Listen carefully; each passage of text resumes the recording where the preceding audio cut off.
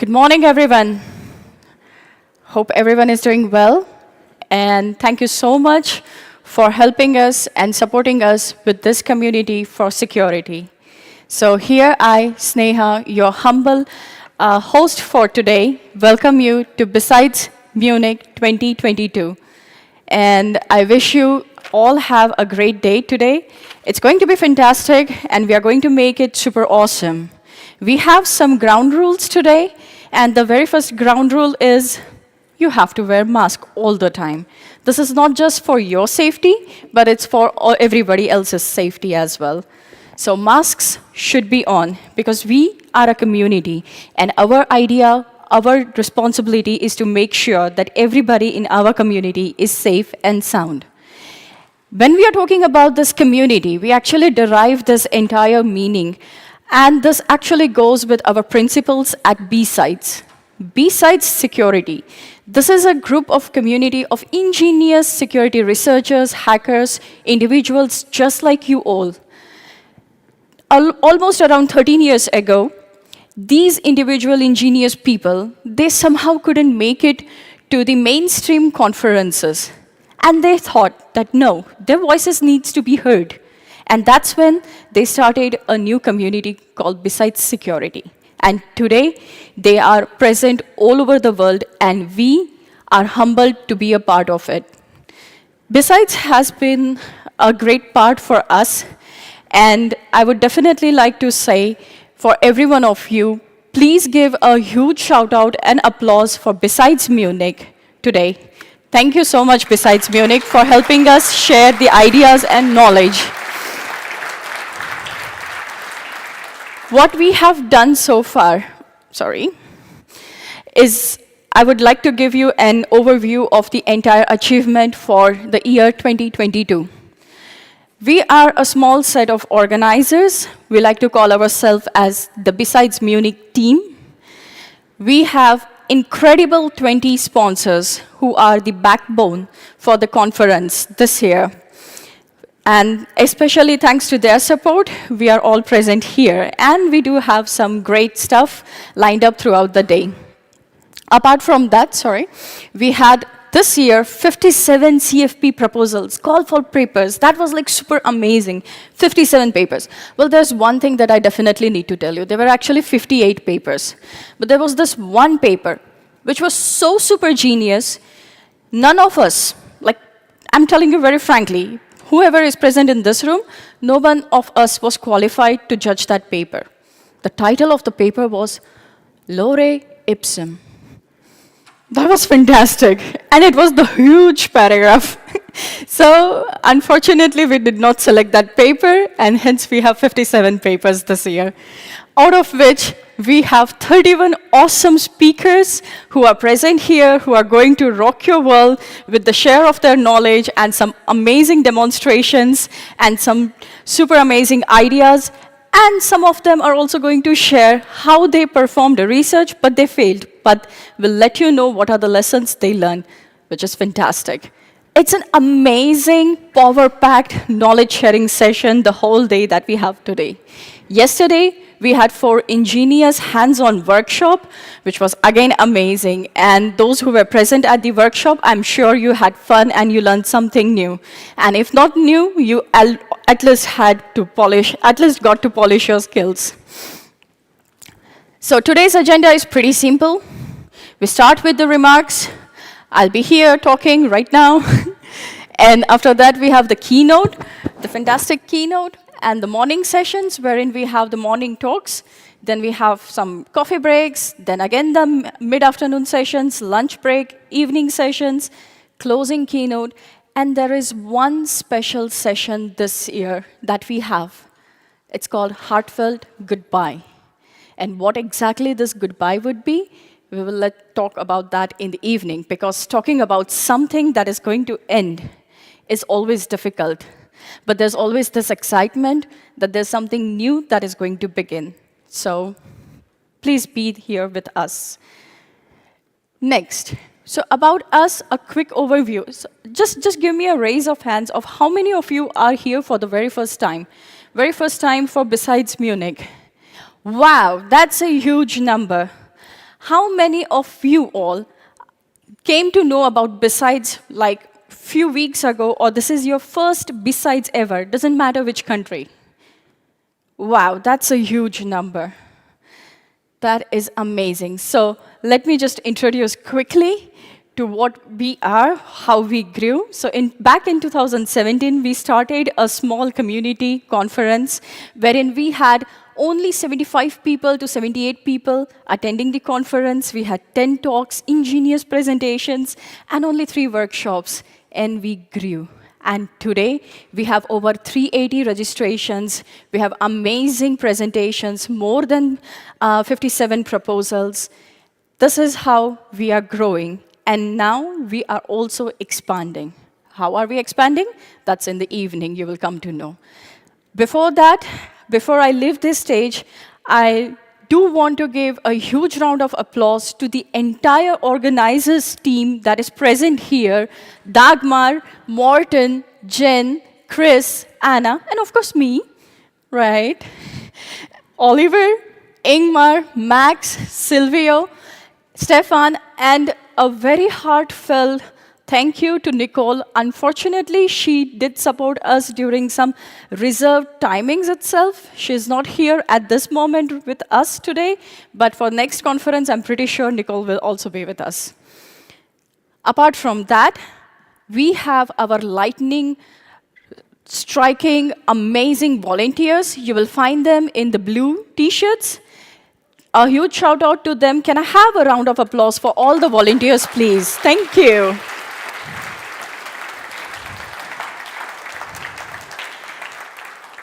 Thank you so much. And before I wrap up, there's one thing that I definitely want to say. Morning sessions are really amazing. But you know what the actual fun is? When the good things are kept for the last. And today, for our closing keynote, we have one such amazing lady who would be presenting us, sharing us the knowledge. She is the author of best-selling books, which basically helps you, guides you, and supports you in performing security, implementing security in DevOps operations, and how do you shift left and calculate your success. And the talk would be presented by Tanya Jenka. So before I go or bid goodbye to you for now, I would like to give a huge round of applause again to all our sponsors, especially the platinum sponsors. Thank you so much. We also have gold, silver, and the bronze sponsors. Thank you all so much. Because of you, plenty of things were possible today, and thank you so much for your support. So one more thing, and I'm damn serious here. Now, this is where I get talking about the real business, code of conduct. We do not tolerate any inappropriate behavior. If you see something, you should say something. If you find that there is something wrong, if you hear any racist, any derogatory statements from someone, please speak up. Please reach out to all of us who are wearing these orange t-shirts. We are here to help you, okay? No illogical behavior. We are one community, we respect each other. That is what we are. And again, I'm super serious about this one. Masks on. I know I'm not wearing a mask right now because we have huge distance and I'm wearing the mic. It becomes difficult to talk. So speakers are given a liberty to not wear masks on the stage. Inside this room and the other track room, you're not supposed to eat or drink. If you want to eat something, you can step outside and eat, but please keep your masks on all the time.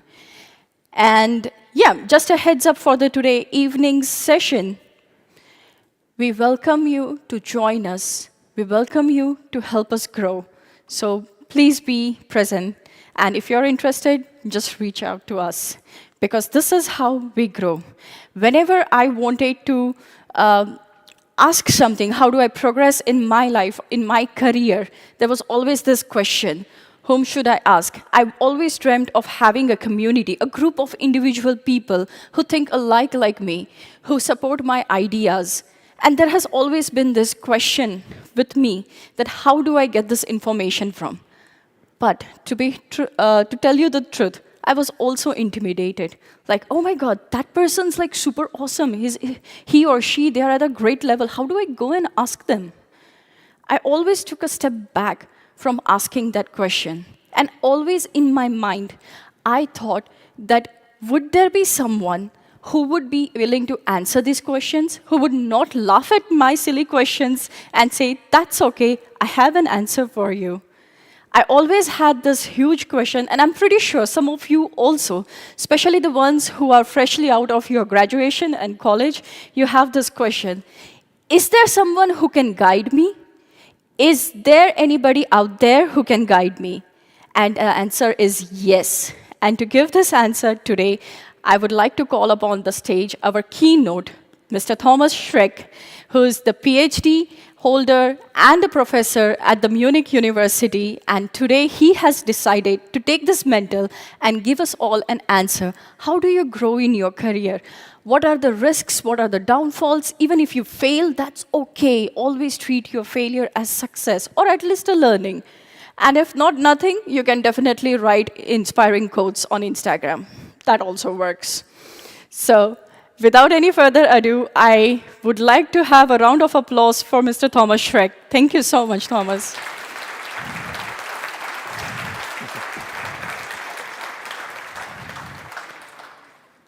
I'll take my mask off. Good luck. Thank you. So, let's see if the technical work is working. Okay, perfect.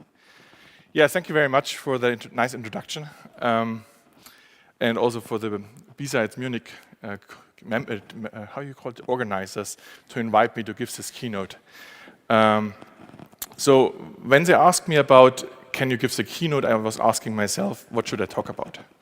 It's always the same thing, what do you want to do? And for me, when I was young and listened to keynotes and still listening to keynotes, I always think, how should a keynote look like? It should be inspiring, it should be giving a new thought. So the first obvious choice was, let's talk about cyber, but I hate this word cyber. So here's the normal slide deck about all the cyber buzzwords around there, and I will not talk anymore about cyber. So you have that one. So the next topic which came to mind, let's talk about blockchain, because I don't know how you are doing, but I get a lot with this buzzword. So every manager coming to me, every company, let's do something about blockchain, blockchain, blockchain, blockchain. I can't hear it anymore. So here's the obvious slide deck, a slide about blockchain. I will not talk anymore about that. So then we had a really good talk with the BSides organizers, and we discussed about what can give back to the community. So I grew up in a large organization, in a sometimes very bureaucratic organization. And every time I went there, I was like, okay, is this really the way people are doing that? So I learned a lot when I joined communities. As the introduction was saying, communities are so important, you learn things, and you get new inspiration and so on. And therefore we said, okay, let's talk about communities. So why can I talk about communities? So I joined very young with a community, and I was there as a newbie, first-time attendee, however you get called. And then I was at this large organization called Forum of Incident Response and Security Teams, which is the largest organization for security teams in the world. I was there on the board of directors for 6 years and was the chairman for that. And believe me or not, it sounds great, but it's a lot of work. So I know what the BSides people are doing in their volunteer time. I had professional staff around, so I want to use this opportunity now that you give them all, and not only the volunteers, because Nea forgot about thanking the whole organization team a lot of applause, because what they are doing is amazing, and they're doing all that for you. So please give a lot of applause to them now.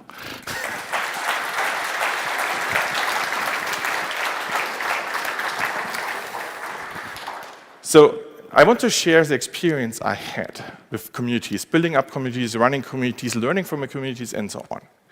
So this is also a bit of a personal talk. So when I was finishing university, I thought I know everything.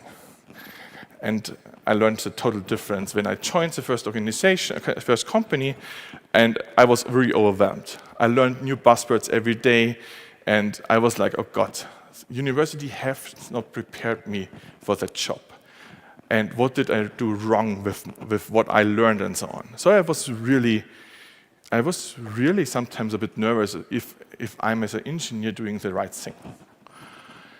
And back then when I started, we had not had this company cultures where it was still hierarchy driven and so on. So I looked at the topics, what we're doing on a daily business, and I always thought, is it really how this work? Is it not really boring? Is it not a lot of problems and so on? So I had a lot of questions every day. And all these questions were not really answered by my teammates because those were the ones who were doing that all the time, the same thing. So they questioned not what they were doing. So I felt really alone. I felt alone with my questions. I was like there, am I in the right place? Am I doing something wrong and so on? So the question came to me, is there anybody out there who has the same problems I do? Who has the same perspective on topics than I do? And that was for I think for over 1 year, a huge topic I thought about. I questioned myself and so on. So is there anybody out there? By the way, which band? No one? Pink Floyd, right. So my favorite band, so it was obvious choice. So is there anybody out there? And I can tell you, yes, there are. There are a lot of people out there. You see it here in the community, there are a lot of people out there, and there are a lot of people out there in the whole industry we have who are doing work, who do volunteer work, who share experience and so on. But you need to find that. You need to engage with them. And what I want to do today is to discuss with you about my experience I had when I joined those communities, learned, grew, failed, and in the end were I able to run one of those communities and spent a lot of time in there. And it was a great experience, it's still a great experience, and I want to give you, I hope that you, when you go out of this talk today, that you have ideas about what you can do also to build back the knowledge you have. So how's this talk structured today? I have 3 important topics which I want to cover. So first is, what is this about? So what is about communities? What you really should learn from communities and so on. The next one is what you need to do. So how can you give back what you experienced, what you learned and so on. And last but not least, what you gain. So what you can get out if you do that, if you do it, and so on. So let's start about what is it about. So who of you are part of a community? So so people that still have their hands raised, who are part of the community. So who thinks that's a lot of work, being in a community? Okay, that's interesting. I have a total different perspective on that. So when I talk about communities, what do I mean? So there are a lot of communities out there. There are these super exclusive clubs where companies pay five-numbered membership fees annually. And then there are the more industrial-driven organizations who are based on volunteers. And then there are communities like BSides or others who are totally volunteer-driven, like BSides, OWASP, and so on. So we have a lot of different people, like the ISACs who get a lot of money every year. They have professional staff working on topics. Then you have those larger communities which get money from sponsors and so on running it, and then you have the total volunteer-driven ones. And I can tell you one thing. In all those communities, there is one thing which is common. It's all about the people who are engaged with that. So even if they have a lot of money, there are in the background people who really think this is a thing which we need to drive. That's important for me. So they spend their whole spare time in this community, building it up and so on. That's always the same thing. But why do you do that? So the first thing why you're doing that is learning. So for me, when I joined after this 1 year, thanks to a former manager of mine, one of those communities, I came there for 5 days, and I can tell you, I went back home and I was totally full of sugar and totally over-engaged and so on, because I gained so much knowledge during that week. And that's mostly because the nice thing about this community is there are people there who are in the industry for way longer and who are willing to share what they experience, what they thoughts are. So I grew up in the CISO community, and the nice thing about the CISO community is they're always in the background. So CISO people really don't talk about in the public how cool they are. They are not on stages doing huge keynotes. They are in the background and securing our network, our internet, and so on. And when I went there were all those people who were in the business for 30 years, 20 years, and when I talked with them and showed them I'm really happy to learn from them, they gave back all the knowledge they have to me. And I was lucky that 2 of them, which I call now friends, took that opportunity up and helped me, support me to grow where I am now. But it's not always one way. It's not always that the elders give back to the younger. What I learned is that as a young engineer, I question topics. I question, hey, is that the correct way of doing so? Is it really what we did as a best practice for 20 years, something which should be done like that? Isn't there new technology out, new thinking in our society where we need to adapt our processes? And a good, experienced person in a community is seeing this potential that people are questioning and hearing. And not just saying, no, we have done that for 20 years. We know that's working. And that's the wrong attitude to tackle topics. You need to listen to the people, understand if that's maybe something what you're doing for 20 years is wrong, and accept that you may be wrong. So the former team I was running, it was always important for me that I listen to what they are doing, what experience they have, and so on. And for example, when I was doing programming, I was really bad in that. And there's one person here in the audience who I think hated to read my code overflow. And for me it was important that I was not telling him I'm the older one, I know what I'm doing, that I listened to him and said, okay, you're better than that, so please do so. So learning is not always about one way, elders giving the experience to youngers, it's also the other way, that all the older people are listening to the younger people, understanding, hey, maybe they are right or they're not, or we are wrong and we should change what we are doing. So that's an important, very important question. And I choose this picture by purpose because in our global society, and especially what we are doing on the internet, we also need to listen to other cultures. What I've experienced in some communities is when there are people from other cultures in the Western culture approaching you, they always say, okay, yeah, what do you talk about in Africa? I don't care what you're doing in Africa. And this is also which we need to improve because our cultures are so important in the technology decisions which we are doing. So it's not only learning between us, it's learning, listening to other cultures, other societies, and so on. And with all the crises we are kind of seeing, that's getting more and more important. So the next thing, it's not only about sharing. So, for example, the organization I was on the board first, it was known for the huge conference. So they had an annual huge conference, people around the world came there, but it was mostly only known for this conference, and I hated that. Because there are these CSIRTs around there who really want to engage in each other on a daily business of working each other. So if there's an attack ongoing, there are structures in place where CSIRTs can communicate to each other, say, hey, we have this problem, can you step in? So I don't know who of you are in incident response, but incident response is not tied to one organization. It's most of the time a community which needs to work on that. So this is so keen that you have ways in place when you need to work with each other that you say, hey, I have a problem, and then you step in and support those people.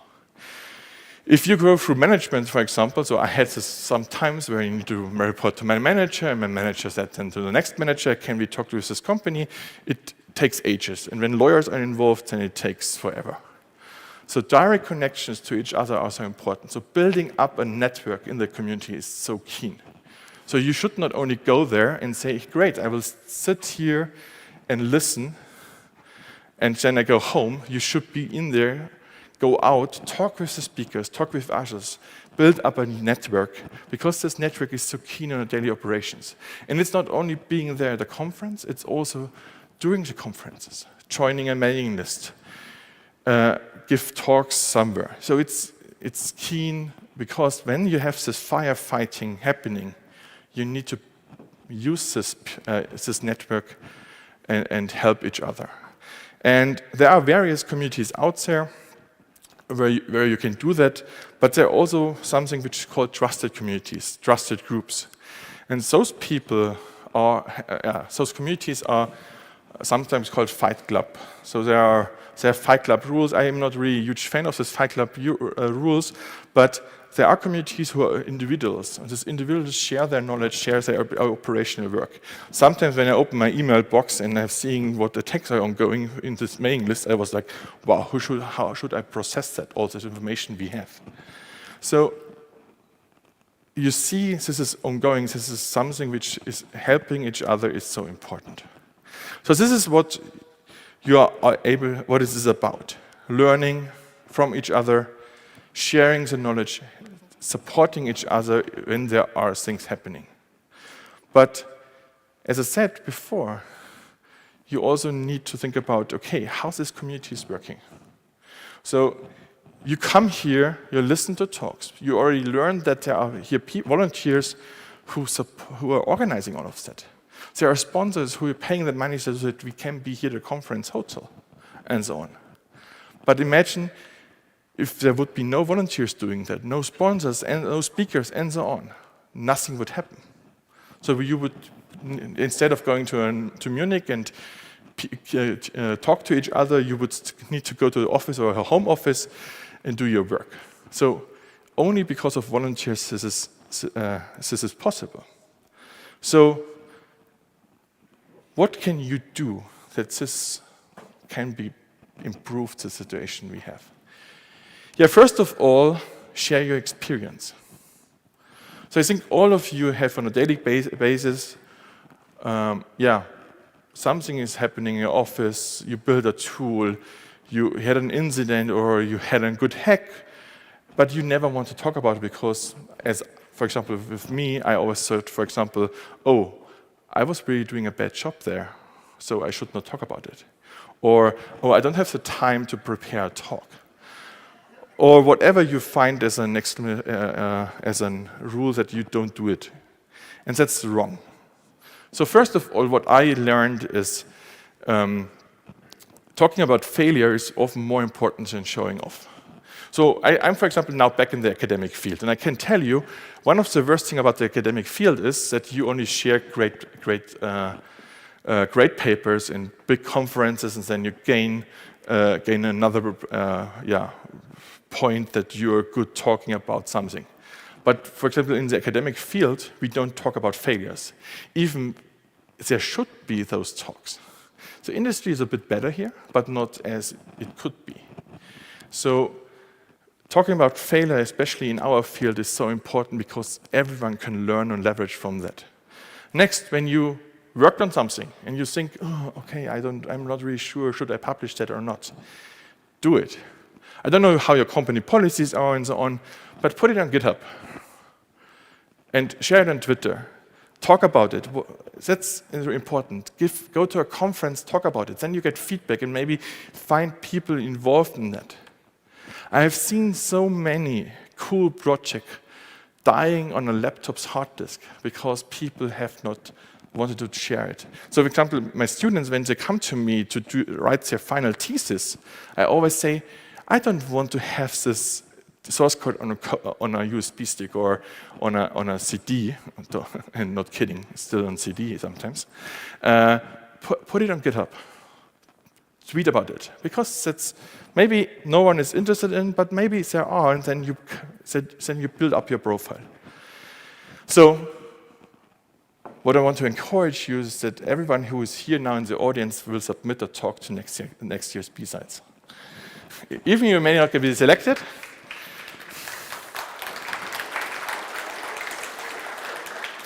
even you not get selected, it's an experience you have. You get feedback and so on.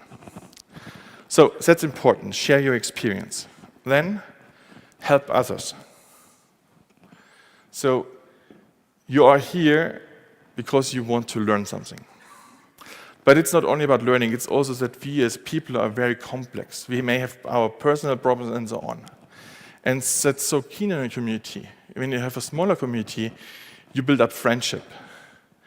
And therefore, it's important that you listen to others. Maybe they ask for help, yet you don't understand that they're asking for help. So you need to listen to them carefully, understanding what the problems they have, and then they help them. And this is something which I experience quite often.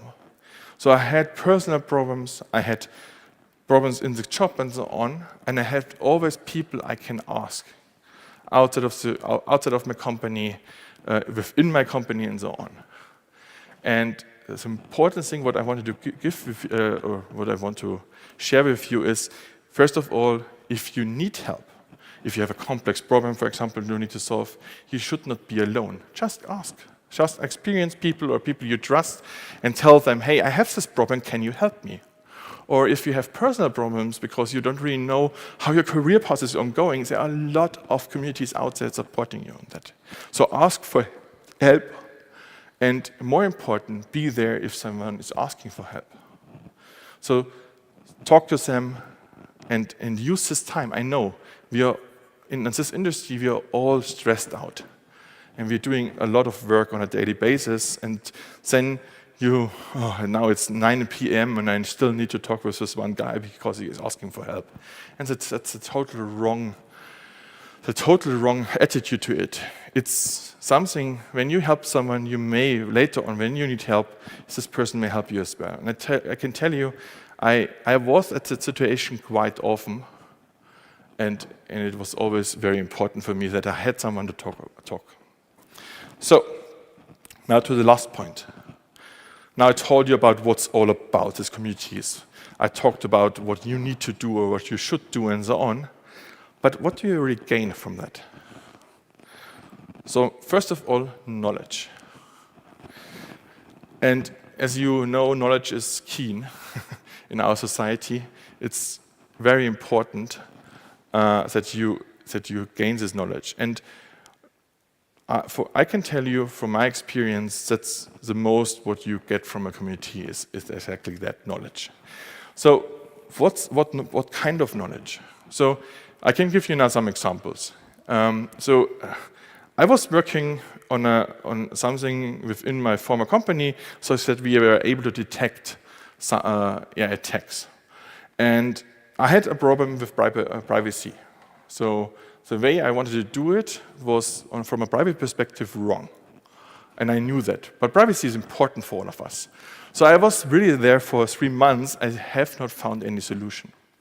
So I went to a conference and discussed it with a friend at Circle. It's a Luxembourg CSERT. And I talked to Alexander. I had this problem and told him what problem I have. And he looked at me, oh, that's quite easy. Just use that in that algorithm, and that in that data structure, and then everything is solved. I was like, wow, that was a very easy answer. So I went back home, implemented that, and it worked. And yeah, this knowledge that helped me on a daily basis, and that's just one example. Another example is when I became manager, I never really were a good people manager. And some of the audience can tell about that. So I didn't want to discuss it internally, and also the team I was in there was totally different to other teams. So I couldn't really ask for help within the organization. So I went out there and discussed with others who were running successfully teams like mine, and said, okay, what are you doing? How do you solve that and that problem? or how you tackle that, and so on. And they gave me wonderful ideas about what you can do. That's also knowledge. It's not only about technical knowledge, it's also about how you manage people, how you grew your people, and so on. And last but not least, building up friends. So for example, my best friend I met at a conference. Or first of all, I met him on a mailing list, and I thought, who is this person who is asking so stupid questions, being biased? And now he's my best friend, because we found out that, hey, we have the same technical interest, job interest, but also private interest. And I can tell you for sure that all of us are a bit same, not only in the industry, but also in our private field. So you gain friends. And I must say, when I look into my friendship, most of those people are within my community. So those are the people I trust a lot. I talk on a daily basis, and even if I have private problems, I have them because they knew me, they know how I'm working, and so on. So this is what you also gain, a lot of friends which you can use the whole career path, and later on, hopefully also when you retire, you can do nice trips with them and so on. So that's also important, that you don't just look at, hey, it's just a job, because our job takes the majority of the time we have on a week. So you should share that with friends and not with people who you're just in there for 8 hours on a day. So this is what I want to talk about, what I learned, why for me communities are so important, and so on. And I hope you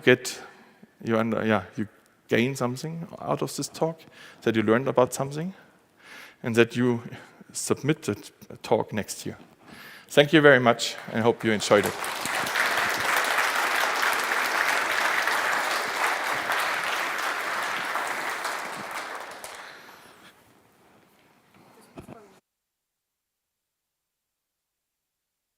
Does anybody have a question for Thomas? It's a great opportunity to ask him questions right now. If you have, please step forward. We have a little mic here in the middle, and please do ask your questions. Anyone? Yes, please step outside.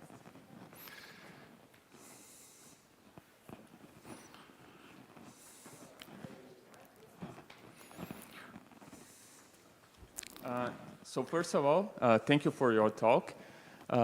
When you mentioned we should talk more about failure, it reminds me of something that I read, I think, in this book from, I think it's called Antifragile.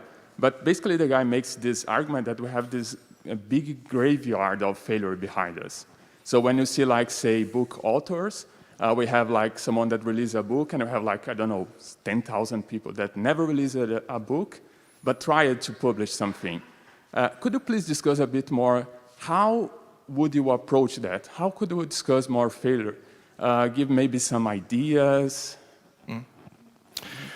So you can approach that on various levels. I think there is a conference format out, I can't recall the name, where you just talk about failures. I think that's one approach. The second approach is within organization, what you can talk is that you do what you can do is on a weekly basis or monthly basis, you have an evening where you're allowed to share failures you did, and then on a daily job basis, you may do instead of doing a scrum or dailies and so on, you also talk about in the dailies about what did not work and how you solved it. So you need to facilitate a culture where you discuss it.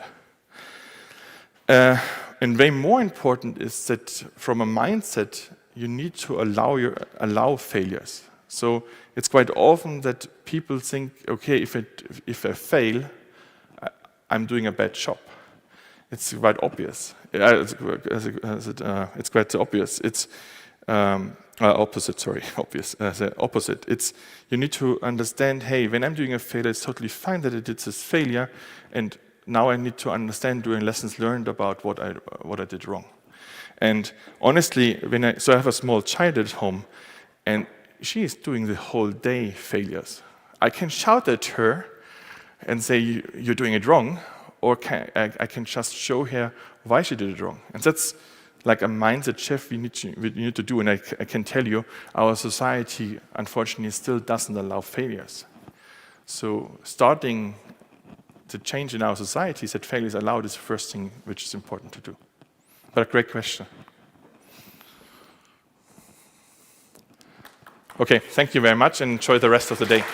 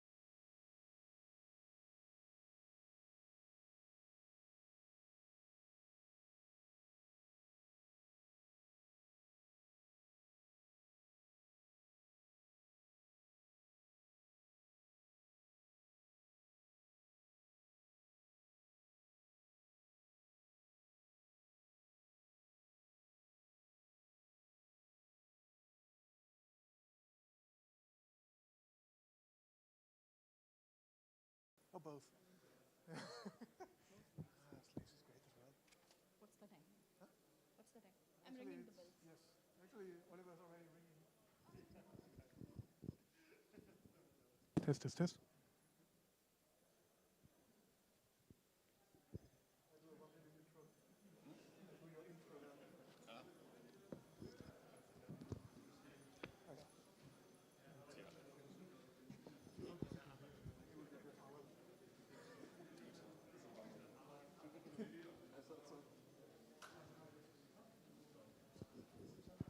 Hallo.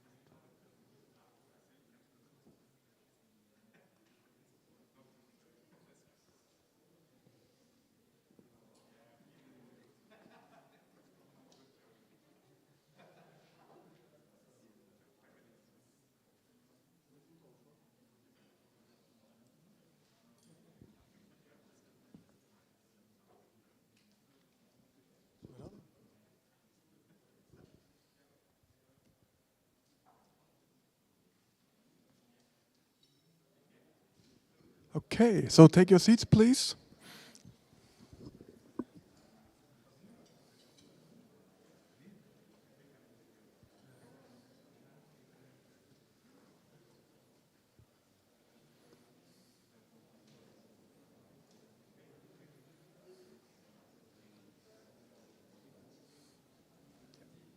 I guess we'll give you a minute. Huh? Yeah, sure. Don't worry. We'll just tell the recording guys that it takes a few minutes longer. No problem. Okay.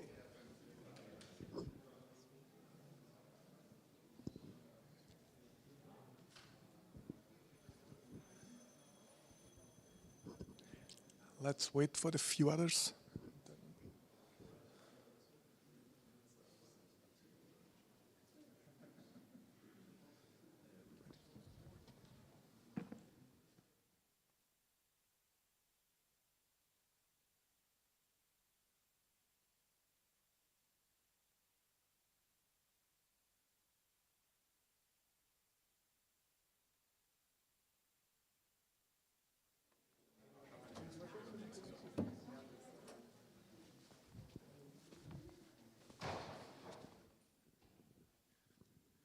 Okay, great. So we are 1 minute in delay. Yeah, I'm very happy to introduce the next speaker and the first regular speaker, Connor Morley, who will talk about the macOS Endpoint Security Framework, what it is, what it can do, and I'm very much looking forward to this.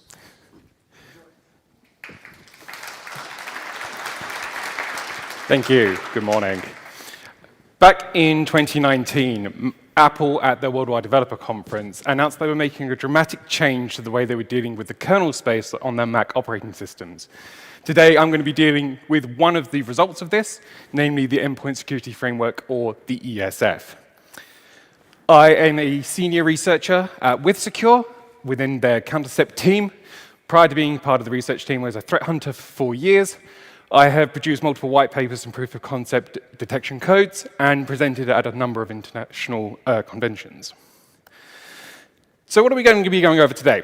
We'll be going over what exactly the ESF is, why the ESF is important to the detection industry, how can we in the industry utilize the ESF, some of the issues during implementation and some of the solutions that I found to these issues, my devised POC solution, which I codenamed ESFang, and briefly going over a use case against the Interpreter agent.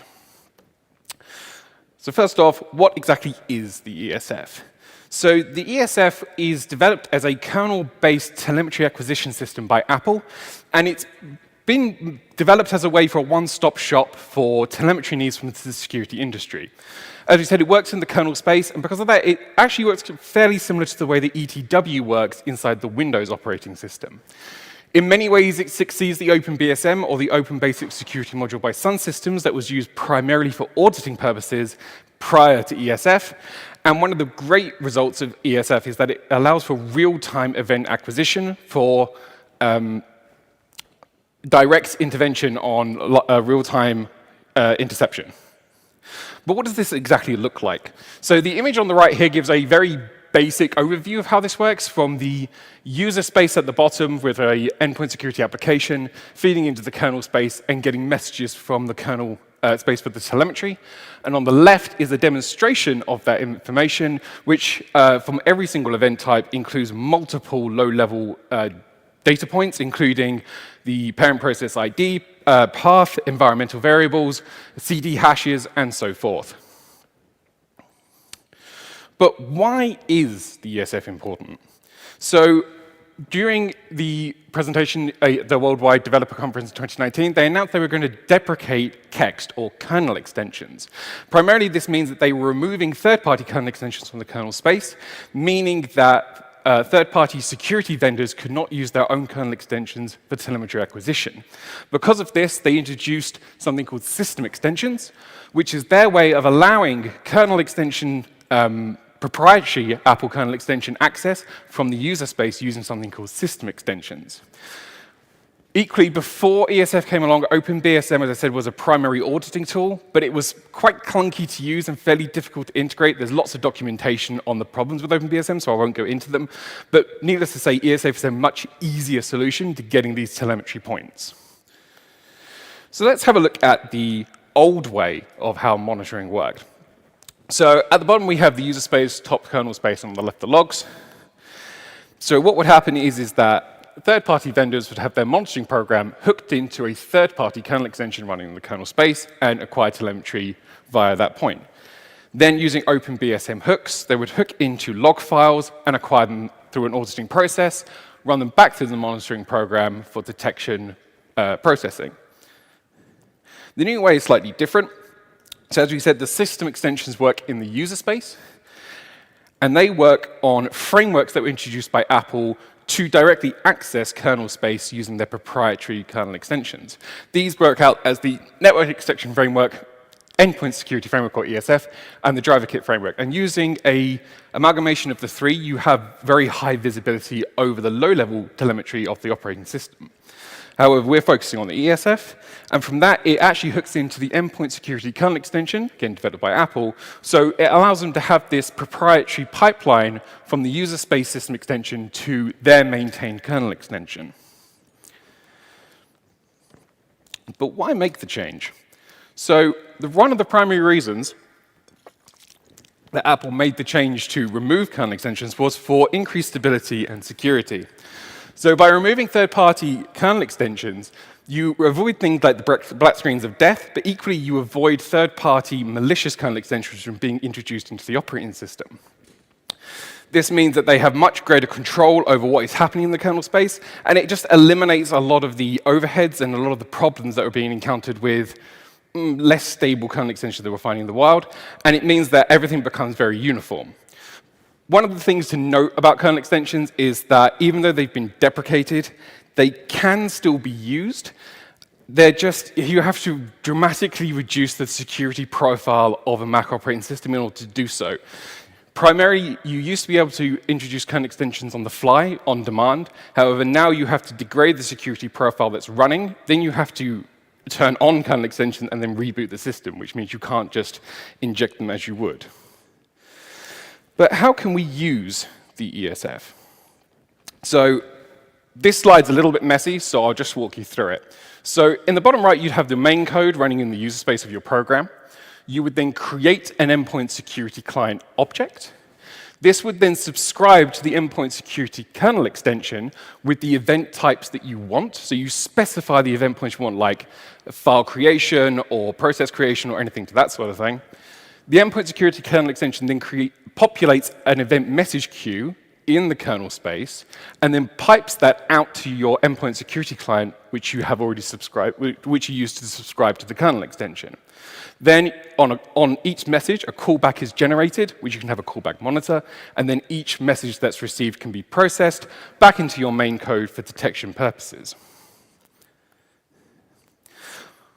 But what are some of the issues with the ESF use, and what are the solutions? So during my experimentation with ESF back in early 2020, there were a number of solutions that came out from multiple researchers and vendors, but there were some very primary issues that came out with its utilization. Namely, a bottlenecking issue, system verbosity, and a real parent process ID issue. I shall go through each individually.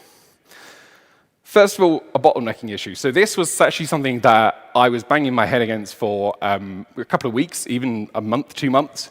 And effectively what was happening is where you were doing exactly the same experiment, you would get different data points being populated and you'd have different numbers. And it didn't really make any sense as to why.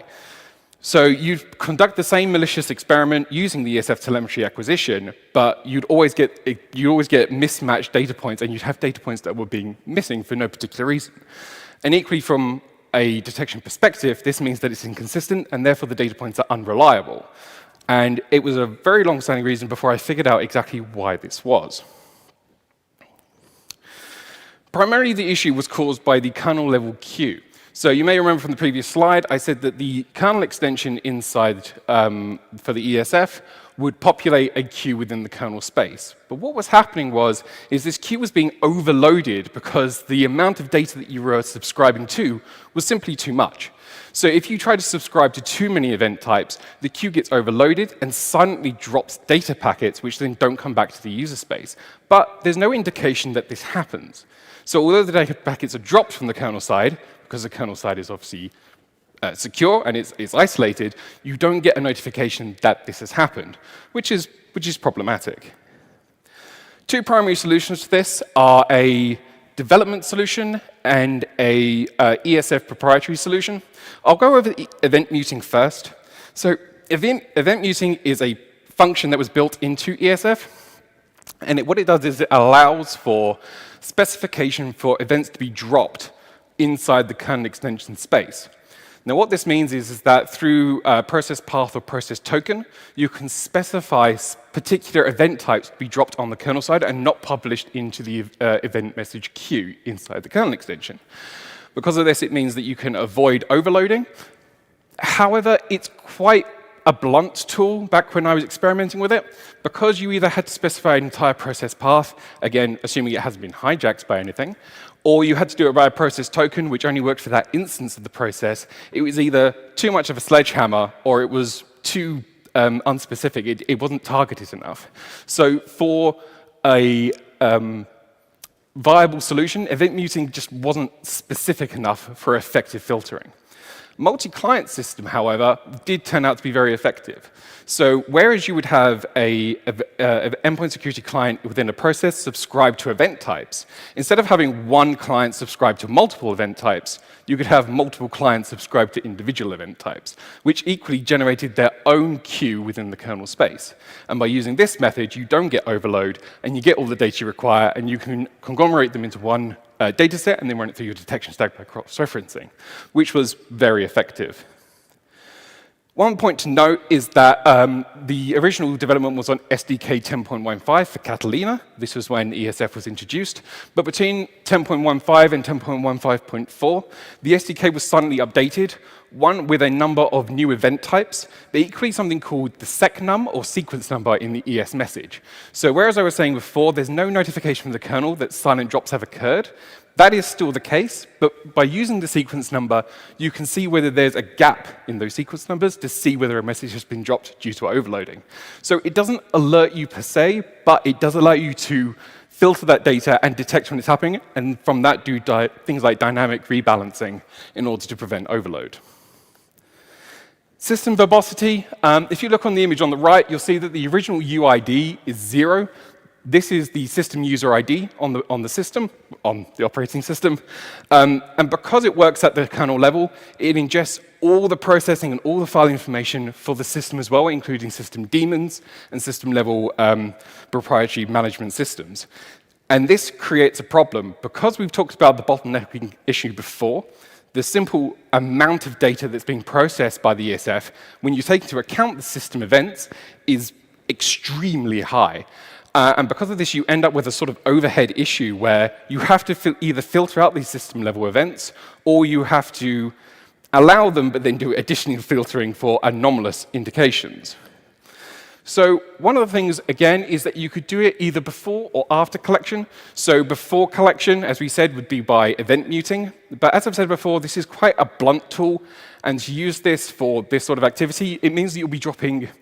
The only way to do this would be to drop all processes running at the system level, which can introduce ignorance of system-level compromise, which could be very dangerous. So instead, you have to look at client-side filtering, but then you look at the bottleneck issue that I mentioned before. And even when you start to filter down the event types into individual clients, you still run the risk of data events being dropped simply because the system-level processing event generation is just so high. So it becomes a balancing act between the two. There's no real one-size-fits-all solution for this, so you have to sort of balance this dynamically as well as possible. Parent process ID issue. So this is an ongoing issue in the Mac operating system. Primarily, this relates back to identifying where the original process was spawned from. So this actually goes back to things like XPC proxy, launchd, and more recently, something called running board. So you may see at the top there's a real PPID of -1. This is actually by using a PPID solution. But as you can see, because it was running on a newer operating system, the result has actually come out as -1, which is incorrect data, just to demonstrate that this is actually an ongoing issue that there isn't really a permanent solution for. At the bottom, you can see that there is launchd being XPC proxy being launched by launchd, but that doesn't necessarily indicate where an original process was called from. The reason for this is because of how cross-process communications work in Mac OS, it's not really that easy to identify what process was initiating another because it jumps through these other programs. So when you start to go back through the process chain, there can be gaps due to these underlying system processes. As I've said, there is no real future-proof solution. The real reason for this is that Apple keep changing the way that this cross-process communication works for process spawning. So anytime a solution is made for one operating system version, it can be made obsolete by the next update, which, as you can imagine, is fairly frustrating. The current solutions that I was looking at the time were TrueTree by Jaron Bradley and LaunchXPC by Patrick Wall. LaunchXPC was actually the solution that was implemented in my ESFang solution, but it doesn't take into account running board at the time, which means that, as was demonstrated by the -1 real PPID, it is not a fully fledged or conclusive solution to this. And as I said, this is an ongoing problem that there isn't a one-size-fits-all solution for yet, and it was beyond my scope to try and figure that one out. So looking at the solution that I developed, or my POC, which I codenamed ESFang. So first off, I need to shout out to Patrick Wardle, Chris Ross, and Omar Ikram. They, back in the early 2020, really set the stage for how ESF could work, the sort of telemetry acquisitions and really basic fundamentals of how to ingest ESF data. And my POC was based primarily off of their work and then expanding on it and introducing capabilities and solutions that I mentioned before for some of the issues that I encountered. My solution was actually developed early in 2021, and it was based off of 52 event types back in SDK 10.15.4. The primary reason that I did this was that the old solutions had a fixed definition of what event types it would ingest. And as I said before, this meant that overloading could occur because it was a fixed number of event types, which you couldn't necessarily deviate from, which if it was causing eventing, you couldn't change from the rigid structure. However, the solution that I put in was a dynamic solution. So this allows you that each boot, you can specify which event types you want to subscribe to. So you can have multiple ESFang instances subscribe to different event types, or you can have them subscribe to multiple event types or group types like file creation data or file metadata, UIPC data, cross-process communication port data, and things like that. Using this solution, you can avoid the overhead, the bottlenecking issue.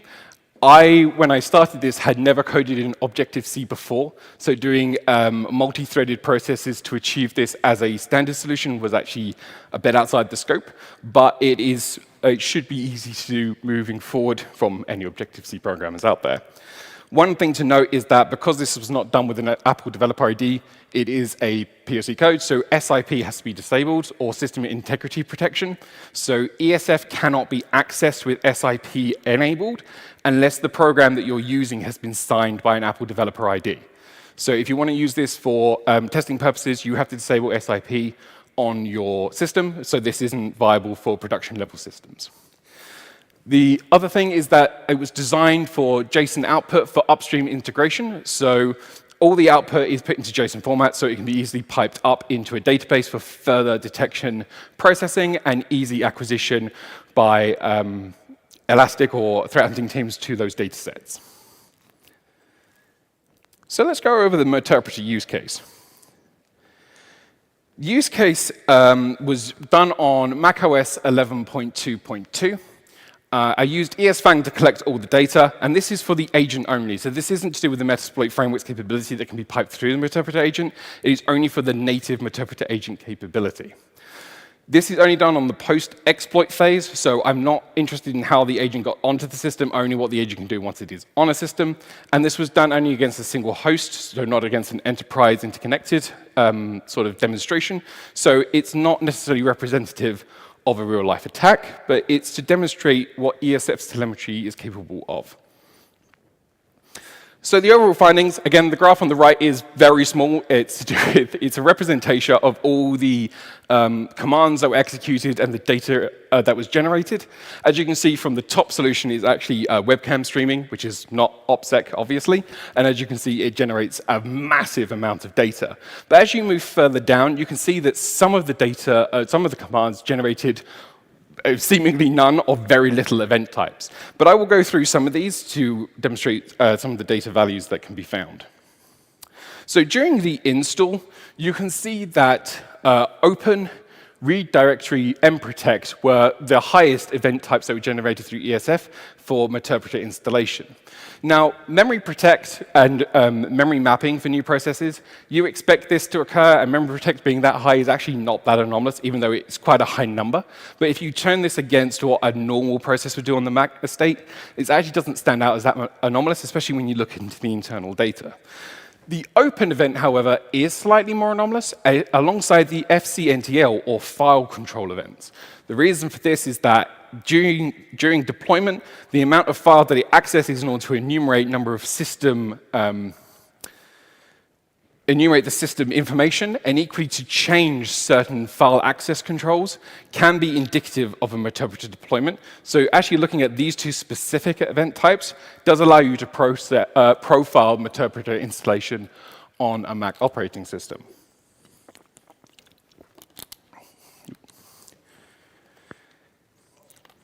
So breaking down that slide a little bit further, in total, 259 data points are generated during a Meterpreter installation. But 259 data points doesn't necessarily mean that they're great data points. Quantity is not always an indicator of quality. But if you have enough data points with enough cross-referencing, you can generate more accurate profiles and higher fidelity, as long as you know what you're looking for. And ESF, during my experimentation, showed that it had both quantity and it had quality event types. So by filtering the two together, you actually get a very accurate representation of when anomalous behavior has occurred. But let's look at some of the other event types that are generated and against what sort of commands. So on this slide, again, so this is to do with file open events. So on the far right, you can see webcam stream of 478, and it's not operation secure, so that stands out like a sore thumb. Process listing is slightly different. So for each process that's running, it opens an individual file for each process to see whether it is running.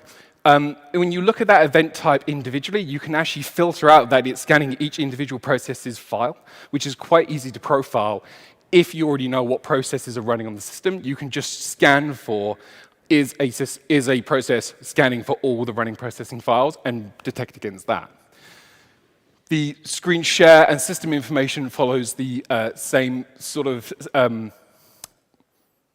process. So in order to enumerate and gather information about how it's going to screen share, it has to open up a number of system files, and system information, it does the same way as it does for process listing. Instead of using general system information commands from the bash terminal, it instead accesses a number of system files on the operating system in order to enumerate that information. Notify write, this is a really interesting one. So edit file, when it targets an individual file to edit, it writes the information to the file, and you get one write event. Upload is slightly different. So when you upload using Meterpreter, instead, as it's transferring the data from your attacker machine to the compromised machine, each packet is appended to the file routinely as it's received, which generates this huge number of write events to an individual file, but the write size is quite small, and it actually corresponds to the size of network packets being received by the Meterpreter agent. So from this, you can actually target one processor, targeting one other file and a write event, and doing it in very small increments repeatedly, especially if you filter out things like internet browsers and things like that, you very quickly can isolate when this is occurring. IOKit open is another interesting one. So this is to do with driver or hardware access. And again, you'd expect to see webcam stream 220 because it's hijacking the webcam stream's data feed. But screen share, again, because it's hijacking the user interface display feed, it equally generates IOKit event types. And again, IOKit is not something you see commonly. It's quite a low generated event. So finding any IOKit events outside of system UID is quite anomalous and makes it very easy to identify when malicious behavior is occurring. This is a list of some of the valued event types done against other that I've isolated from other investigations against things like Maxwell Swift, Sliver, Merlin, and other attack frameworks. One of the interesting ones, one of the primary interesting ones is on the right there for PTY grant. The reason for this is that PTY grant is for pseudo-terminal generation. So for a dynamic user session, instead of piping the command through a bash terminal like you normally would, instead, Maxwell Swift generates a pseudo-terminal, which is a master-slave comparison, and actually executes the commands that way, which is slightly weird, and you don't see that very often. So in summary, ESF is extremely powerful, and it's very clear that Apple is taking the time to really look over the problems that are occurring during its use, and equally to refine the event types that are available. During the progression from SDK 10.15 to SDK 10.15.4, the number of event types increased, but equally so did the capabilities of detection when the system wasn't necessarily doing what it was meant to. Because of this, it's actually quite reassuring knowing that Apple have made this not really optional due to the deprecation of kernel extensions from third parties. And the fact that they're actually maintaining this shows that they realize that they've taken that control away from the security industry, but are actually taking steps to provide all the information and the stability that is required. As we said, some of the teething issues to begin with have been addressed, but there are still more that exist, and during more and more experimentation, they will rear their heads as we go forward.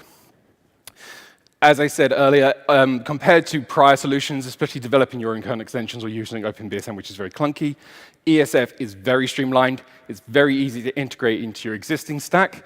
And because of this, it makes integration and development on it very easy from a security development standpoint. Looking at the use cases and some of the other experimentations that I've done in the past, it does mean that the detection capabilities that are available are very high. And it means that moving forward, we were able to create better detection profiles based off the ESF telemetry that is available, and equally expanding event types that they're allowing. The final point to note is that as I've mentioned, the number of event points that are generated, especially because of the system level, and equally because of the low-level telemetry that's available, is very, very high. And because you don't have control over the kernel extension itself, filtering is absolutely essential. And it becomes not optional, and it's one of those things that we're just going to have to deal with moving forward when developing using this system. That's my email. That is the GitHub with the ESF Fang source code. If anyone has any questions, please feel free to email me afterwards. We do have some time for Q&A, so if anyone has any questions, please get to us.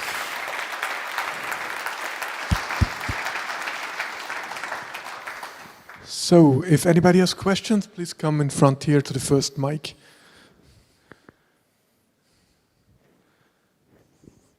Just come to the mic here. Yep. Yeah. Thanks.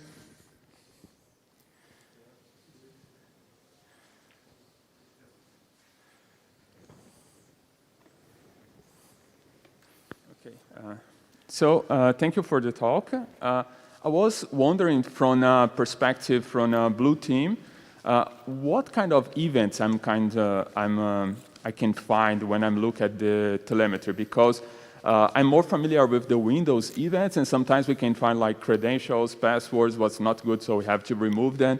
Do you know if there is something in place that remove this PII data, or do I have to do it with myself?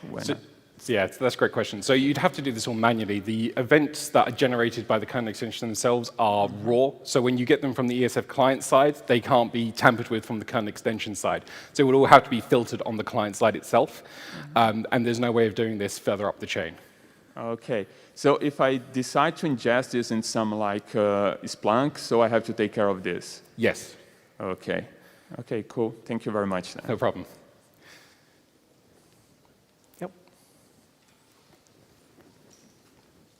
You mentioned that there's the user space component that is registering for the filters, or for events, sorry. Yeah. Two questions, basically. Is there also an unregistered element that I can, for example, call if I'm doing a red teaming assessment and I gain access to this user space component? Can I then call an unregistered event that I basically disable monitoring for that? So because the event monitoring has to be done something like that, and it's done by an individual endpoint security client object inside the process, there isn't a way to unregister them from an internal process unless you hijack it yourself and then basically destroy the object and recreate it. You can't do it from external because it's an internal code object. All right, then the other question is also solved. Yeah. Brilliant, no problem. Thanks. Are there any other questions?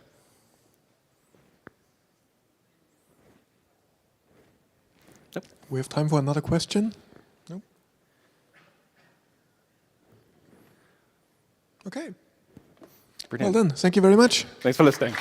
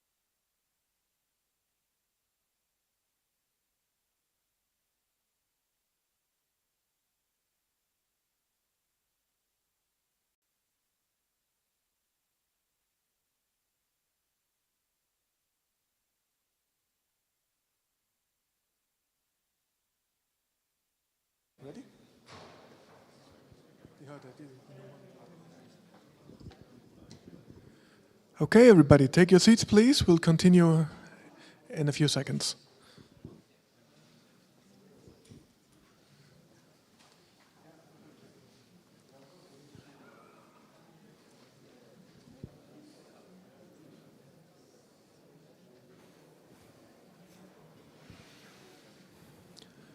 Okay, awesome. So let's continue with the next talk. I'm happy to introduce to you Daniel Feister, who will tell us how to mess with EDR systems. Okay.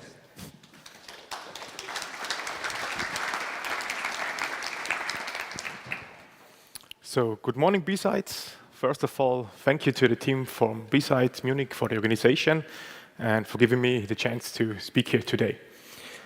Welcome to Master of Puppets, How to Tamper the EDR. My name is Daniel. I'm the founder of the company InfoSec Tirol, with which I mainly focus on offensive security service on Windows. And I also spend a lot of my time in researching, learning, and in the area of antivirus products, EDR products, and the Windows internals. Today, we take a look at the MITRE sub-technique impaired defenses, disable or modifying tools, and we focus on how can we disable the main functionalities from an EDR by targeted controlled tampering of specific key components from them.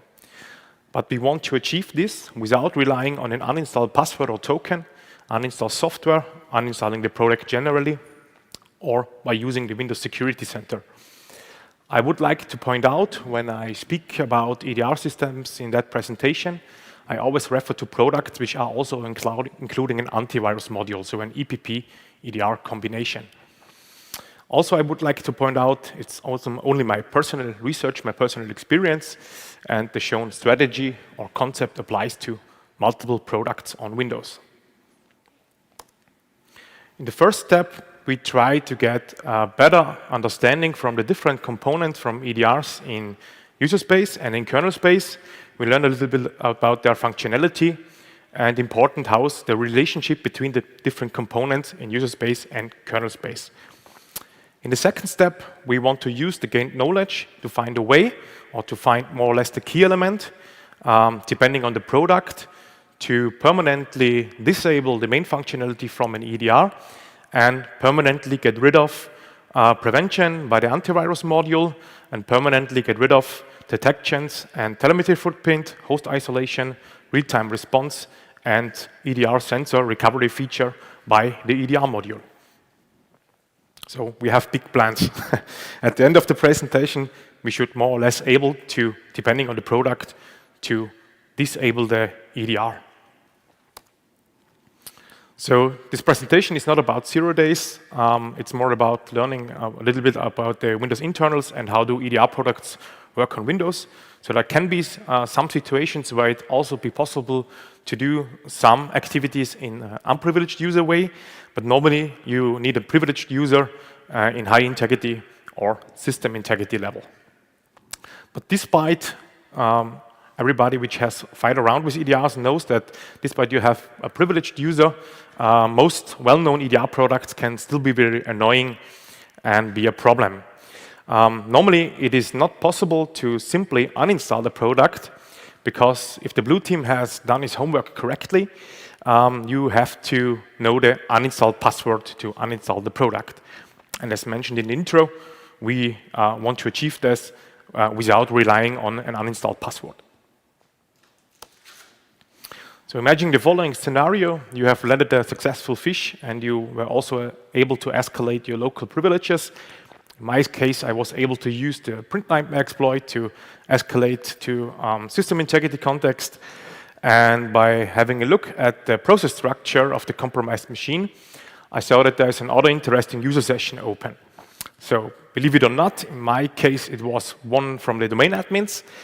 And I knew, okay, could be easy to get credentials by dumping Delsa's process or to impersonate as domain admin by token stealing. But the problem was that I created many alerts in the admin console from the product. The blue team was informed, and I get isolated from the machine. And that was the starting point, more or less, from my journey, digging deeper into the Windows internals and EDR products and find a way to disable the main functionality from them. So we start with the user space component of an EDR and have a look at EDR processes. Normally, EDR or the processes from EDR products are executed as process-protected light processes. This means that even if you have achieved system integrity context, it shouldn't be possible to simply terminate the process. But in the meantime, there are a few ways how we can deal with PPL processes from red team side.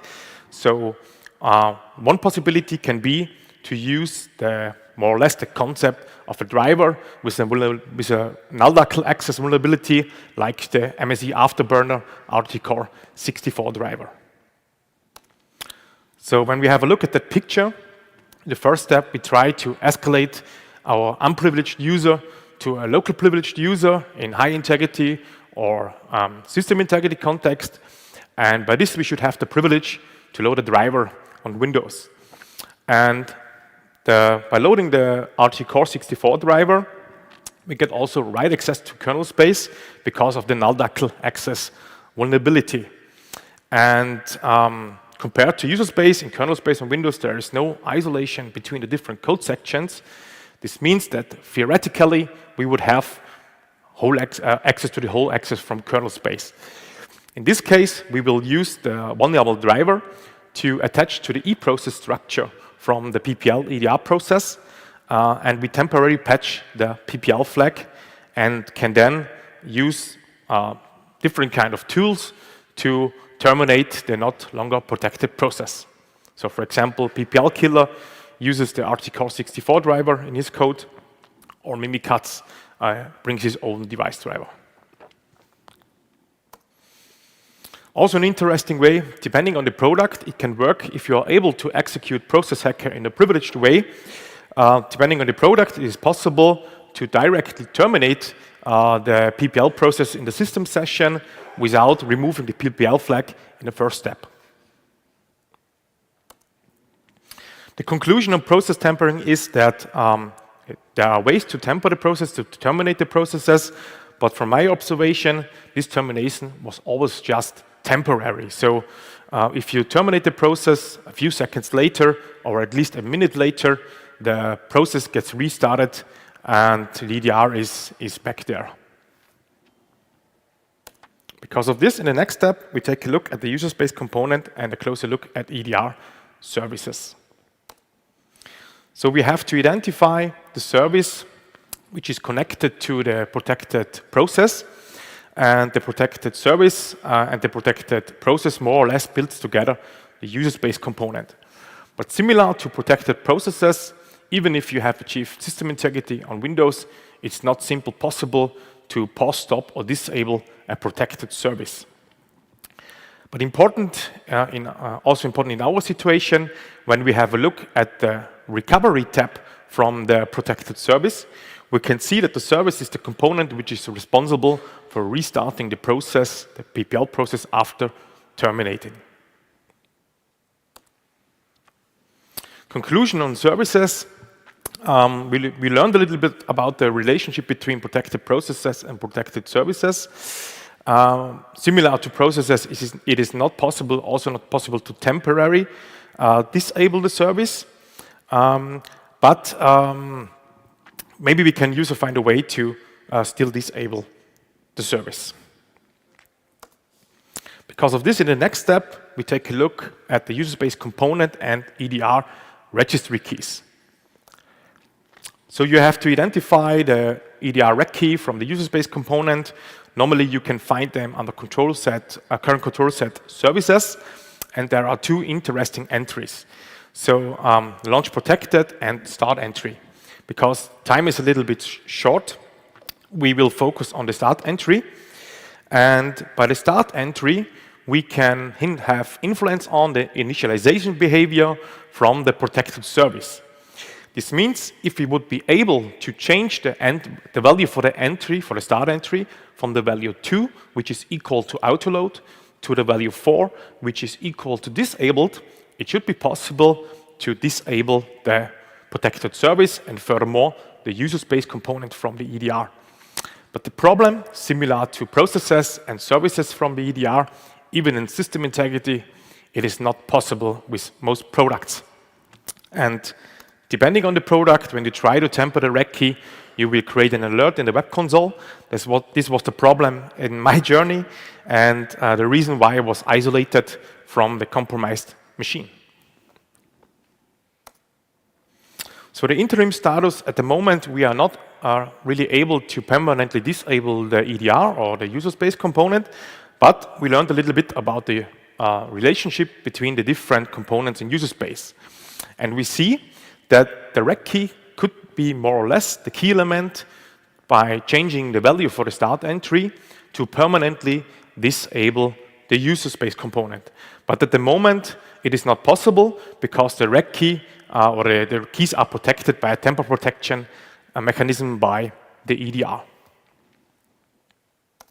Because of this, in the fourth step, we make our first step into kernel land and have a look at kernel callback routines. So since the introduction of kernel patch protection, aka patch guard, it is not longer possible, officially possible, for ER vendors to set their hooks in kernel space. So they are forced in user space to use user space API hooking. But despite patch guard, they can use in kernel space a mechanism which is called kernel callback routines and register different kind of callbacks to realize different kind of tasks in user space. So for example, they can use the process notify routine to register and realize telemetry collection in context of process creations. Also, they can use the process notify routine to realize user space DLL injection and furthermore realize user space API hooking. But more important in our situation now, kernel callback routines by EDR products can also be used to protect their own registry keys. So this is more or less could be the key element for the tamper protection for the registry keys. In this case, the product is using the CM register callback function. But we will see in our first pre-recorded demo, because I have to blur every sensitive information, we will see that not just the CM register callback can be used, they also use other callbacks to protect their rec keys. And in the first demo, we try to patch the process notify callback, tamper the rec key, disable the user space component, and have a look at the impact.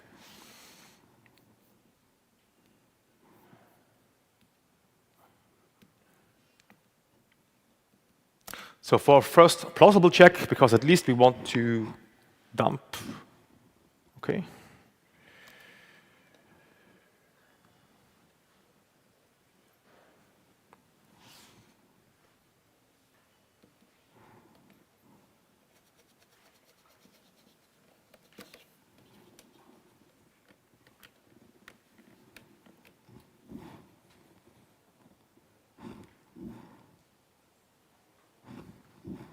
Okay, that looks better.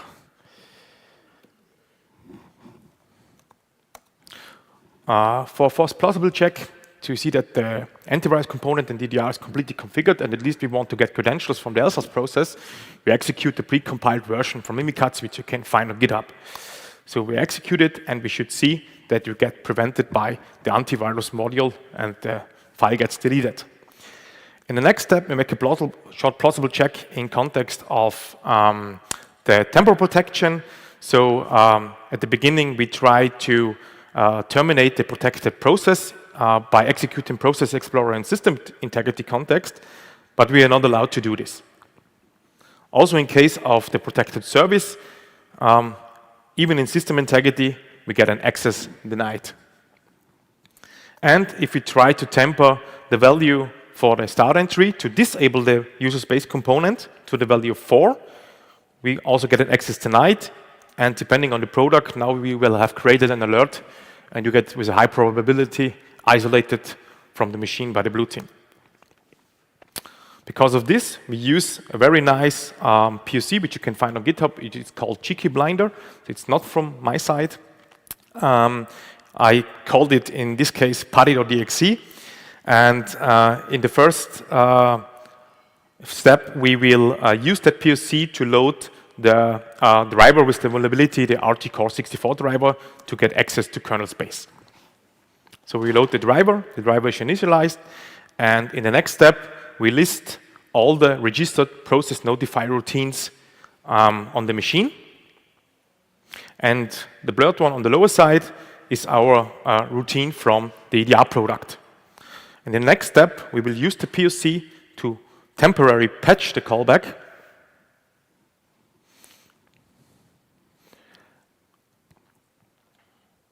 And after reopening the registry, it should now be possible to change the value for the start entry and to disable the user space component, because temporal protection is now not longer active.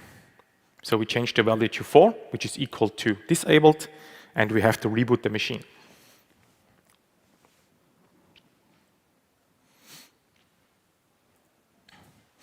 After the reboot, we see at the lower right side that now the EDR product is no longer registered in the Windows Security Center.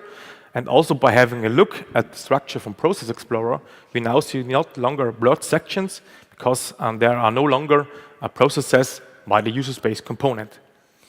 Also, if we check the status from the user space component, we will see that the service is now stopped.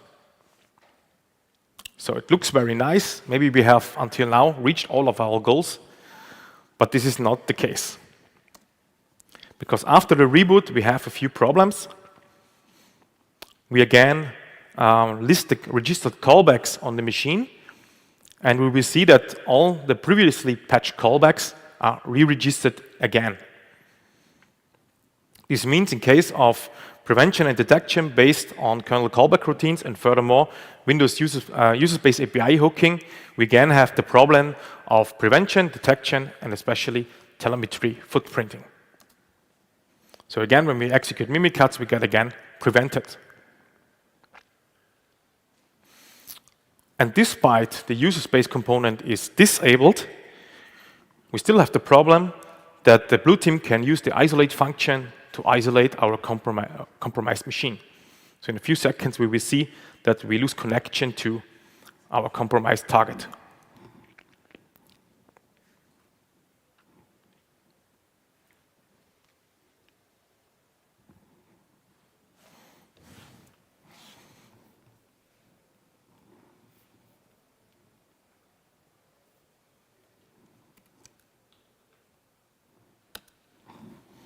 So what's the conclusion from the first demo?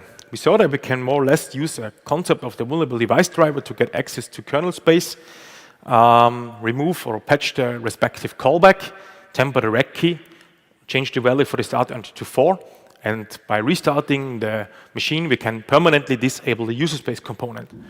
But we also saw that only disabling the user space component do not really have a strong impact in reaching our previously defined goals.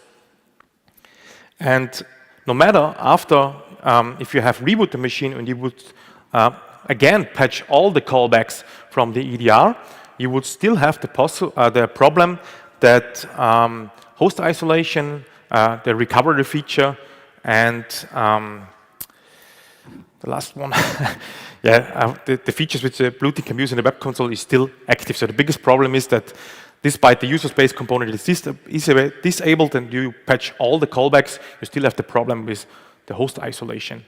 Even if you would not do a reboot and you just want to temporarily patch the callback, you still have the problem that also your host can still get isolated by the blue team. So not really efficient from this point, and we have to take our last step. In the final step, we take a look at the EDR mini filter driver. And the mini filter driver is the component which is responsible for, in general, registering callbacks from the EDR. And that was also the problem why, even if the user space component is disabled, the mini filter driver is a separate component, is still active, and by this, after the reboot, the callbacks get re-registered again. But the good thing is that the mini filter has its own registry key and has a similar structure to the user space component. This means that depending on the product, the mini filter driver can be more or less the key element to permanently disable the main functionalities and get rid of prevention, host isolation, real-time response, and EDR recovery feature. To check this out, we will have a look at our second demo, where we try to tamper the mini filter driver and permanently get rid of prevention, detection, telemetry collection, and so on.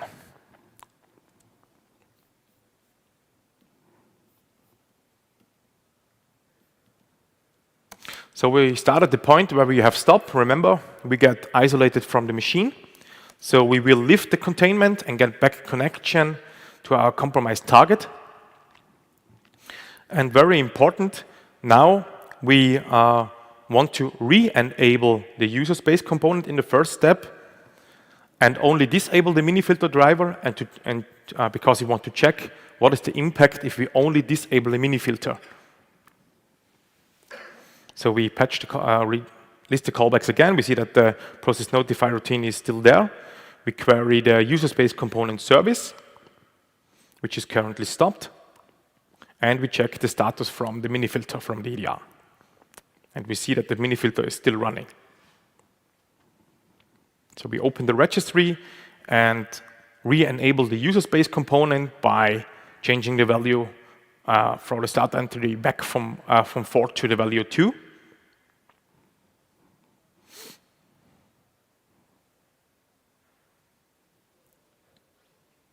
But we're not allowed. Why? Remember, we did a reboot, so we have to patch the callback one time again and reopen the registry.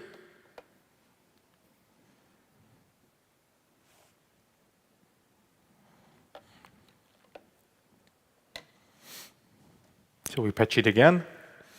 The process notify routine, reopen the registry. We now re-enable in the first step the user space component.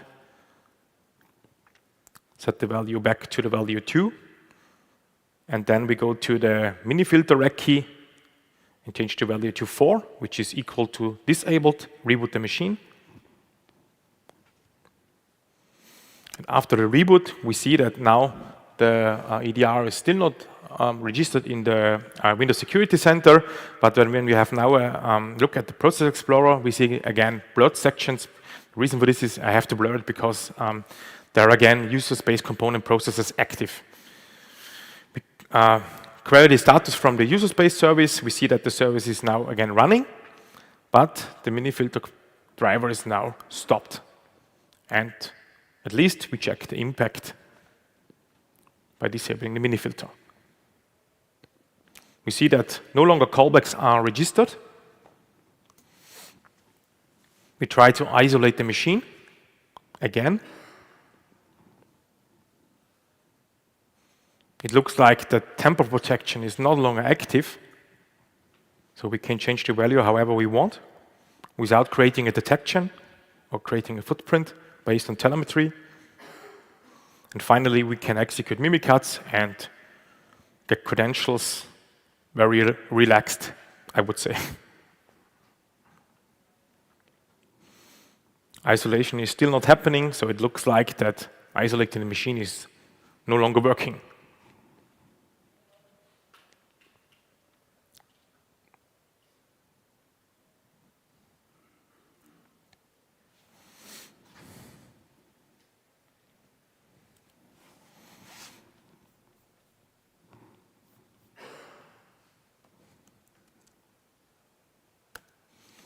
Okay, so what's the conclusion from the second demo? We saw that compared to disabling the user space component, depending also on the product, disabling the mini filter has a much stronger impact in case of reaching our goals and to permanently disable main functionalities from the EDR and permanently get rid of prevention by the antivirus module, detection, footprinting, host isolation, and so on. At the end of the presentation, I would like to point out that, in my opinion, this is not really based on the vulnerability. More, it's based on the concept from the Windows architecture, and I think every vendor, excluding Microsoft, has to play on the same rules on Windows. So, many thanks for your attention.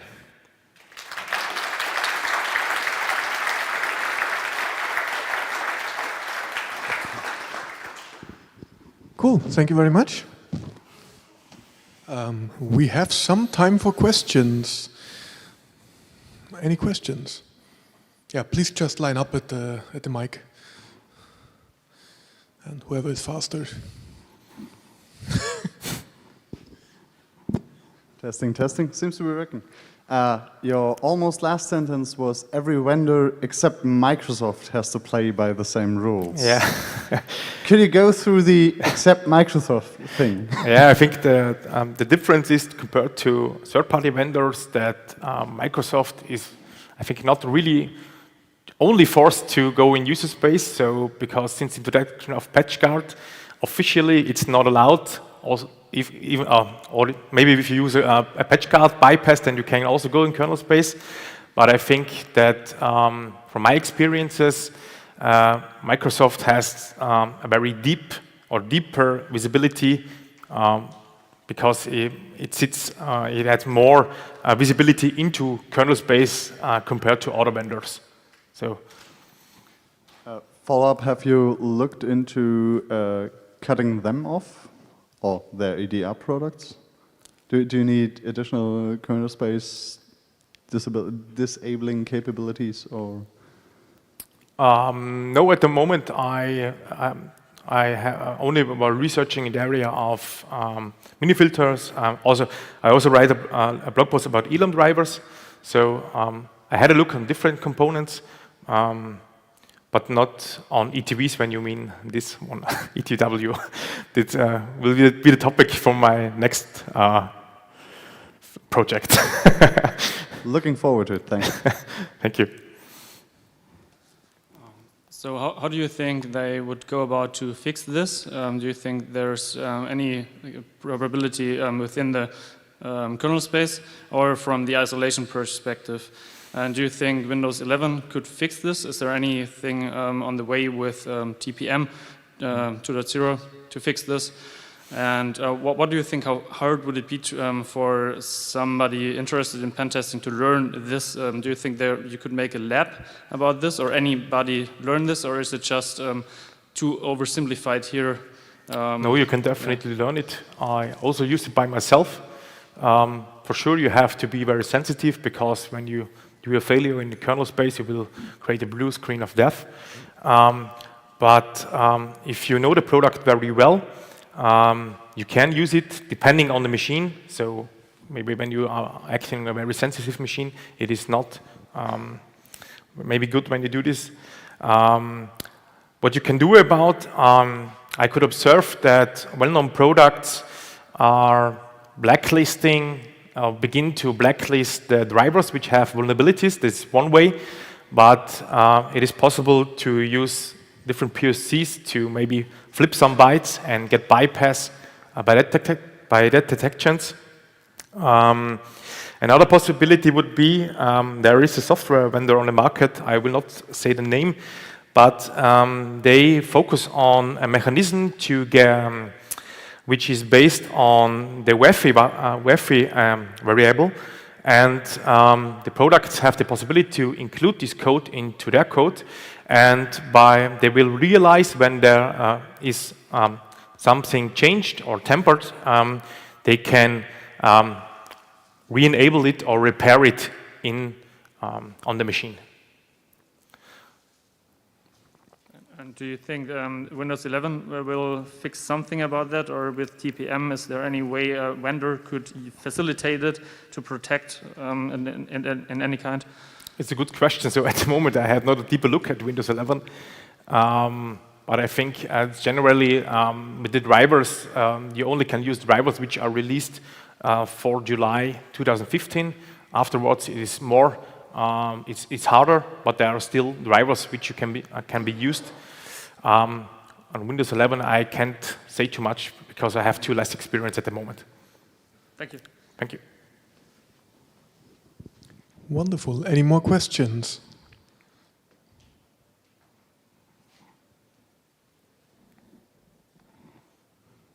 Okay, cool. Thank you very much. Very interesting. Thank you.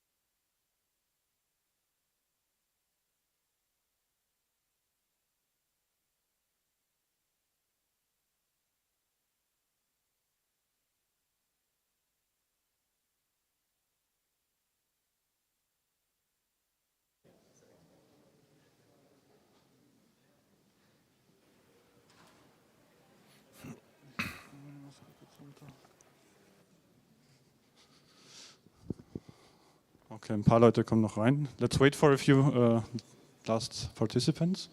Yes.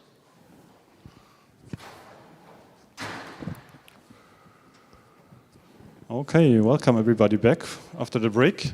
We have now Ethan and Javier here on stage. I saw on the slides you're fans of kitties. Yes, that is correct. And you will tell us some details about automotive security.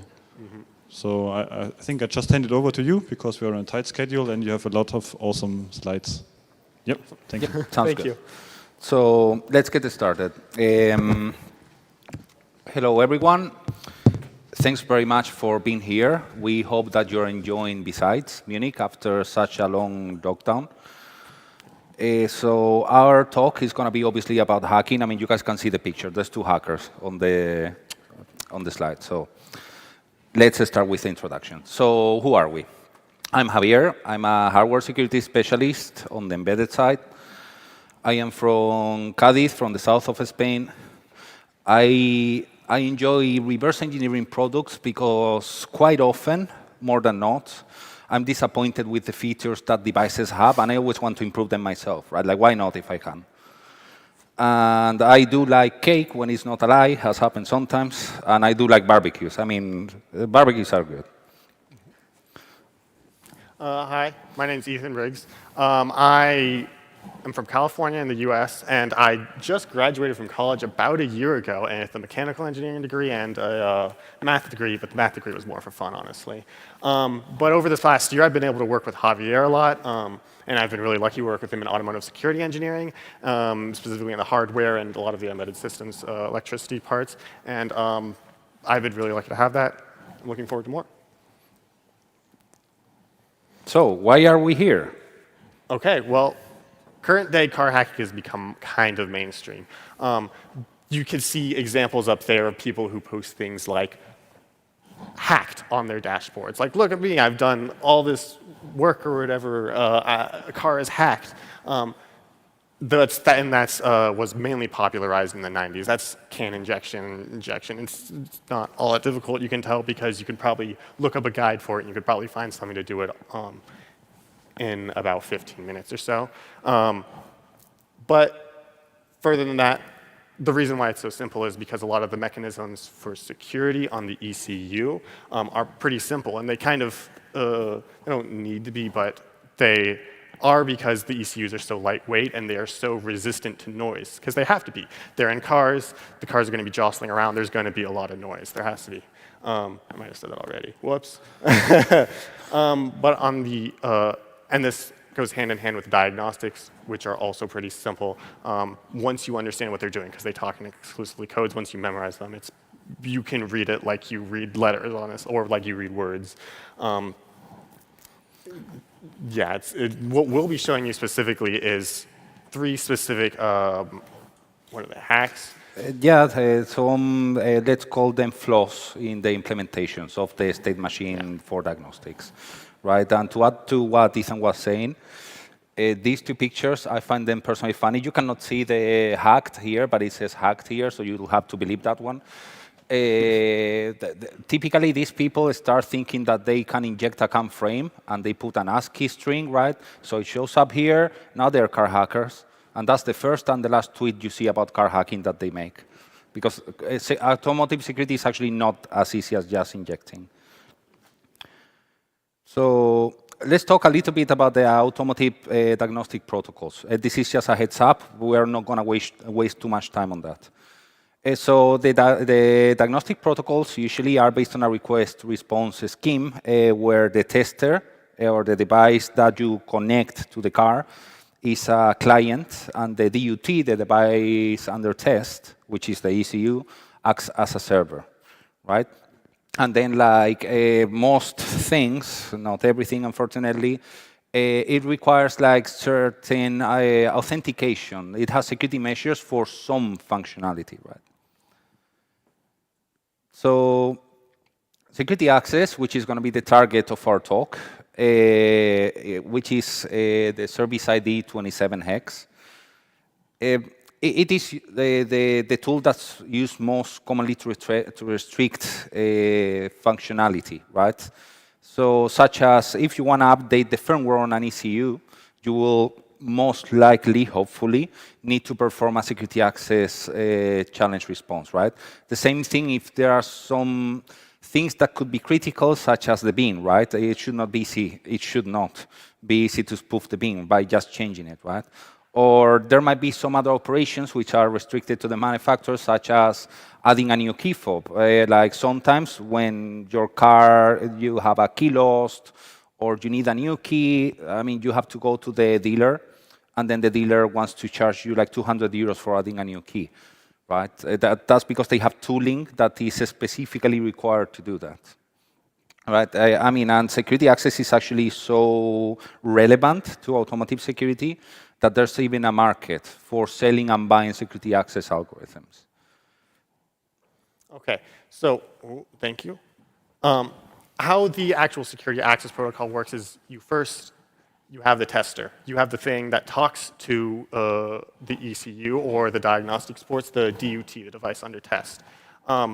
And it starts off with the tester sending a request for security access, which you can, there it is. Request for security access, which is that top left option right there.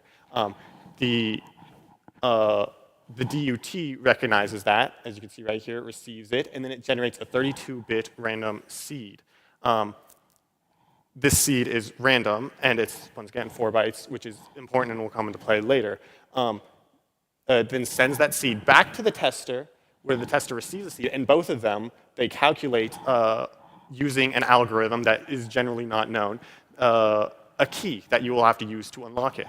It then proceeds to calculate the key, send it to the tester, or the tester sends it to the DUT. My apologies. And after it sends it to the DUT tests the key against the key that it calculated on its own. And if it's correct, it has 2 states that it goes into. It says either security access is granted, or on the other hand, if it was incorrect, they increment the wrong attempts counter, and they don't give you access. Okay. This is important because, as I mentioned, they're kind of random, but more importantly, that changes based on your security level. And most likely based on the DUT. So if you're trying to get access to the very lowest level, you can generally get access, or you have 1 key for that, and then if you get access to the next one, a higher level, you probably won't be able to get access with the same key, and even then, they're oftentimes random.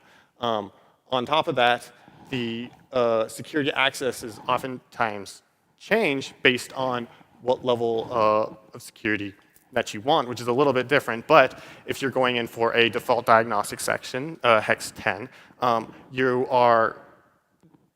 might not be able to do some things that require a programming session. Finish. Which is hex 13, I believe.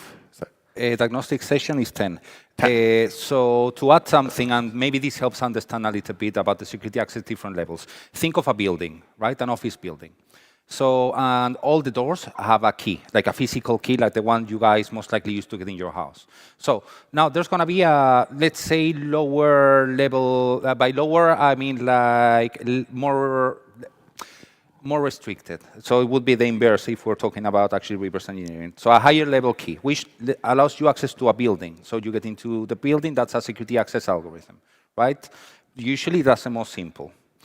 So now you got that. So you got into the building. Now, once you're into the building, you can have access to different compartments, offices, right? Or rooms, if you wish. Now, the key for those rooms will be different. And you can obviously not attempt to open an office door if you're not already in the building, right? So that's what it means by switching different diagnostics modes.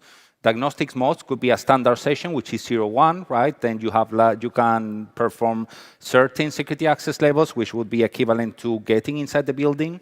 Then if you change to a extended session or a programming session, right? Which maybe you need to perform this security access before it allows you to change to that session. Then you could use a different, more secure, hopefully, security access algorithm, right? And I also mentioned before that the wrong attempts counter incremented. This is important because that prevents brute forcing attacks. After you have 3 or so, it depends on the manufacturer, but then it locks down for generally 1 to 30 minutes. Just once again, prevent brute forcing.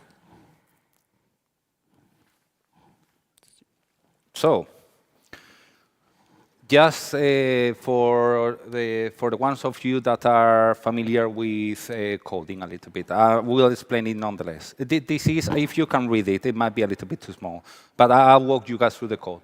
This would be, so the first part of the security access challenge, right, response. So one thing that we need to mention is that security access is divided into 2 different parts. One is requesting the seed, and the other one is providing the key. They are separated. Usually you will see them one after the other, but you could very well request a seed, read the ECU bin, and then send the key. They do not need to be sequential. So what does the request seed do? This is the code from a DUT, device under test perspective. So you just provide like the data, which would be like the array that contains the label. So then the DUT checks for the label, because as we said earlier, ideally there would be different keys, different algorithms, right? Now, when it checks for the label, the first check it does is see if that security access label is locked because the tester had too many wrong attempts, right? So if it's locked, then it returns false. It tells like, yeah, see you later. Like, you've got to wait out the time. If it's not locked, then it will create a random number. Usually it's 4 bytes. I mean, there's different algorithms, right? But let's go with the standard. It will create 4 random bytes, and then it will just send those 4 random bytes. So that's as far as it goes for the requesting the seed part. Now, the second part, which is actually now the tester, as Ethan showed before, has calculated the reply, the response, and sent it. So the check key function, the verify, we call it here, again, will just use the seed that the ECU itself generated earlier, perform its own calculation, because obviously the ECU knows the algorithm, right? And then it would just compare if the result that it got is the same that the tester sent. Now, if it was the same, then, yep, all good, right? There you go. You got security access. If it was not correct, then it would increment the wrong attempts, right? Because remember, we got here because it wasn't yet locked. So what happens when you fuck up and you just like give the wrong reply? Wrong attempts increase. So Hacker Kitty noticed something. I don't think I personally noticed it, but I trust him. He has a cool hacker hoodie on. He's hacked the planet behind him. He seems like he knows what he's talking about. Yeah, we'll see what the kitty found probably in a little bit. Okay. So the next thing is man-in-the-middle attacks. Specifically, man-in-the-middle attacks similar to can injection. They're not really new. They were around in the 90s. They're used for a lot of attacks, and it's oftentimes very effective. But specifically, because they were developed in the 90s, at the same time, KWP 2000 and UDS were also designed. So you might think that they may take into account this, this popular attack, but obviously you probably guessed by the fact that we're presenting on it, they didn't. It's still very widely used in current systems. Yeah. Which you can tell from security hijack, which was, my apologies, presented on in 2016's Black Hat and DEF CON 24 by Javier about this attack, which uses man-in-the-middle on ECUs that are still being manufactured today.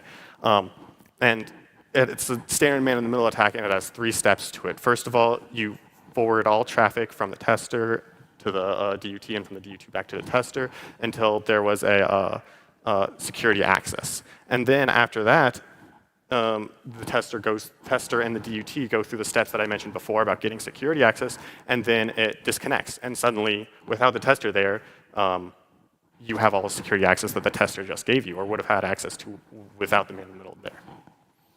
So, to make it like perhaps easier to understand, with letters that even I can barely see, so I can only imagine like what you guys can see there. So let's imagine you can see them. So here, there's the tester side. There would be the man-in-the-middle attacker. There would be the DUT here, right? So tester sends the request for seed, right, for security access. The man-in-the-middle forwards that, doesn't touch. The ECU receives the request, so it generates a seed. That, the man-in-the-middle attacker forwards it, doesn't touch. Now the tester gets the seed. It does its calculations, like we learned earlier. The man-in-the-middle attacker forwards the result. Now the ECU verifies the seed, and when the ECU sends a positive reply, and only when that happens, then the man-in-the-middle attacker kicks the tester, says goodbye, and takes over diagnostic session. So to the eyes of the DUT, the man-in-the-middle attacker and the tester are the same because there's like literally no validation, there's no authentication, there's nothing. So you end up having a secured diagnostic session, like having security access without needing to know the key or the algorithm. So let's talk a little bit about the pros and cons. This will be more obvious later. So the pros of this attack, well, the immediate one is that an attacker does not need to know the key or the security access algorithm. Like, you just don't care. You just like take a hijack a session. That's the name, right? That's where the name comes.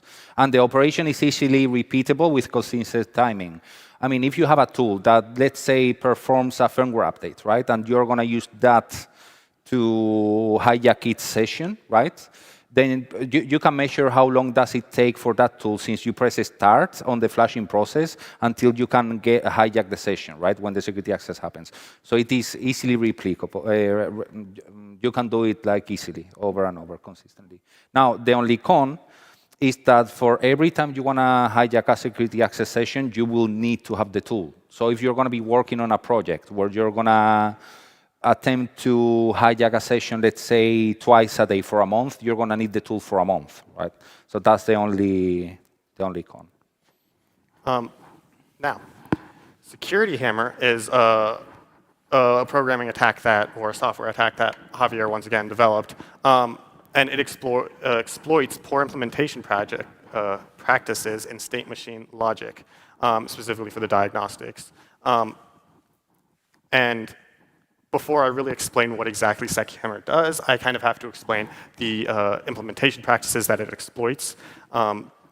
So I want you to first think about the tester. And the final step, when the tester sends the key to the DUT gives you two options. You can either have the right answer or the wrong answer. But what if you didn't send that final answer? Then you didn't get a right answer or a wrong answer. This might be what Hacker Kitty was trying to point out earlier as well. But back to SecHammer, if you, instead of not sending anything, you asked for another seed, you weren't right and you weren't wrong, but you still get another seed. And then you do it again and again. SecHammer does it thousands of times until you have thousands of seeds. And with that, you can look at these randomized seeds that I mentioned earlier, and you can see if they are really random. You can try to look for some sort of pattern in them and just gather general information on them. Yeah. So we are running a little bit tight on time, so we're going to have to speed it up. Nonetheless, again, another blurry image. Hopefully you guys can see some of it. So basically, this is an example of SecHammer. On the first line, we just start a standard diagnostic session. Well, not a standard, 02. So it says, wait, okay, we got the diagnostic session, then we request like seed level 1. Yeah, here's your seed, seed level 1, here's your seed, seed level 1. I mean,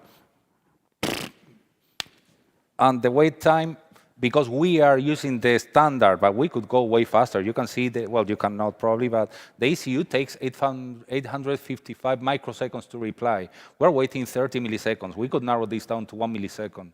So we could be getting around 500 seeds per second, perhaps. I mean, like, this is pretty fast and pretty powerful.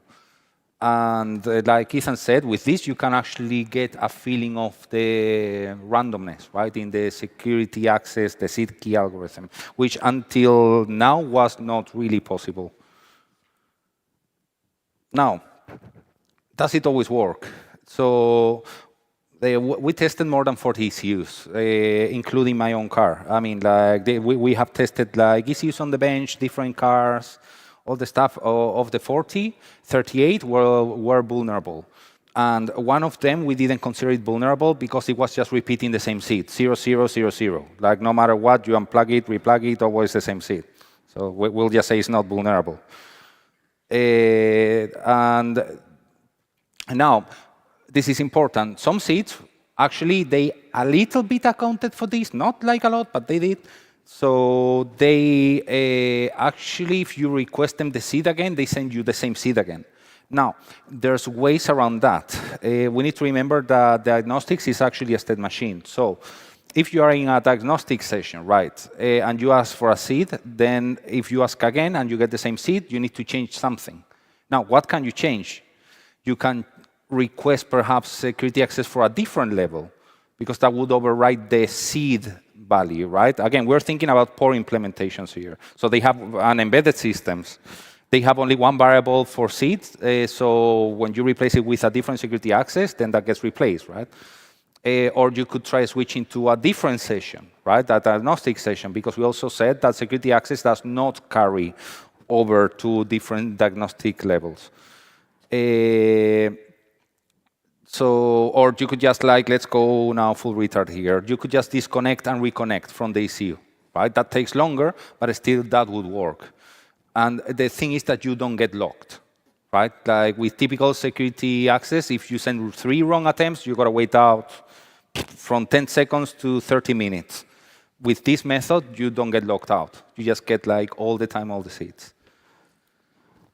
Now SecPuppet combines the SecHammer that I mentioned and the man-in-the-middle attack. And it's divided into 3 primary parts. First of all, it analyzes the randomness, it gets the randomness, and it generates, figures out what kind of seed, or picks out a specific seed that it wants to use using SecHammer. Then we go over to the man-in-the-middle part, and it forces that seed once you're in the man-in-the-middle attack, so that it pulls out a specific one. Now, once man-in-the-middle has given you that seed, and you've, using the process that we mentioned before, found the key for that seed, you can use SecHammer again and force that same seed. And now you have the key, and you can get access to that level whenever you want without the tester using just SecHammer, because you know exactly what the seed that you can get and the key. So to add a little something to what he just said, so basically what we're going to do is we're going to use SecHammer. We're going to figure out if the randomness is good. We're going to figure out if there's a number that gets repeated more often than the others, or the most repeated number in the randomness. Or we're going to figure out if there's a pattern. If there's like a counter that goes up and since reset, then you know the initial value and then you can see it going up. All these are true cases. Now, if you find that value that you already know, then you're going to use the man in the middle. And what you're going to do, he will explain in a second, is you're going to force your own seed, right? And then you're going to get the pre-calculated reply from the tester, and then you will use SecHammer again to try to force the DUT to give you the same seed that seem to appear most commonly, right? Or in the pattern. Sorry, go ahead. Okay. SecPuppet follows a very similar, thank you, follows a very similar pattern to what was before. There's requesting the seed for security access, goes the man in the middle, then the middle forwards it, requests the DUT receives that seed request, and then it responds with the seed, calculates it before it receives that seed. We force the seed very specifically.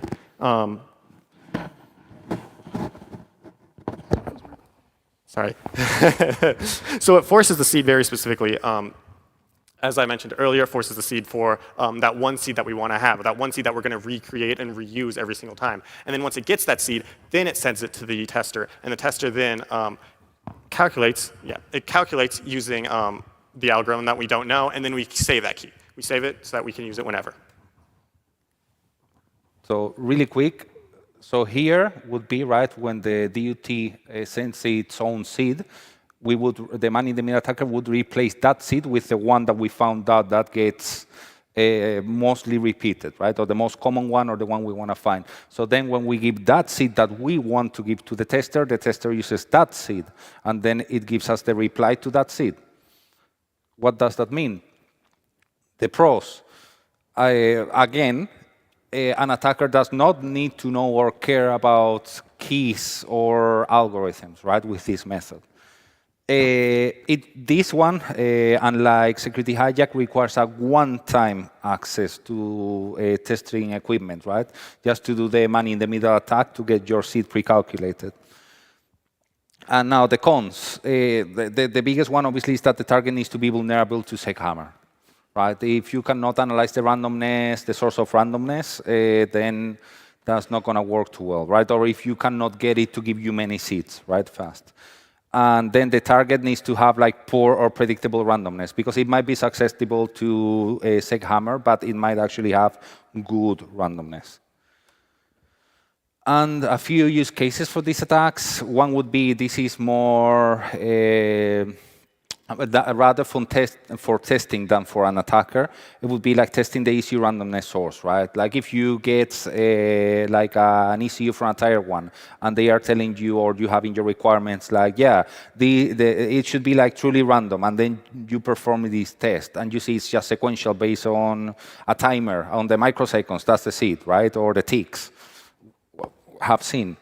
Then you can tell them, like, yeah, this does not meet whatever.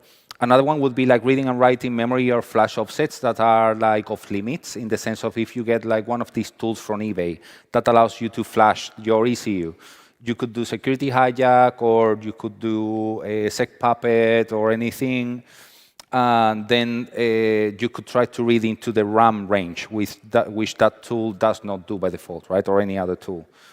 And then performing operations that are not supported by the tester. Like if you know like the payload to send to execute a specific action, but the tool you have in your hands does not do that, you could hijack the session and then send your authenticated command, right?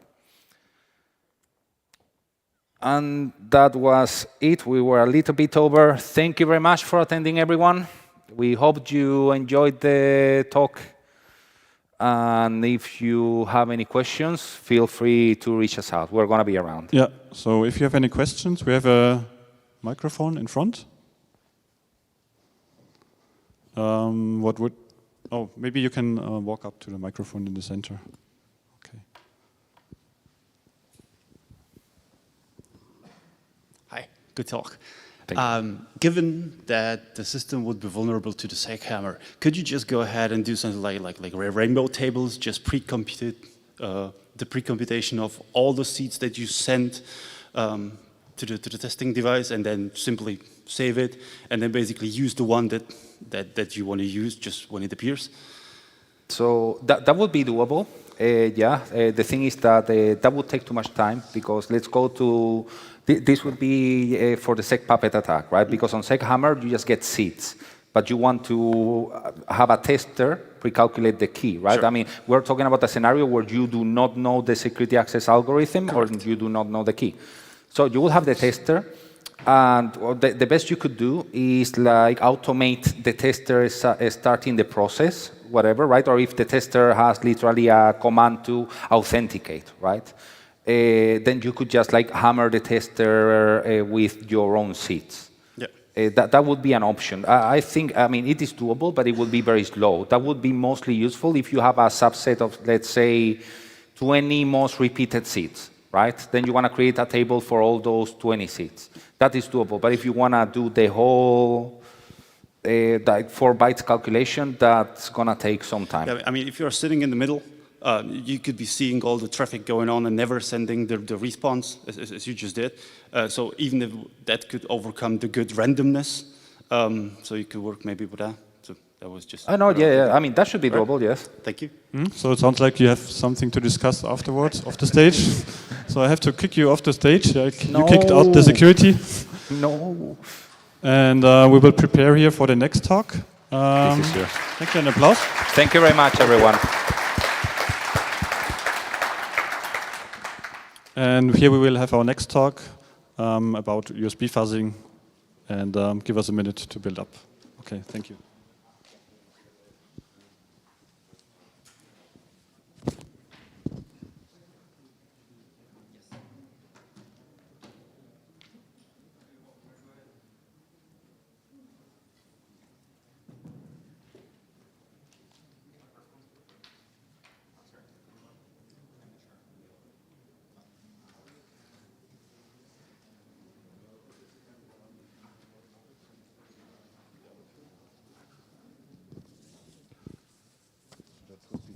Nico and Moritz, but they should be from NV, so they should have a shirt.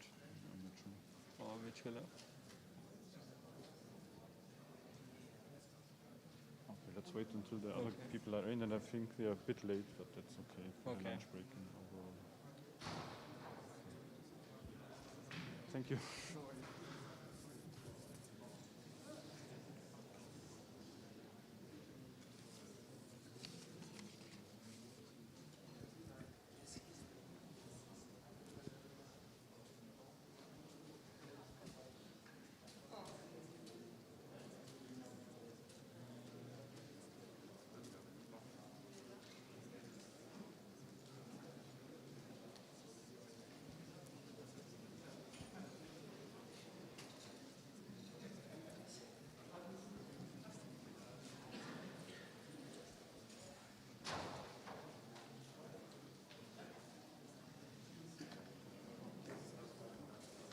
Okay. Then I see people still moving out and moving in.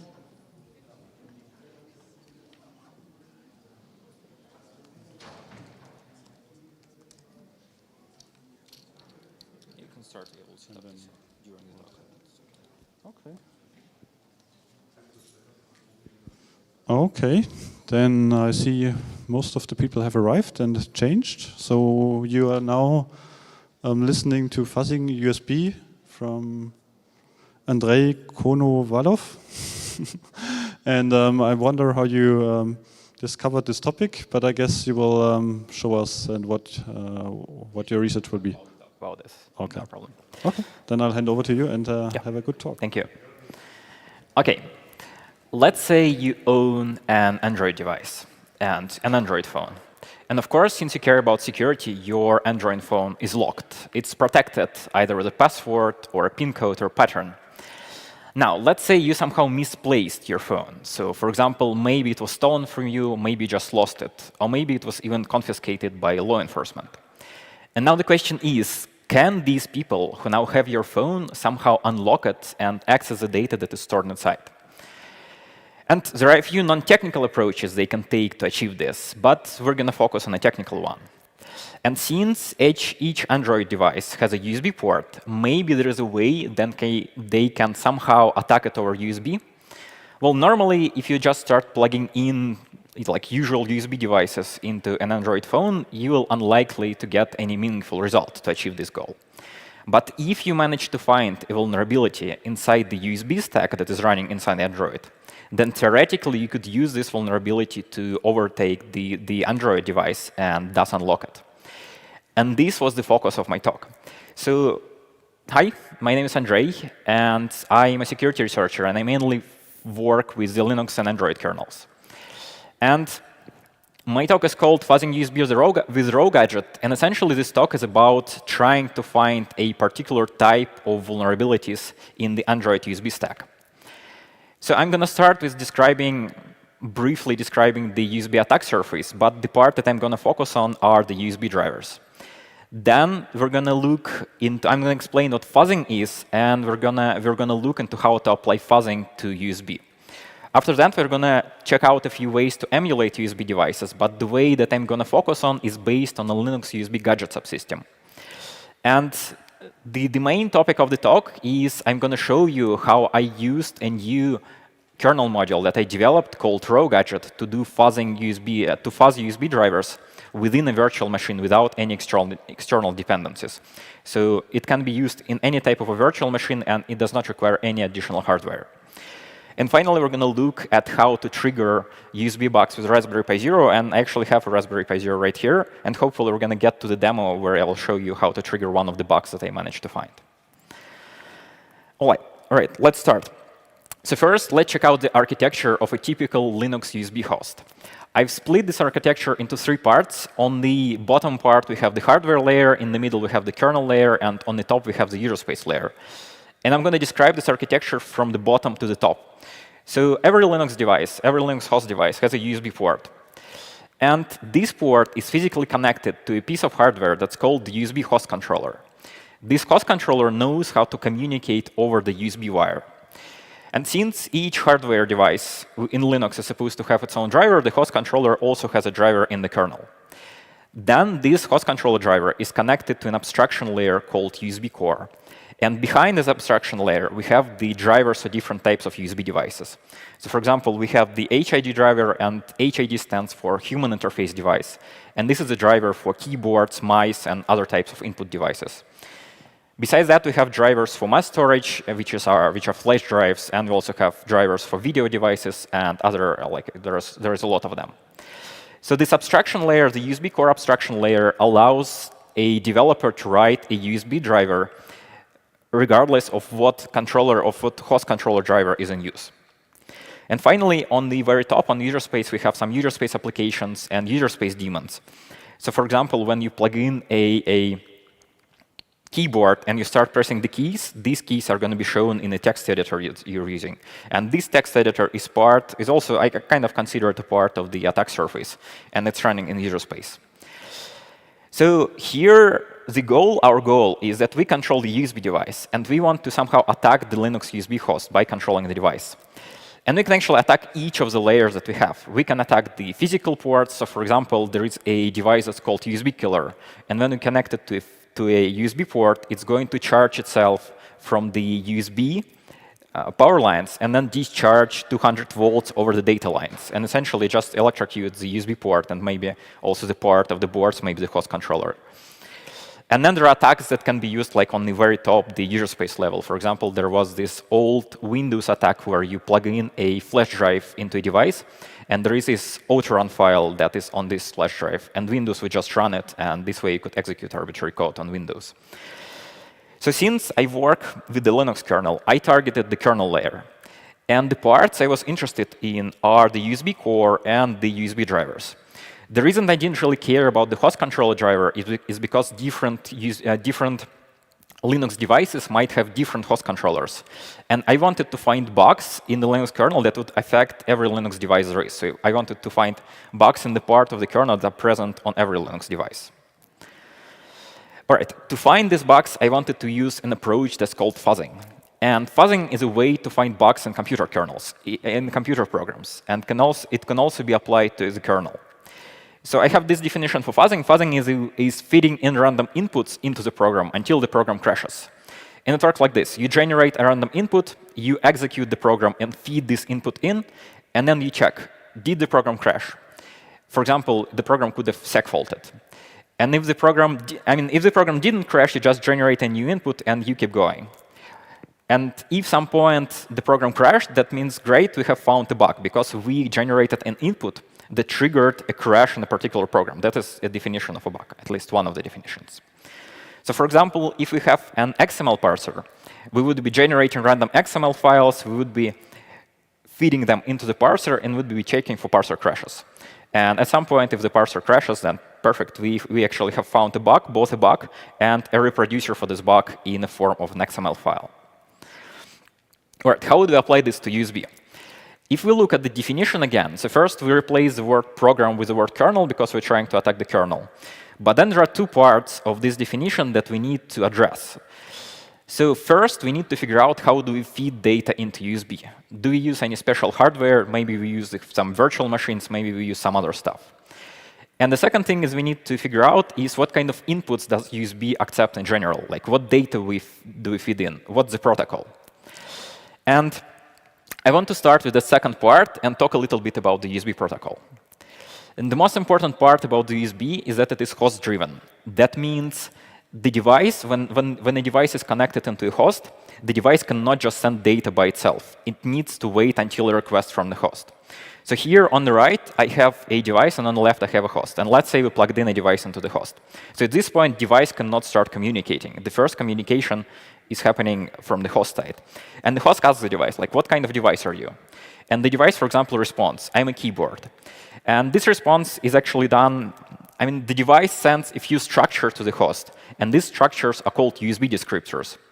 These descriptors encode information about the device. So for example, they decode the class ID, which is a keyboard, and they encode the device manufacturer and so on, and there's quite a lot of stuff.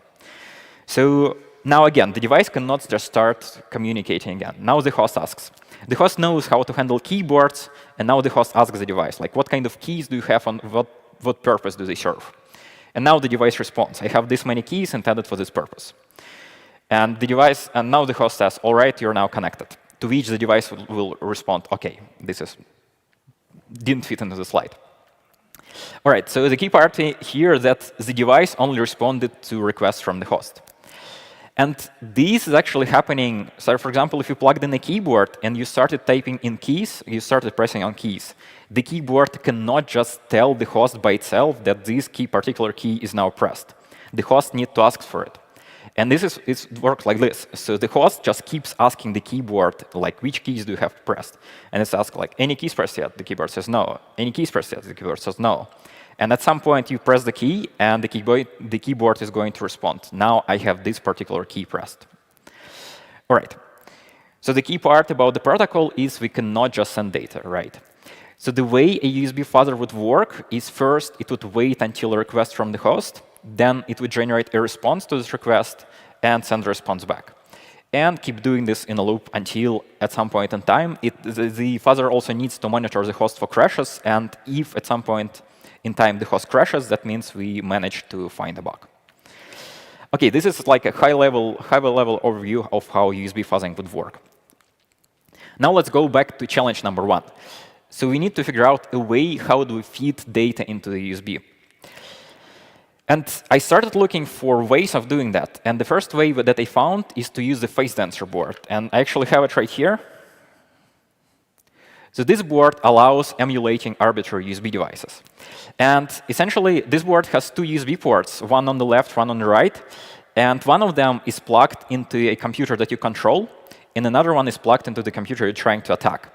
And then on the computer that you control, you can run a Python library that allows you to receive USB requests and provide responses to them. And this way, you can emulate devices. And of course, since we can emulate devices, we can use these boards for fuzzing.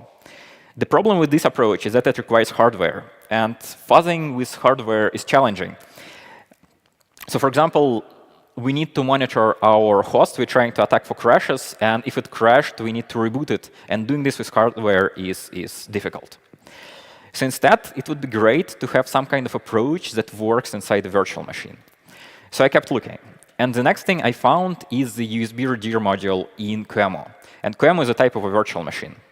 And this module allows the host to inject arbitrary USB traffic for the guest kernel that is running inside QEMU.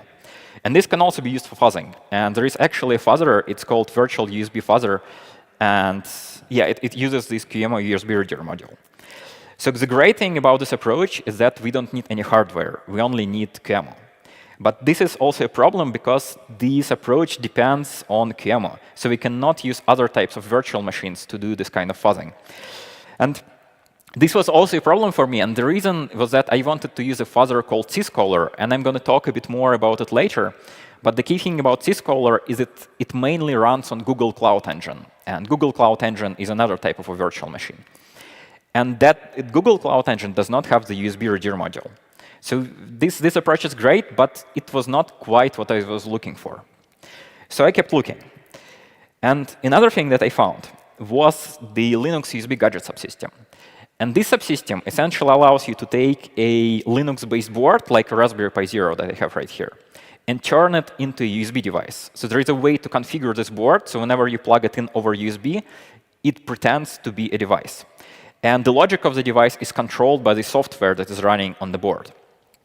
Right, and most of the Linux-based boards, at least most of the popular boards that exist, they have the support for this. So the BeagleBone Black I also tested, and I had an Odroid board that also worked, and the Raspberry Pi boards, they also work. And theoretically, if we have this kind of device, we can also use it for fuzzing, probably, because it allows you to define USB devices. And the problem here is that if we're using an actual Linux-based board, we still require hardware.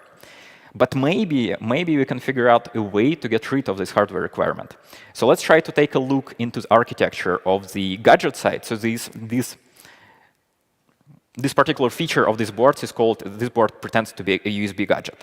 So let's take a look at the gadget architecture and try to figure out a way maybe we can do something about it.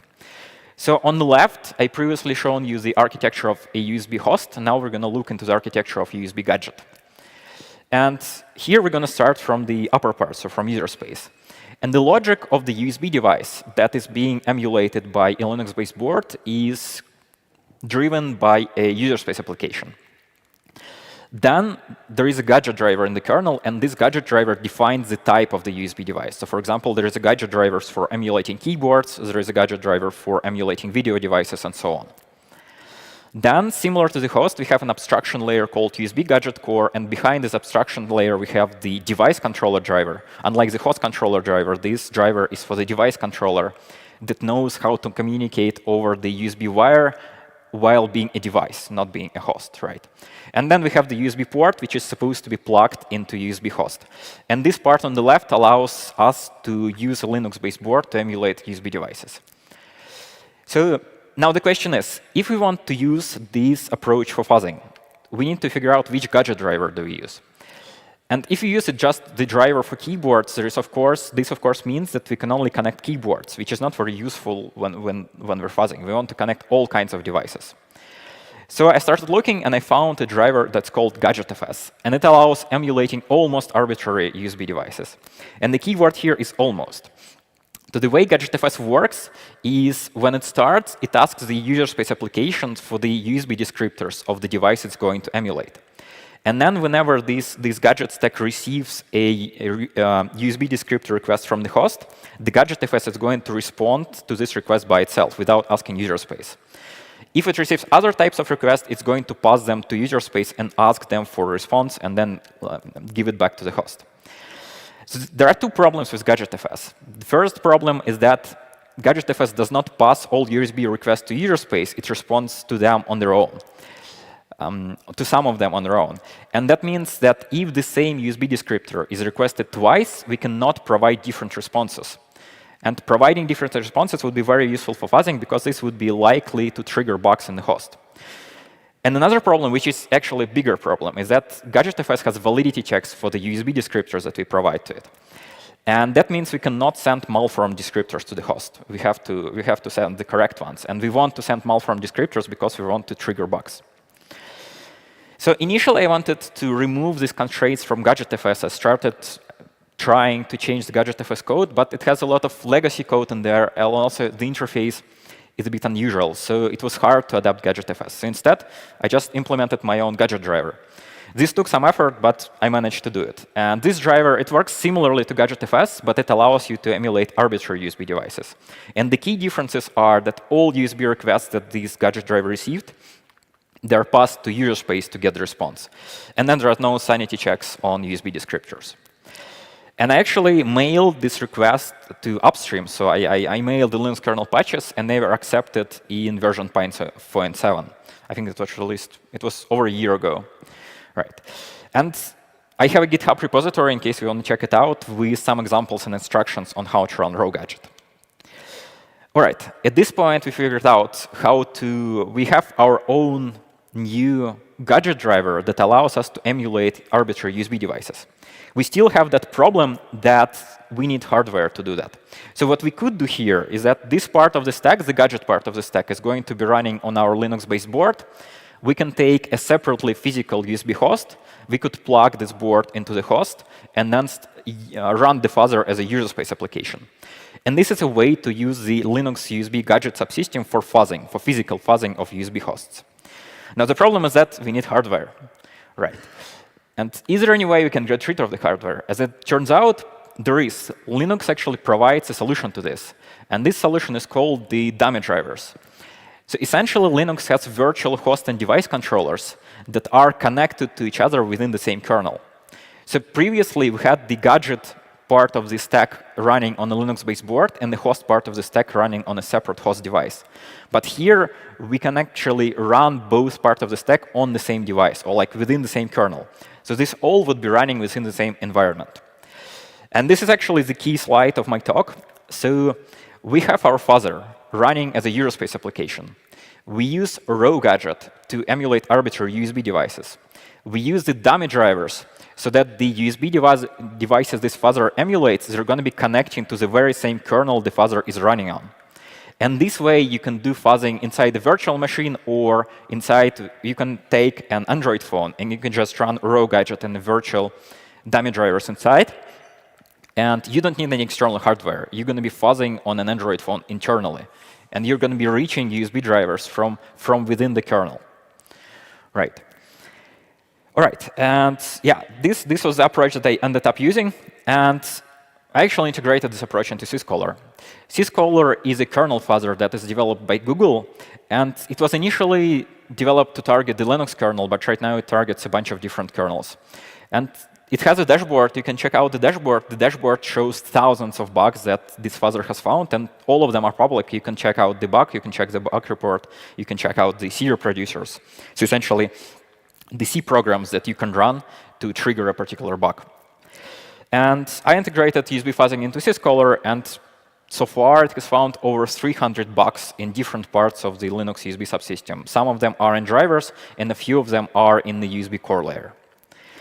And the only thing that I failed to do so far is to actually exploit a Linux or Android device over USB. So there are 300 bugs, and these bugs affect some of the drivers. But not all of these drivers are present on an actual Linux, for example, in Ubuntu. And when it comes to Android, Android also restricts the set of enabled drivers severely. So maybe only a few of the bugs they actually affect Android, but the ones that do affect Android, I failed to find a way to exploit them, at least so far. Now, I want to get to the final part of the talk, which is, I think this is the most awesome part. So first, when you're using Syscaller to fuzz the kernel, whenever Syscaller finds a bug, it generates a reproducer for this bug. And a reproducer is essentially a sequence of actions the fuzzer can do, or like the fuzzer can do to trigger a particular bug. So Syscaller has a utility, a tool to run these reproducers. It's called sysexecproc. So essentially, when Syscaller generates a reproducer, you can run sysexecproc and trigger the bug. And it works with USB as well. Because we're doing the fuzzing in VM, we take in the reproducer, we run it in the same VM, and we can trigger the bug that the fuzzer has found. But the key thing here is that the interface between Eurospace and the kernel is stable. And it is stable in the way that we can use any type of a device controller or device controller driver. So which means we can take Raspberry Pi Zero. So we can take the reproducer that was generated inside the virtual machine. We can copy it onto a Raspberry Pi Zero, and we can plug this Raspberry Pi Zero into a physical host. And this way, we can replay the USB communications we generated in a virtual machine with physical hardware. Right. OK, actually, let me try to show it. We still have 5 minutes. This should be enough for the demo. So here I have a separate Linux laptop. All right. And I also have a Raspberry Pi Zero. So what I'm going to do is I'm going to plug this Raspberry Pi Zero into the laptop and let it boot.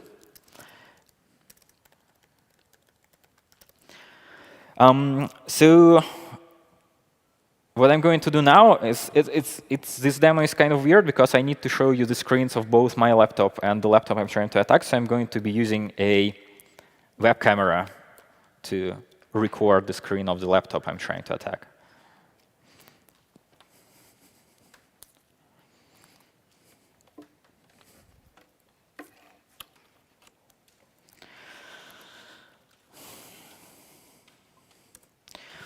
OK, let's see if this works.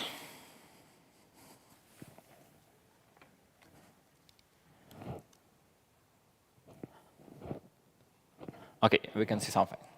All right, so this laptop is running, essentially, it's Ubuntu kernel. And the kernel version is quite new. We see it. It's from April 22nd. So essentially, it's 1 month old. All right, so what I'm going to do is on this laptop where I plugged in the Raspberry Pi Zero, I'm going to run the dmessage -w command. It's having trouble to focus. Dmessage -w command, which is going to show us the kernel log in real time. Right, and I'm not actually, so for this demo, I'm not running the most basic version of Raspberry Pi Zero. I'm running the version with Wi-Fi, and it's called Raspberry Pi Zero W. And I configured this board in a way that when I plug it in, it boots and it sets up a Wi-Fi point. So instead of using a bunch of wires to connect to the Raspberry Pi Zero, I'm going to be using a Wi-Fi connection. I'm just going to SSH onto the board. OK, now let's see if we have the Wi-Fi connection. So on some technical conferences, actually, this demo has a problem. Oh, yeah, we do have it. Because Wi-Fi is being attacked all the time. It's very hard to connect. But here it worked. All right. Now we have SSH onto Raspberry Pi Zero. So on the left, we're going to see the part of the screen that is recording the kernel log of the device we're trying to attack. And on the right, we have the connection onto the Raspberry Pi Zero that is plugged into this device. So first, we need to insert the raw gadget module. And now what we're going to do, I have collected the reproducers for the USB bugs that Syscaller found. And I have them right here. So this is a special syntax that Syscaller uses to describe reproducers. So essentially, sysUSB connect means that this particular line is going to emulate a type of a USB device, and the type of the device is described by all of these arguments. So what I'm going to do is I have this run script, and this run script essentially runs sysexecproc that I showed here. So I'm going to do run repros sysbot. And it takes a little bit of time to initialize. So essentially, what this is going to do, I have about 391 to be exact, 391 different USB devices that will be replayed one after each other. And this Raspberry Pi Zero is going to be connecting these devices to our physical host. And let's hope that this works.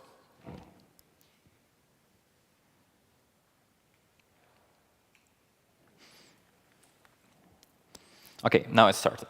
So as you can see, on the right, we have the log from the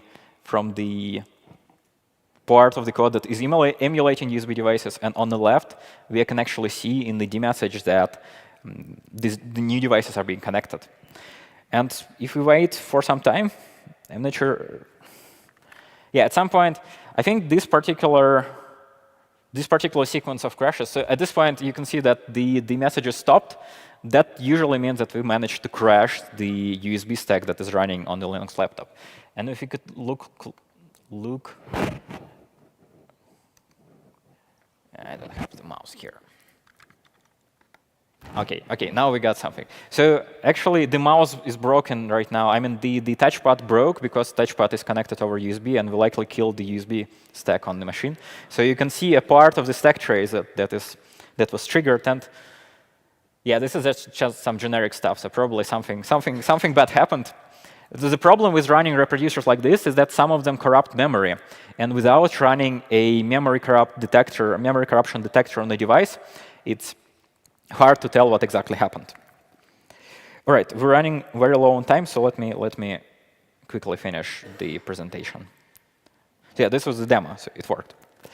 All right, so the summary is that I tried to attack Android and Linux devices over USB, and I tried to find bugs in Linux kernel drivers. So the result of the work is that I used raw gadget, and I used the dummy virtual controllers that allow fuzzing either in the virtual machine and on the device. And this was integrated in Syscaller, and I managed to find a way to run these reproducers via hardware without any additional hassle. And yeah, by using Raspberry Pi Zero and raw gadget, we get a very cheap tool for USB attacks. So essentially, Face Dancer costs about $80. This tool costs about Raspberry Pi Zero is only for $10 you can buy. And finally, one final note, very important, that Syscaller is hiring. So just in case you want to work on Linux kernel fuzzing or Linux kernel security in general, there is a team at Google, and they are here in the Munich office. And they are looking for a new team member. So if you want to work on Syscaller, this is the place you can apply. So with this, thank you. And we have no time for questions, so just in case you can catch me at the break and ask all of your questions.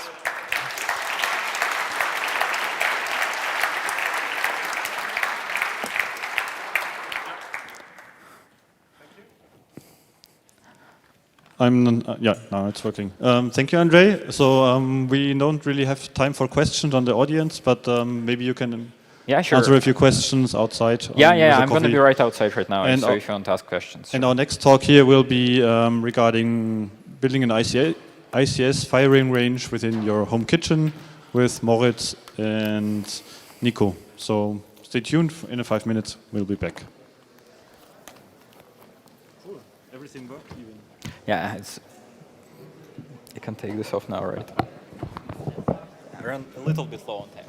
Yes, it's okay. I mean, afterwards, there's only the lunch break. Just.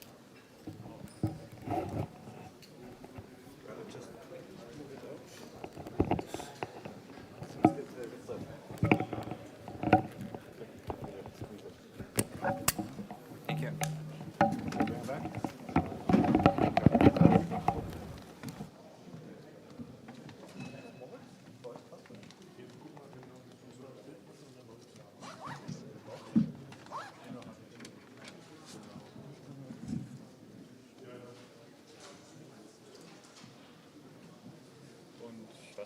Dass wir nur kurz warten, vielleicht durch die Transitions, bis die Leute wieder rein und raus sind. So ist es. Was ist hier los? Okay, cool. Und ihr habt das in der Küche gebaut. Corona, ne? Ja. Achso, gar nicht. Super, danke. Frisches Wasser.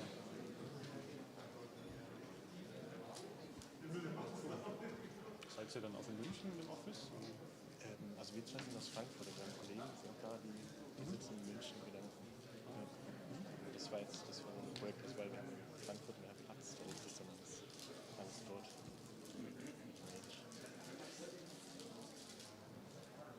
Okay. Ich mache noch kurz die Tür zu und dann können wir, glaube ich, loslegen.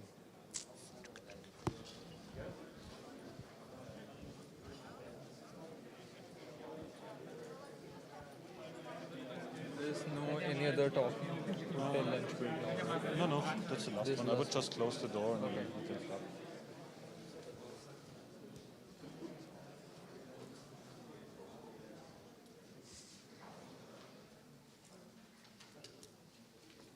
Okay, so we close the door. I think we can start. Nico and Moritz will be talking about the kitchen utensils or something. I heard. No, let's see. Let's see. Thanks everybody for being here and thanks for having us. We're going to present in the next 30 minutes a project that we've been working on, Moritz and I, for the last year and a half. And I was building a firing range for industrial control systems. We did that in our kitchen because of Corona, so there was no way to do it in the office. And that's why that's there as well. We're going to, you can see we didn't bring, so we actually created a model. We didn't bring that, but we're going to show some videos of it later. And then for everybody to take away as well the lessons that we learned. So if you're planning to build something similar in your kitchen, then you know what to do and not to do, hopefully. So roughly that's the agenda for the next 30 minutes. We try to get everybody on the same page, what we understand as firing ranges, what we understand as OT or operational technology. Then Moritz will talk us through how the building of the ICS firing range actually unfolded. We're going to demonstrate it, and then the lessons learned, and then at the end, the questions. About us, I'm Nico. I'm the red team lead for Enviso. I've had my fair share in IT security, and I focus on OT security as well in the past 2 years. And Moritz, if you Sure. My name is Moritz Summers. I'm part of the software and security team and R&D team at Enviso. And I'm an IoT and ICS enthusiast, and I try and get a hold of as many devices as I can, try and break them. A few words about Enviso. It's a company that's roughly 9 years old, originally founded in Brussels, now an office in Frankfurt and Munich. We have 150 colleagues at the moment, so it was just a very small subset, obviously. But what's interesting is that Enviso is dedicated to invest 10% of the revenue into R&D, and that is how we can fund this project and the time that went into it. So that's so good that that happens. Now, firing ranges. What do we understand as firing range? Of course, it's somewhat a controlled interactive environment. It's an abstraction of a real environment. Think of a toy train, for example, instead of having the real train, of course, to play with. It should be as realistic as possible, and that's what we try to do as well. So you will see that we built a model of a bicycle bridge, so a bridge that has leaves that are lifting, so we tried to model that as closely to the real thing as possible. It should be reusable, so we want to use it for trying out stuff. In our context, that's IT security, so we want to try out attacks, for example, or defense mechanisms. And of course, if we run an attack, we should be able to do it again and again. And it should have that playground factor. So it should be something where we can approach things from different angles and just see what happens if we try it that way, and so on. Why do we need a firing range? So the first that comes to mind, and that was our motivation as well at the beginning, is for training purposes. So we've done a lot of IT security. OT security was fairly new to us back then. So what we wanted to do is to train our people as well and ourselves on how to approach OT networks and how to do security assessments on those. The lab itself, the way it turned out, is very suitable for awareness trainings as well, because it's very visual. So if you run an attack, for example, then you can make some lights stop blinking, or the bridge leaves are not moving anymore, or something else is happening, there's a buzzer going off. So for awareness trainings, for example, very useful for testing if you had any O2 components, for example, PLCs that you want to try out that you've never played with before. You just plug it into the lab or the firing range, configure it, and then make it work.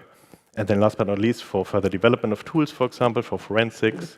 So we actually used that lab for forensic training as well, which you'll see then at the end as well, very briefly. Now, OT and ICS operational technology are computing systems that are used to manage industrial operations, for example, the manufacturing process, and a subset of that are industrial control systems, so the integration of hardware and software components to control processes for automation or instrumentalization. We do see two candidates here on the slides. On the right-hand side, you see a programmable logic controller. It's very difficult for me to say that. PLCs, which is essentially the core unit, if you will, of some automation process. So it's the CPU that runs or is connected to sensors and actuators that drives, for example, conveyor belts and so on. And then on the other side, that's an HMI, human-machine interface, where the operators normally oversee the process. They can start and stop processes or react on errors and so on. So it's just the interaction with the machinery behind it.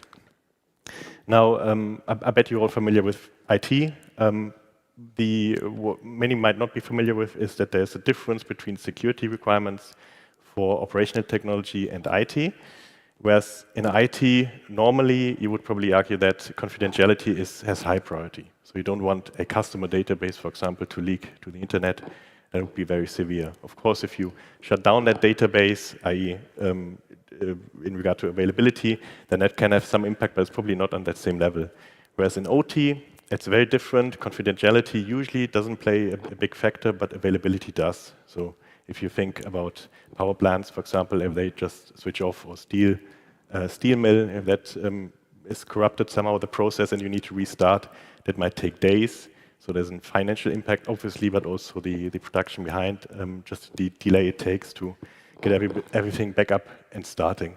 So availability is key. Now, attacks against ICS, this is the SUNS ICS cyber kill chain. It usually comes in, as far as we know, it comes in two stages. The first stage usually goes against the IT network, so the way we know it. There's a resource development phase at the beginning, then delivery, where, for example, phishing emails are sent to somebody working in the office. They click the attachment. The payload installs on the workstation, ensures persistence and establishes C2 communication. And then the adversary can act through the C2 channel and act on their objectives, whatever it may be. Now, if the attack goes against OT, then this is also true. So we are at that stage where we have a foothold on the enterprise. We then recon where is OT located. We identify possible jump servers or DMZs that we need to pass through in order to get there. Once we're there, we locate the targets, we develop capabilities, testing them, so that might be payloads that we want to download on PLCs, for example. Then we download them, install, and execute the attack, which could be the disruption of some manufacturing process, for example. The objectives of those attackers are commonly either the permanent loss of view of control for the operator, so that they can't see the process, they can't interact with it anymore. It could be temporary only for view and control again, but also safety, which is a very important factor, and the same, of course, for manipulation. And the safety aspect is also very different to what we have in IT. There's rarely, at least I don't know of any attacks against IT infrastructure where you would say safety was a concern, safety of people specifically. And we had a case in 2017, which happened in Saudi Arabia against a power plant where they found a malware that targeted safety equipment. It didn't succeed, but the assumption is that if it would have compromised those safety systems, it would have then disabled some of the procedures that would have triggered in case of emergencies. For example, if gas is leaking into the outside, then those safety systems would prevent this. Now, if you modify or manipulate that, then you couldn't or you wouldn't prevent it. So this would not only be then, of course, an issue for the provider here, but also for everybody that lives around the power plant if hazardous gases are leaked to the outside. Now, Moritz is going to talk us through our ICS firing range, please. Right, thanks. So how did we actually go about building this ICS firing range? Well, let me maybe first start with what we had in mind, what were our driving motivation behind building this. So as Nico pointed out, we have a difference in security requirements in OT comparing to IT, right? And we then have to adapt those differences, obviously, into our approaches to performing security assessments, right? So most importantly, what we have to pay attention to is, of course, the safety aspect. We can never know really what is the safety impact of hacking a OT device if we don't have accurate depictions of the documentation of what actually those devices do. So what we want to do, and what we then succeeded to do, is to build a playground where we can perform internal training and to then perform research and development on this. So we developed the concept of a water treatment plant, which was comprised of 3 water filtration units, and then as actuators, pumping stations, which pumped water from one filtration unit to the next one. And to back this up and to represent a more or less realistic environment that drives this, we had also SCADA and an enterprise network behind this, fully virtualized. So when we worked on this, we were then contacted by a client who said, well, we really like what you're doing. We would like to have this for us as well, because we are actually operating critical infrastructure, and as part of this, they operated bridges, Basque bridges. And they wanted to have such a playground for their own digital forensics and incident response teams to find out, okay, what happened post-compromise? And this should be also a mobile solution, so they can then do those trainings at different sites. So we adapted our concept to do Basque bridges, and this was our very first concept. So here you can see it's basically an aluminum frame on wheels. In the very top there, you have a scale model of Basque bridges. Then in the lower half, there's a front and a back side. In the front side, you see OT equipment such as PLCs, power distribution, power supplies. And the back there, the area that you can't really look into because there are black panels, there should be the virtualization server. So we were familiar with building virtual environments. We were somewhat familiar with assembling stuff, but not very much with 3D printing and just designing this bridge, for example. So that's what we started with. Here you can see in the center, there's our CAD model of the bridge. You saw there were 2 bridges, right? So the other side is just a flip version. And we 3D printed those. So what I would like to point out here in particular are the most prominent parts. So here you can see the bridge leaves, which lower and raise. There are switches that are our sensors, which detect whether our bridge is now in a fully opened or fully closed state. And of course, we also have traffic lights and a road barrier that goes up and down. And when all of this works, it's synced so that there's a process where the bridge opens and then the traffic barriers are down and the lights indicate that no traffic should happen here, and that it should all hold, and then they go back down again, the road barriers go up again, and then traffic should commence there. As we said, as part of our title, we built this in our kitchen. This is my kitchen, and that's my oven, actually. Much to the dismay of my wife, we did this in my kitchen just to keep those prototyping intervals very, very short. So typically, I would design a model in the evening, kick off the print. This would take hours and hours and hours. And sometime in the afternoon, it would be done on the next day, and I could take it out of the printer and try and assemble it and see if it works or if I have to adapt anything about it. So at that point, we got a model, but it couldn't really do anything on its own. So we needed to do more to it. We first assembled it. Then we got a hold of those aluminum profile beams and built the frame and the backplate for the electro cabinet inside. We put all the OT equipment in there, wired everything together, installed the bridges and wired them. Those are roughly 50 individual connections that we then put down to the OT equipment. We put panels to it because they look nice and they, of course, hinder you from actually reaching into it while it's operating. You shouldn't do that. Some sweet backlighting we put in there so you could actually see something because it was getting dark. And we did a lot of testing, an awful lot of testing. Many hours were put into debugging all of this.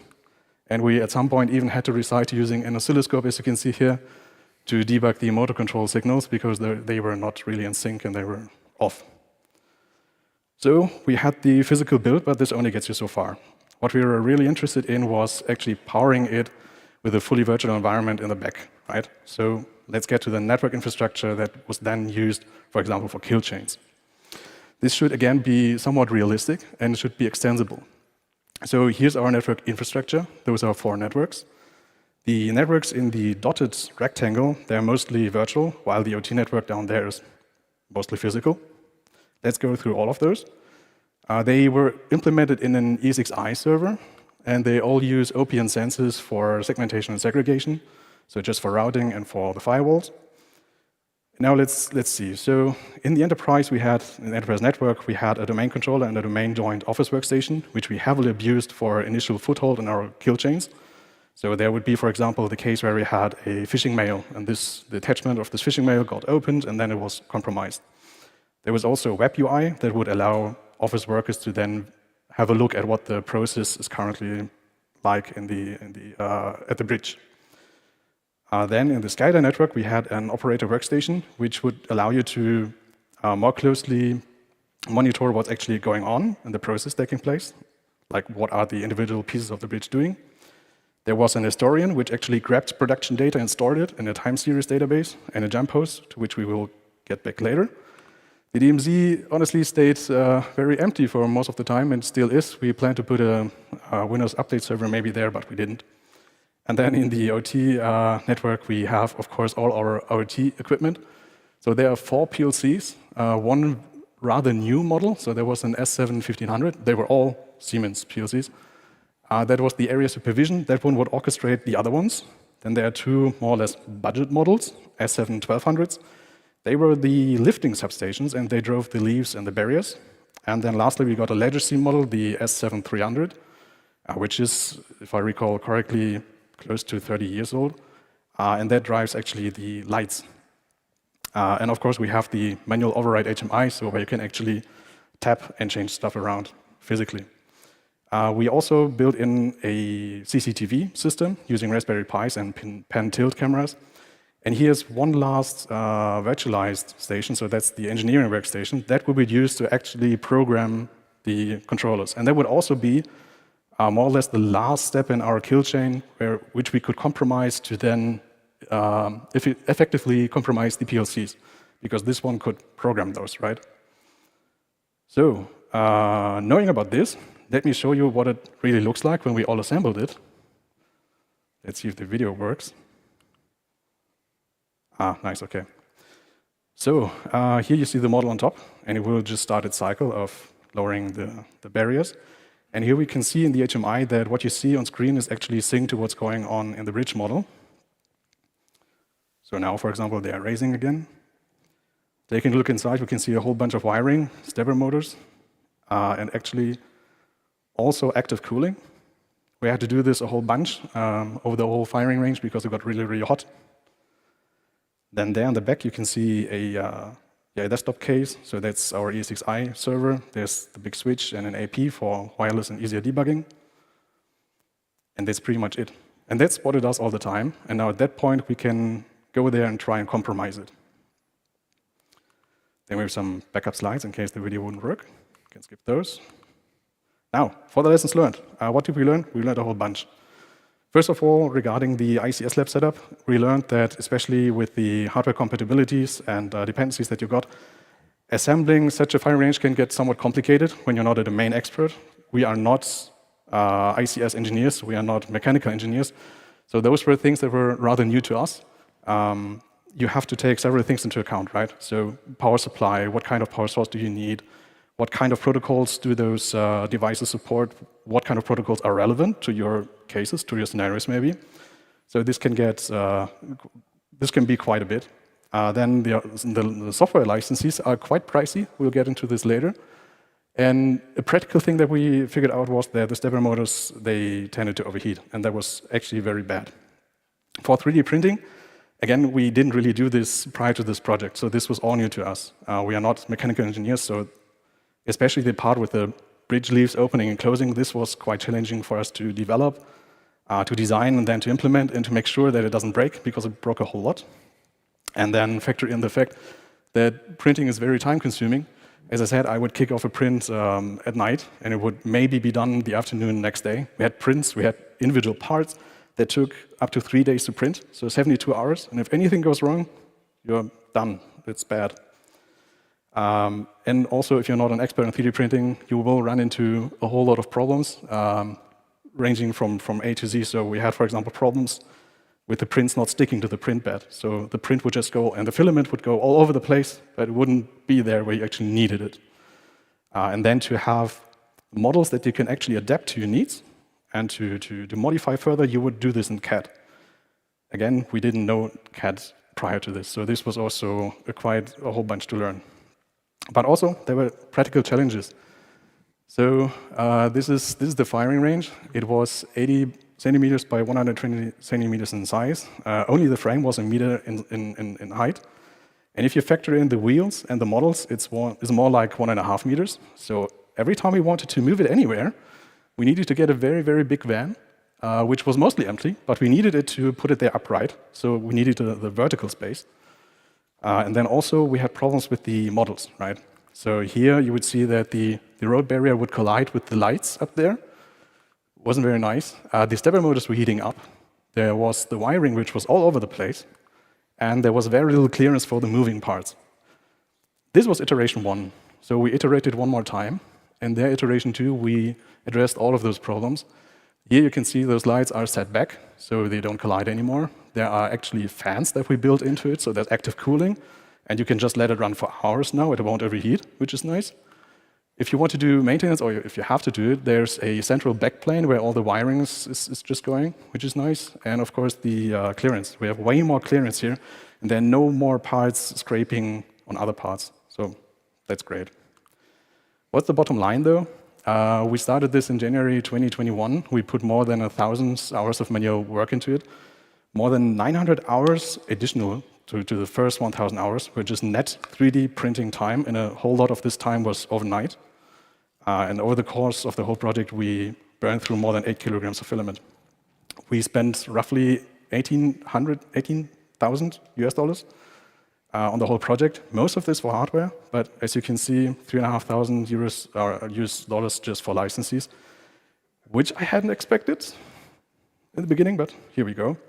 And we actually destroyed some stuff over the course of the project. So there were 2 stepper motors that we actually burned through, 1 PLC that died, presumably from faulty wiring, and 1 motor driver that also died due to faulty wiring. And at times we lost parts of our sanity, to be honest. And at that point, I would like to hand over to Nico again about what's next. What is next? Thanks, Moritz.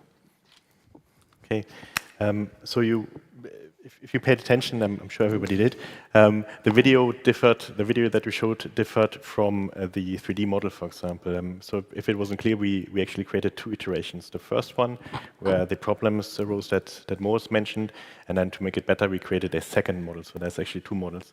What we should be doing is creating a third iteration to address some of those points that are still not that great. So, for example, mobility is an issue. You need still to rent a van to transport it, and it was supposed to be very mobile.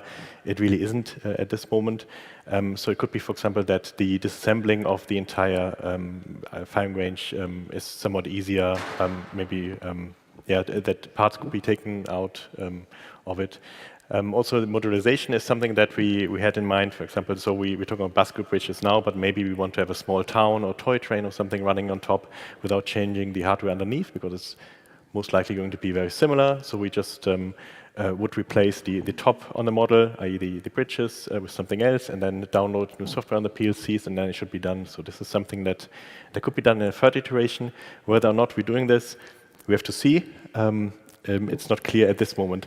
What we certainly will be doing is develop more scenarios. So the intention of this firing range was to use it for training, and we've used it for forensics training in OT, for example. So we had a two-day workshop on this, which worked quite great. But we currently don't have scenarios, for example, for penetration testing or red teaming in OT. So this is something we want to work on as well. Similarly, monitoring and detection in OT, I think, is a topic that's very interesting, and many people are interested into looking at that as well, even in our company. So for this, developing a scenario would be very worthwhile. Now, if you're interested in OT or want to know more about this project, we're here to answer questions. Of course, we're going to be outside after this talk. You can reach us via these email addresses. If you want to know what Enviso does for ICS, there's a page for that as well. And otherwise, we have 2 Twitter handles and a blog that you can look up. On the blog, there is a series about this firing range as well. So parts of what we presented, a bit more detail as well in some areas. Just check it out and see for yourself. Good. Any questions? Thank you. Thank you. So, do we have questions, I'm sure, for the audience? The front microphone, if you want to take any questions.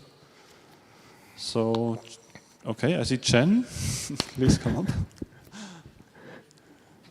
It's hella cool, so thank you very much for this. I was wondering, what other materials did you consider when putting this model together? Like, did you think about Legos or something like this, or did you go directly to printing?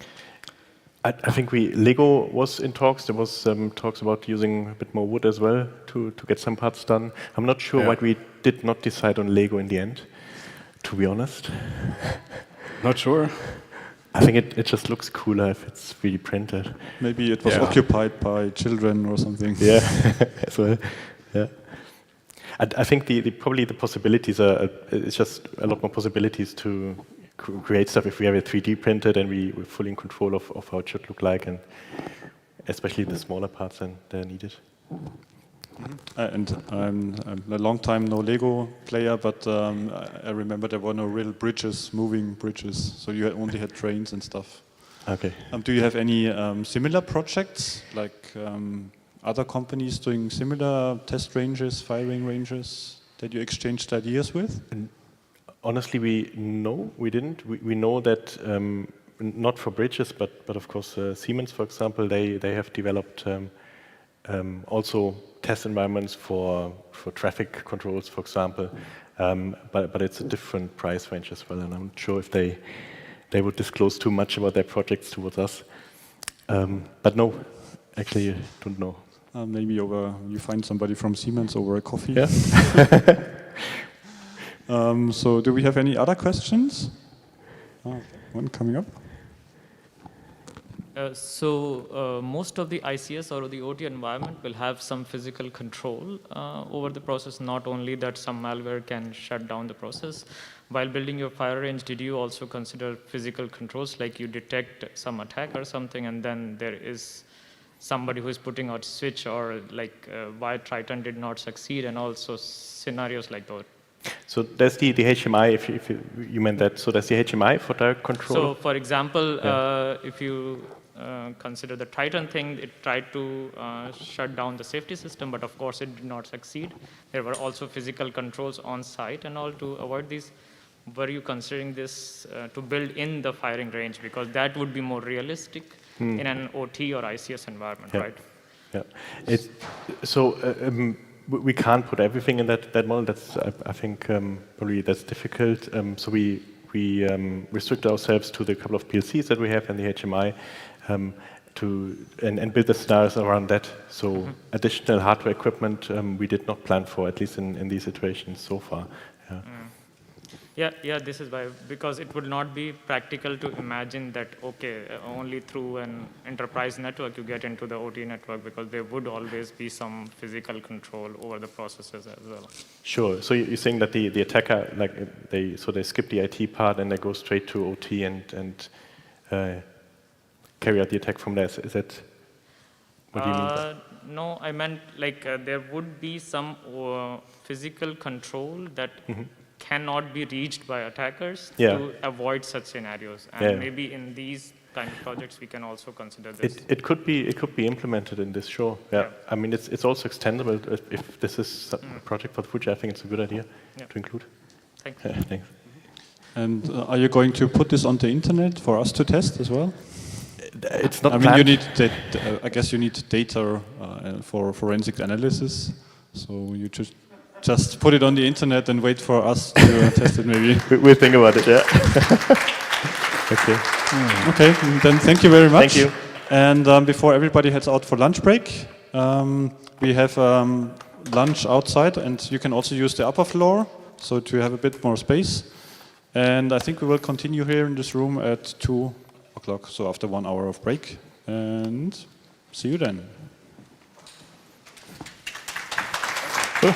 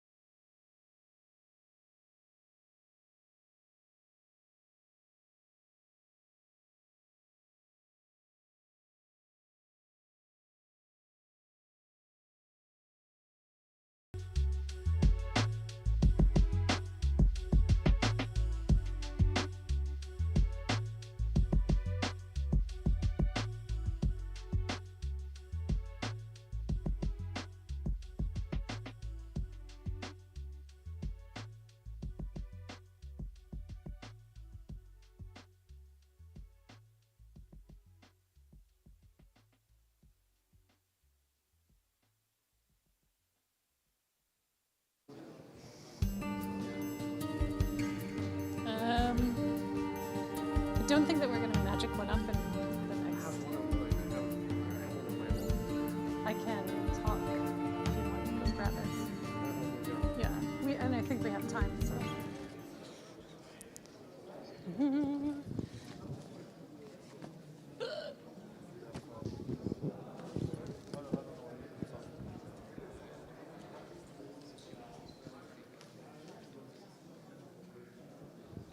Hello? Too many things.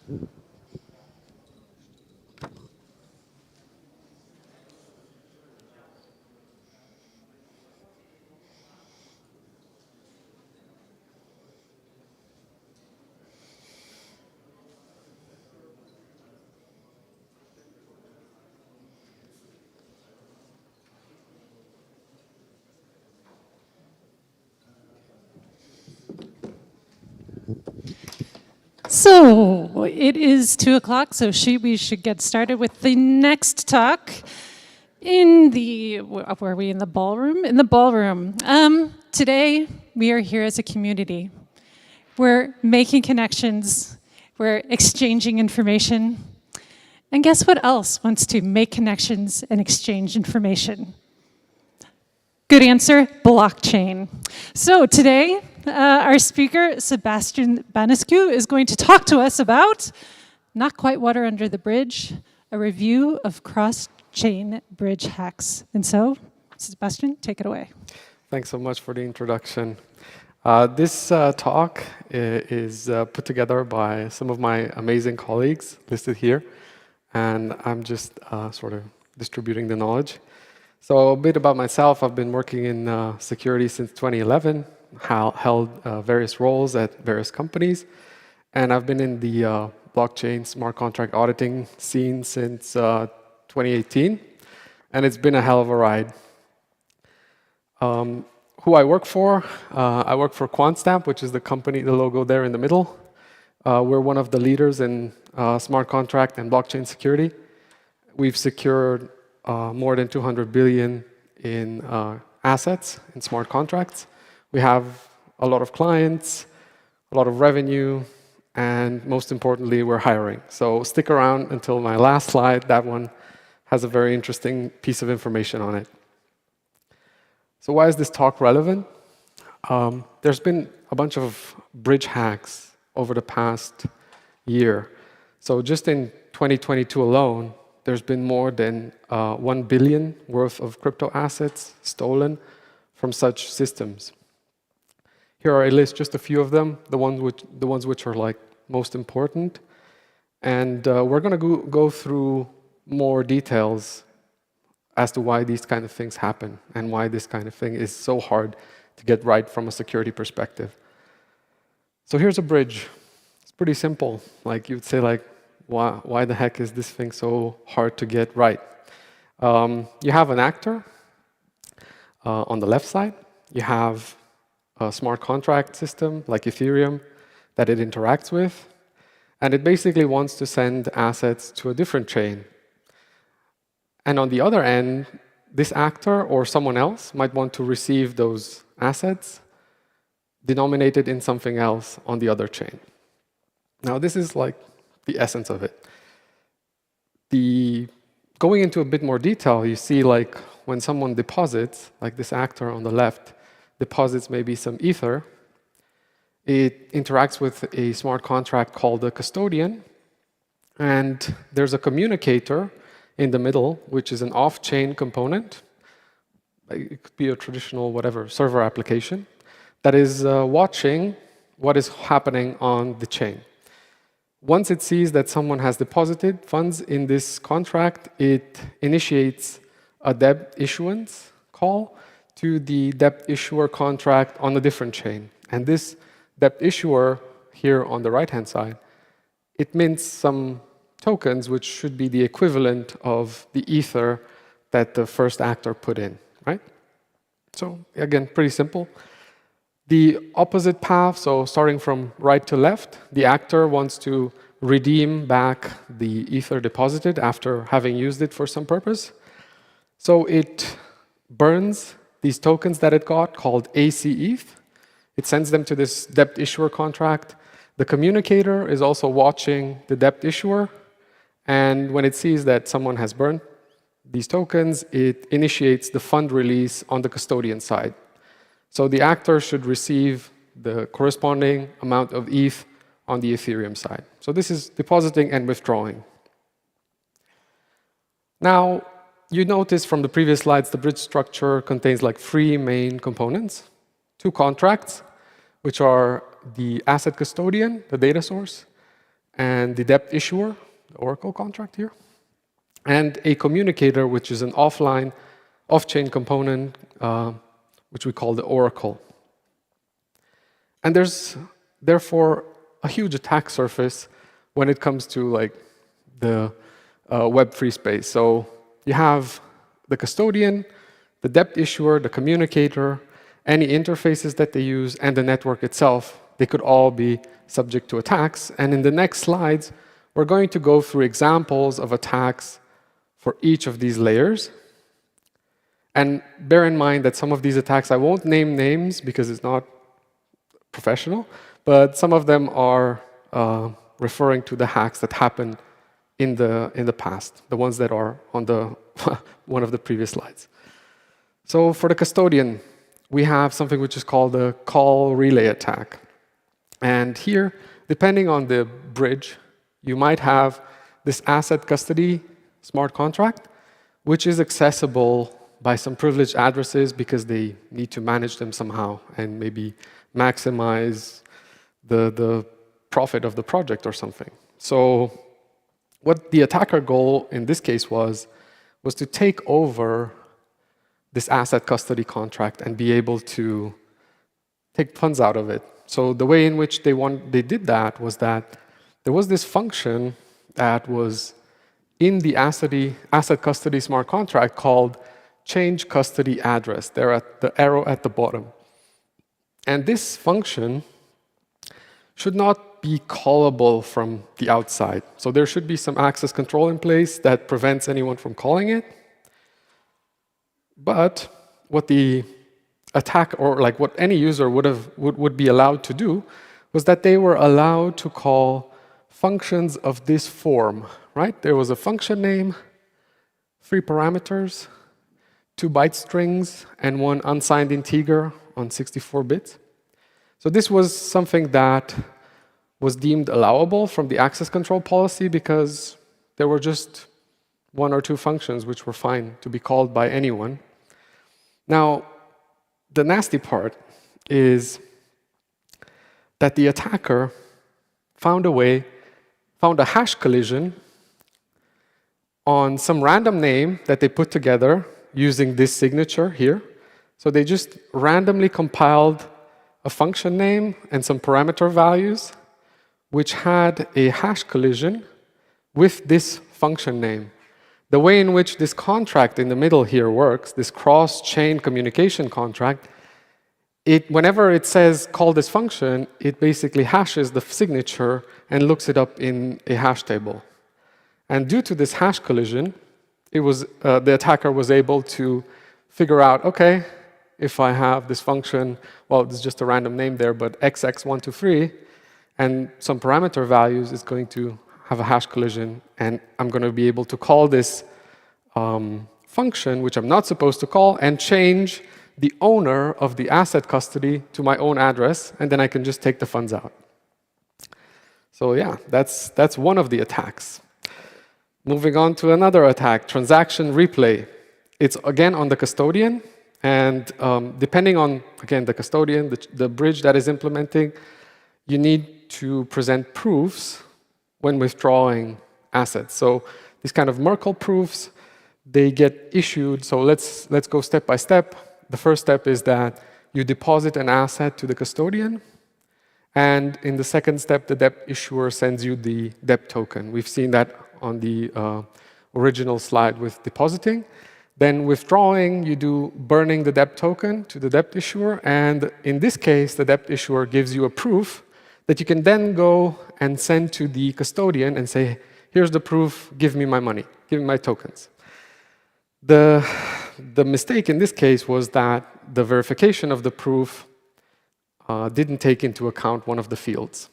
So the attacker was able to change one of the fields, and resend the proof again and again. It was a valid proof, but it was different from the previous ones. So for each replay, the attacker got the same amount until it drained the custodian. Going on to the debt issuer. So in case of the debt issuer, the attacker goal would be to bypass the signature verification, right? And arbitrarily mint these tokens, right? So the attacker, what they did in this case, it was again a very specific implementation of a bridge which received as an input parameter over here, not sure if you see my mouse, oh, yeah. It received the signature verification contract address, right? So this was an input parameter, but it should have been pretty fixed. But this is the way in which the system worked. They were just receiving this as an input parameter, and of course this signature verification contract was unique. It was a trusted component. What the attacker did, they deployed a fake verification contract, and they passed that as an input parameter. So this fake verification contract said, it's always good. Whatever you do, you passed the signature verification. And this way, the attacker was able to basically initiate these kind of withdrawals without, or like this minting without deposits without actually depositing any money in the custodian. Moving on to the communicator layer. There, the attacker has the goal of tricking the communicator into forwarding invalid messages and minting tokens. So for this particular attack, the communicator was watching the custodian and was watching if someone deposits funds in the custodian, there's an event which is emitted.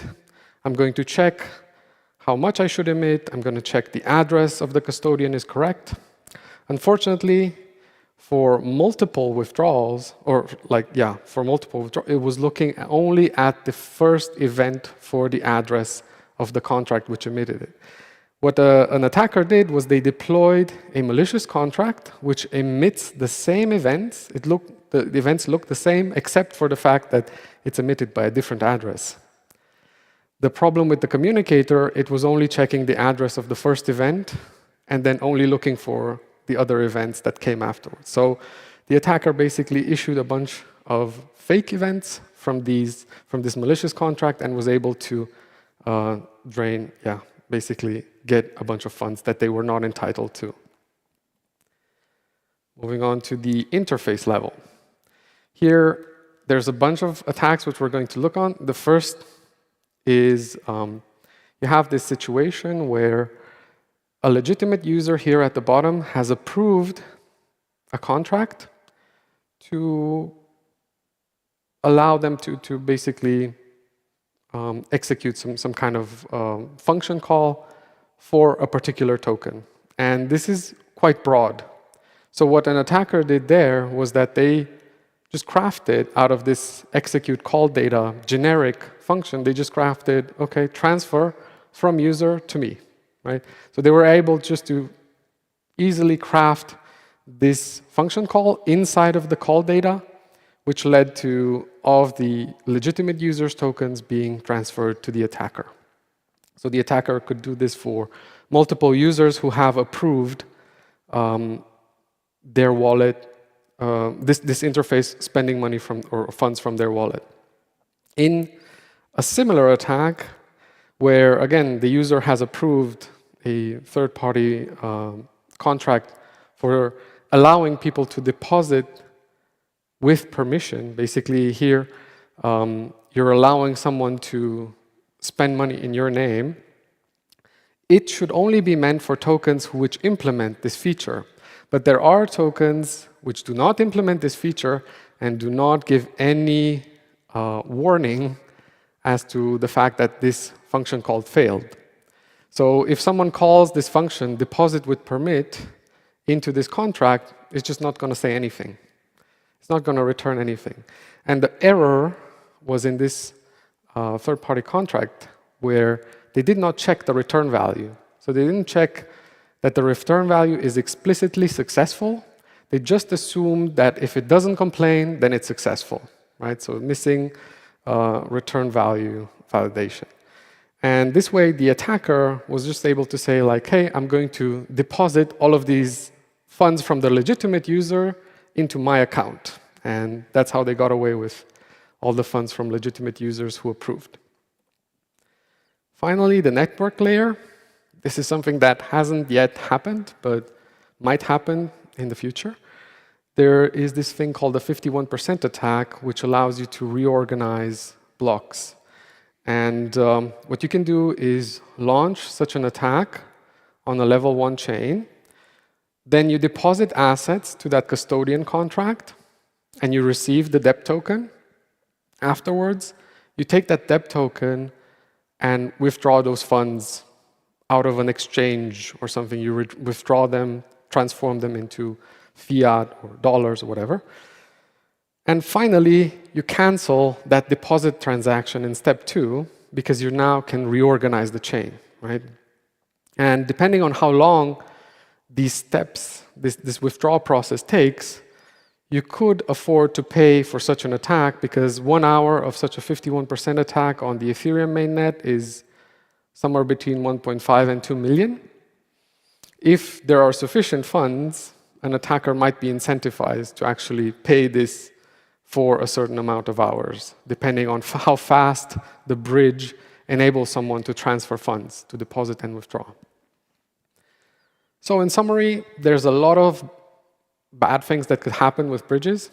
We saw things on the custodian layer. We saw things on the debt issuer layer. I'm not going to go into all of these, but basically, you might have recognized that these are not totally different from your classical security mistakes, like missing input validation, not checking return values, and so on, right? The communicator layer is this off-chain component, which is basically watching and triggering smart contracts on both sides. And there's many things that could go wrong. We only went into 1 or 2 things in this presentation, but there's a longer list, and probably it's not exhaustive. There's the interface, where basically it's not necessarily bridge-specific, but there's a lot of things that could go wrong with allowing people to deposit in someone else's name or allowing external contract calls. And then finally, the network layer, there's the 51% attack, but there could be other problems as well. Finally, just want to say we're hiring, we offer great packages, and if you're interested in this kind of stuff, finding bugs in smart contracts, we'd be happy to get in touch with you. Thanks so much.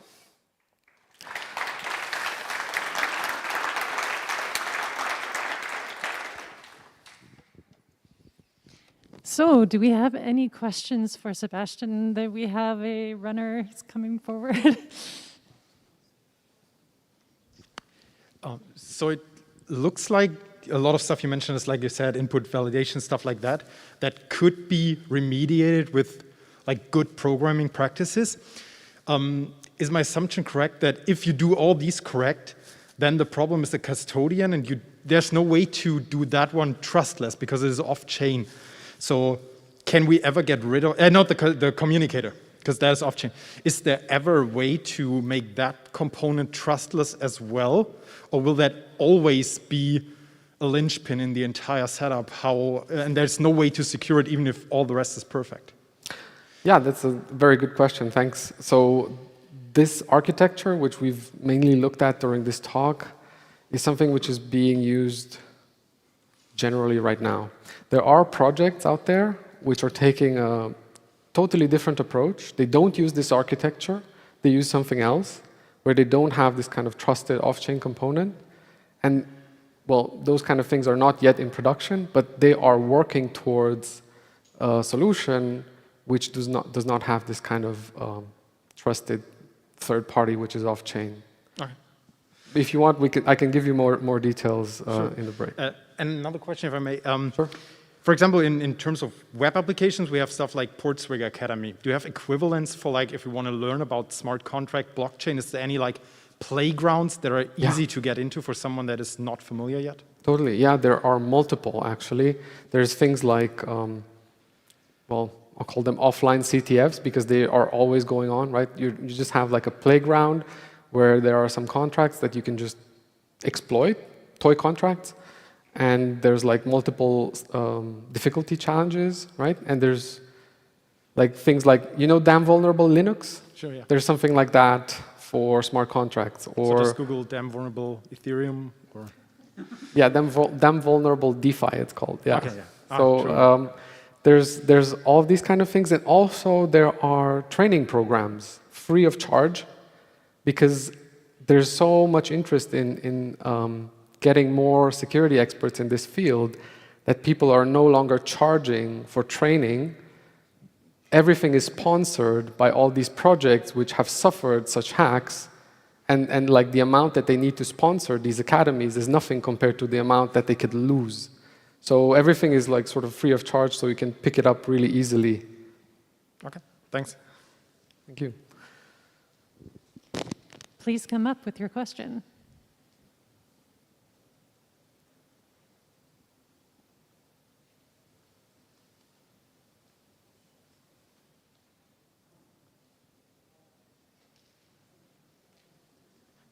Hello. For someone that is completely new to this type of hacking, I have a question. How much of hacking smart contracts and blockchain and cryptos is about actually cryptography, and how much is about more of this type of logic books? That's a good question. I think probably more than 95% is about this. Okay. And probably like 5% is about the crypto, because the actual cryptography which is being used, that is being actively researched by many research groups at top universities and many of the world's leading cryptographers. So the actual hash functions, encryption, proofs, and so on, everything is based on many, many years of research from universities. And now we're just like working at implementing applications on top of that.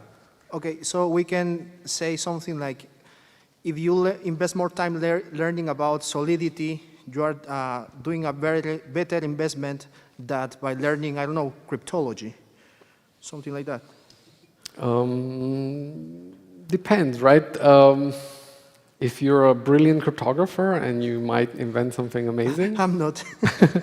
then it might be worth doing that. But I think like if you don't want to do that, then definitely learning something like the Solidity or other programming languages being used for smart contracts is a very good return on investment. Okay, thank you. Thank you.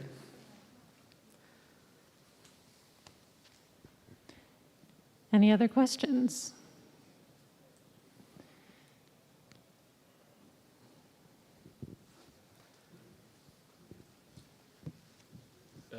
Yeah, so I have a bit of a controversial question. So your company is like doing these audits for the contracts.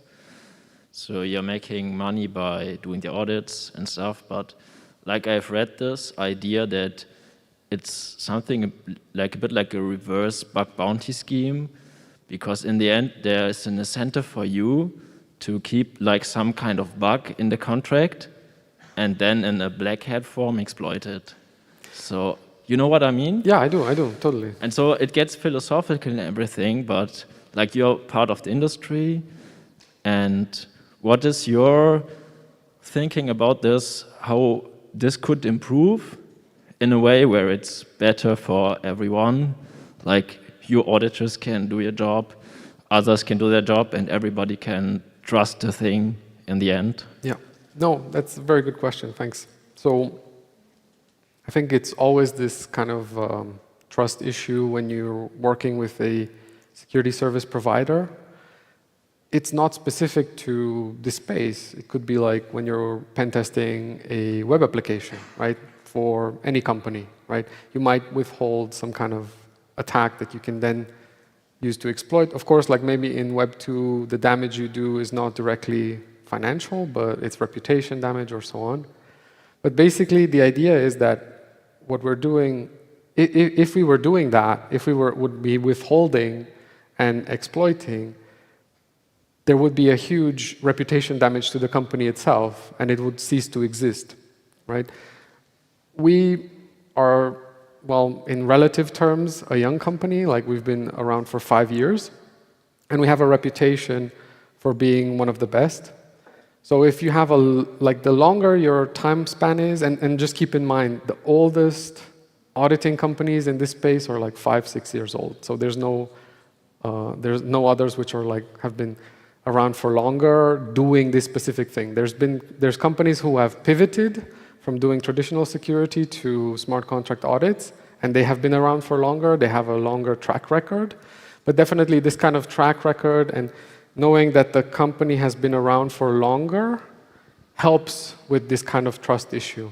Because if, let's say, you somehow manage to trick someone in trusting you, and you do this kind of thing, you withhold an exploit, you exploit it, probably in a few months to a year, your company is no longer going to be trusted by anyone because your audits always get hacked. You know what I mean? So that's sort of, I think, the way to balance this.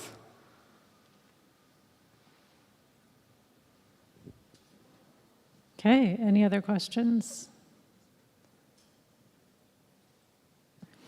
Okay, I have a curiosity question. So suppose I wanted to exchange a large sum of money, and I knew it was going to be a cross-blockchain kind of exchange. Should I just avoid that altogether, or what can I do as a consumer of this entire process? Definitely get advice from professionals, and don't just do it sort of on your own, because there are way more problems, sort of attacks, economic attacks, that someone could use to do an arbitrage on something that you're doing, right? So if you're exchanging one token for another, you have a lot of parameters, which might be like the margin that you're willing to lose in the exchange. And if you don't properly set that margin, you might end up being arbitraged by, there's an army of bots out there just looking for these kind of opportunities. So definitely ask someone for these kind of settings, right? And then, like, this is in addition to all the security issues that might be there, right? So I'm not saying there are definitely ways to do that. I've done, well, I didn't transfer large sums of money, but I've done that myself with no, let's say, issues afterwards, right? So it's possible, but you really need to be careful. Because like we've just presented, let's say, I don't know, 6, 7 hacks, but keep in mind there are like dozens and dozens of bridges, and some of them have never been hacked. Yeah. Exchanges on themselves are bridges as well. They're just a different type of bridge. They're not from chain to chain, they're from bank account to chain. Super. Any other questions then? All right, thank you so much, Sebastian. Thank you.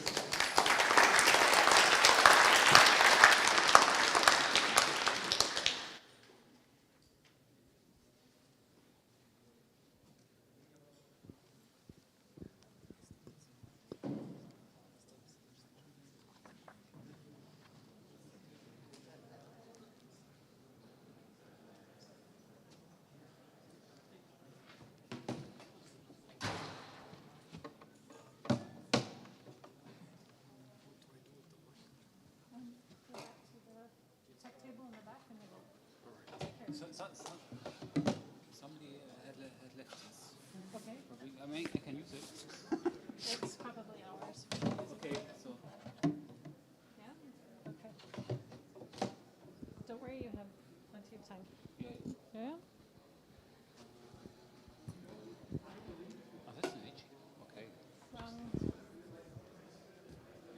Also wrong paper.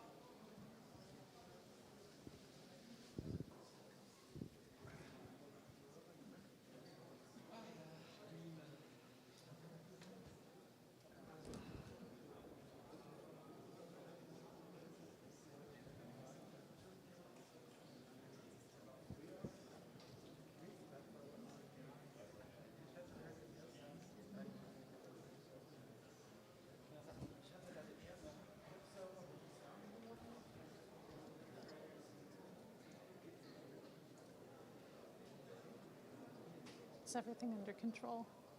Okay. All right. So we're up with our next talk. So our conference is called the one of the subtitles is Layer 6, and this is really referring to the OSI model, which is the presentation layer. So we thought it would be fun to call the conference Layer 6. It's our 6th year, Layer 6, presentation, yeah. Okay, so you get the joke. But Layer 6 is really concerned with protocol conversion, encryption, decryption, so on and so forth. And when we saw this talk, the talk is MIME is broken. We thought this is definitely a Layer 6 talk, and we have to have it. So today I'm going to introduce to you Stefan Ulrich. He is a software engineer, security researcher, likes jogging and biking, and he's going to tell us why MIME is broken and what we should do about it. Okay.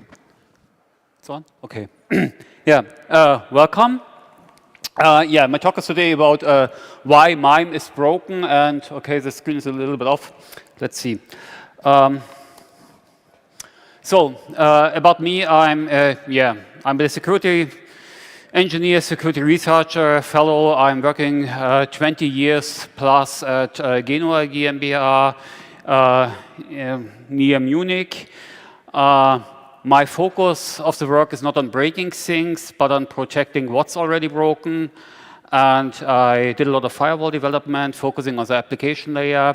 I did 8 years of collaboration with academia and research projects, focusing on defending against attacks via mail and web. And I'm currently involved more in product and research strategies. I'm working at Genua GmbH. It's a company exactly 30 years old now, with 360 plus employees in various locations inside Germany. We are a subsidiary of the Bundesdruckerei GmbH, and we build security solutions for IT and OT, and our focus is on sectors with higher security requirements, so public sector, critical infrastructures, regulated industry, e-health, etc. And yeah, of course, if you want to help, you're welcome.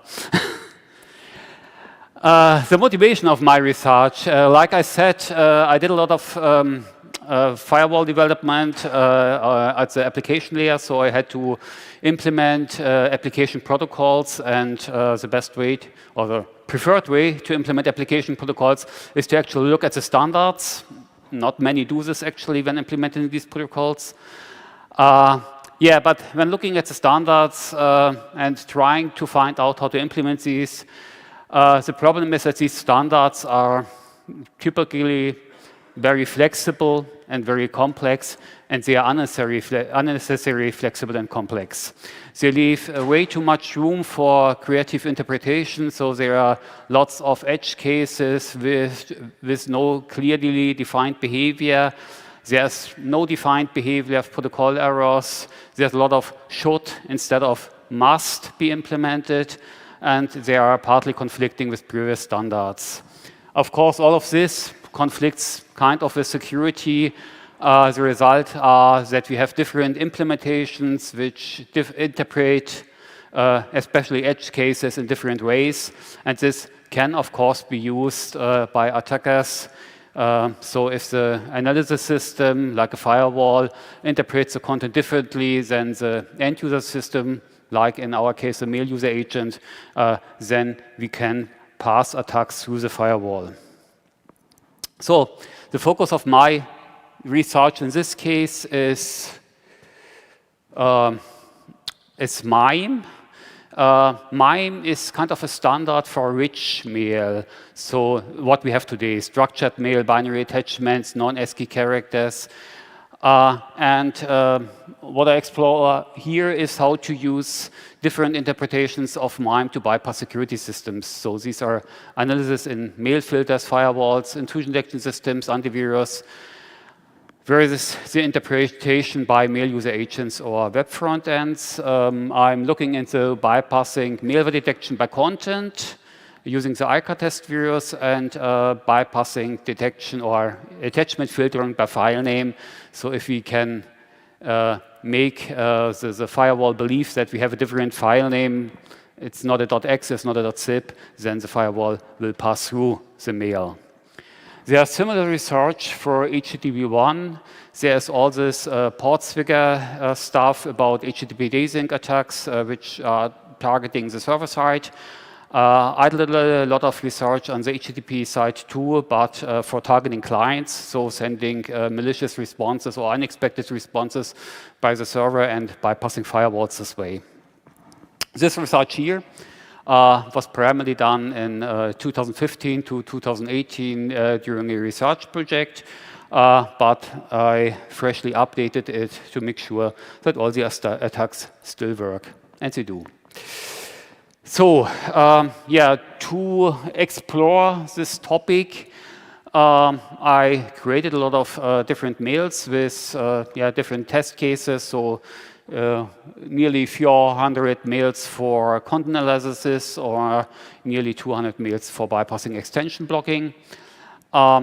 These mails I exported as files or mail directory and also as packet capture file to check against intrusion detection systems. And then I checked against several systems like various mail user agents, various antivirus and mail filter products, some intrusion detection systems in firewall I won't mention here because it's not a free one, and some libraries. Okay, short introduction into what MIME actually is.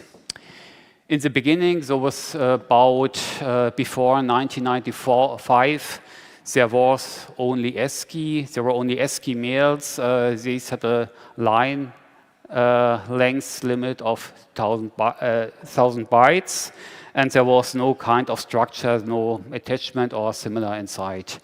1996, we got these MIME RFC, which defined different aspects of how to serialize structured information and non-ASCII information into the original limits. So yeah, binary data, structures data like attachments. And of course, like I said, this is a standard which is flexible, which is complex, underspecified, and has lots of room for creative interpretation. A year later, there were some additional standards. One is about content disposition, how to specify a file name, how to specify if the attachment is inline or external. And there is another standard for encoding of non-ASCII characters into structured data like file names or so. For some reason, they didn't include this in the original one, so they needed yet another one which implemented a totally different encoding for some reason. Okay, if you look at the source code of a mail, we see the different standards applied here. So we have the subject, which is an unstructured header field. And there we see RFC 2047, so this one, which is about encoding characters in the header. What we have here is with Q is quoted printable encoding, which means that the characters, the non-ASCII characters, are encoded in some kind of hex value. So this equals C3 means that it's a character hex C3, and then we can look in the UTF-8 encoding what this character actually means. Okay, then we have this kind of MIME preamble here, which is hidden in modern mail clients. So basically all mail clients we have today, it's only for the old mail clients. So this is everything before the first part, because we have here a multi-part mail, which is defined in RFC 2046. And we have a boundary here defined to split the mail into different parts with the final boundary here. yeah, then we have, for some parts, we have a name. So we can have a name given in this way. We can have a name given in this way. This is actually RC2231, which has this kind of encoding for long file names, which we can split over multiple parameters, because, like I said, the limit for line lengths in mail is 1,000 characters, and which has this kind of hex encoding here, which looks similar to what we have in quoted printable, but again, it's totally different, because we have here we have an equal sign, here we have percent sign, and so, and yeah, for some reason they needed to make everything differently. And then we have quoted printable encoding here for the content, and base 64 encoding here for the content of the attachment. Okay. I show some selected examples of how this can be used to create edge cases which are theoretically allowed, or especially not, they are not especially forbidden by the standard, but where the interpretation is ambitious. So, for example, in this case, we can define two content transfer encodings. This is similar like attacks in HTTP, where we have two content length setters with different values. And because we have two values here, it's not clear how this part, so this is base 64, how this gets interpreted. And depending on the mail client we use, it gets interpreted in a different way. And depends on the analysis software we use, or the library, some manage to see this and some don't see this. So Suricata IDS doesn't see the attachment, the right attachment in this case. Oops. Slight variation of this. We have one field only, but we have multiple values inside. Again, some mail clients understand this and just take the base 64 because it's the first one. No mail client actually takes the last one, but Outlook and Apple Mail don't understand this at all and just assume there's no encoding done.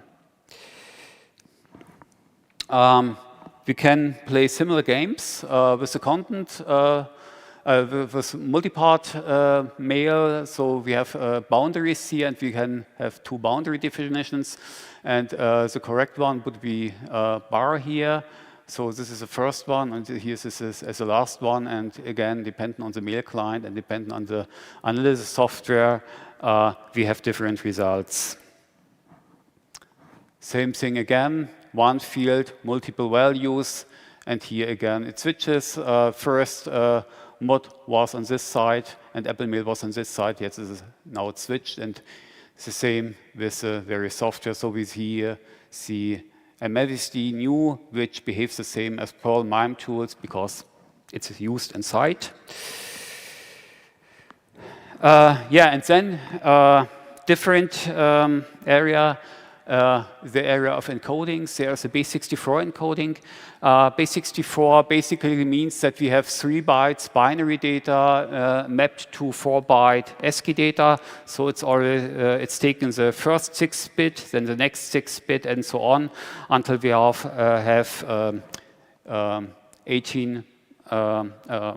24-bit, 3 bytes binary, and map these to 32 bits.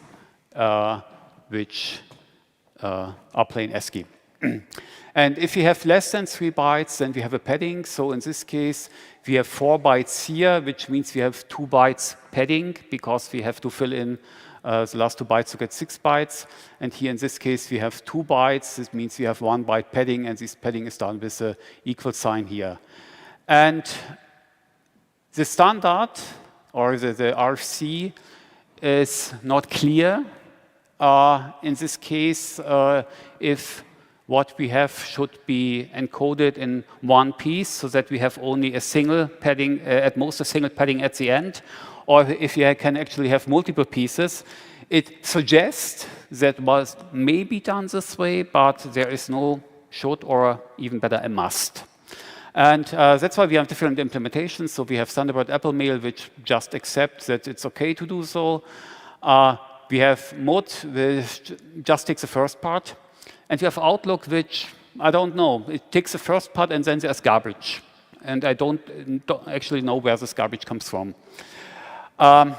Yeah, and if we have a look at the analysis software or the libraries, we see that most of these plainly fail to see what major mail clients actually can do. But we have more encodings. We have quotable printable, which is in the standard too, but we have also encodings which are not in the standard, but which are actually supported by some mail clients. There is this YEnc encoding, and this is an encoding which comes from the area of Usenet news. I don't know if somebody still remembers. It's some 15, 20 years ago, this time was it? Yeah, it's very efficient encoding, more efficient than base64, and that's why it was used on Usenet to transfer binary data. And because Thunderbird can still function as a newsreader, it implements these encoding, but nobody else does, and no analysis software is able to see this. Other interesting encoding is UUN code. This predates MIME. This predates YEnc too. It was used in former times in plain text mails to include some binary data. So we had some kind of file name here inside the part, and then we had this encoding, and then there was an end. And this encoding is very similar to base64, only it's mapped slightly different, but the idea is the same. Yeah, and this is actually a widely supported encoding. So we have major mail clients which can do it, and we actually have major antivirus products which can do it too, but there are lots of variations, so we can have different transfer encoding times. Sometimes we need the begin and end, sometimes you can skip it, etc., etc., and they all work slightly different. So there's lots of room for bypassing analysis software. And then we have another strange feature of mail, which is comments in mail header, also in mail fields. So the standard actually says that one can place comments, which is this part with a parentheses around it, in several places freely inserted. And Outlook takes this to the next level. It's basically nearly everywhere. This stuff can be inserted, and it simply gets ignored. So Outlook sees, in this case, sees bar as a boundary. All other implementations don't see this bar. And yeah, ClamF can see it, and there's this firewall which can see it, and the Python library, but everybody else cannot see this. Okay, this is about content filtering, and then we have the specification of file names. Two small examples. Like I said, we have this RFC 2023-1, which defined a new encoding for file names, and which defined how that these can be split into multiple parameters. So there is an index for the parameter, and yeah, I can split it over multiple such indexes. The order actually does not matter, which is explicitly specified in the standard.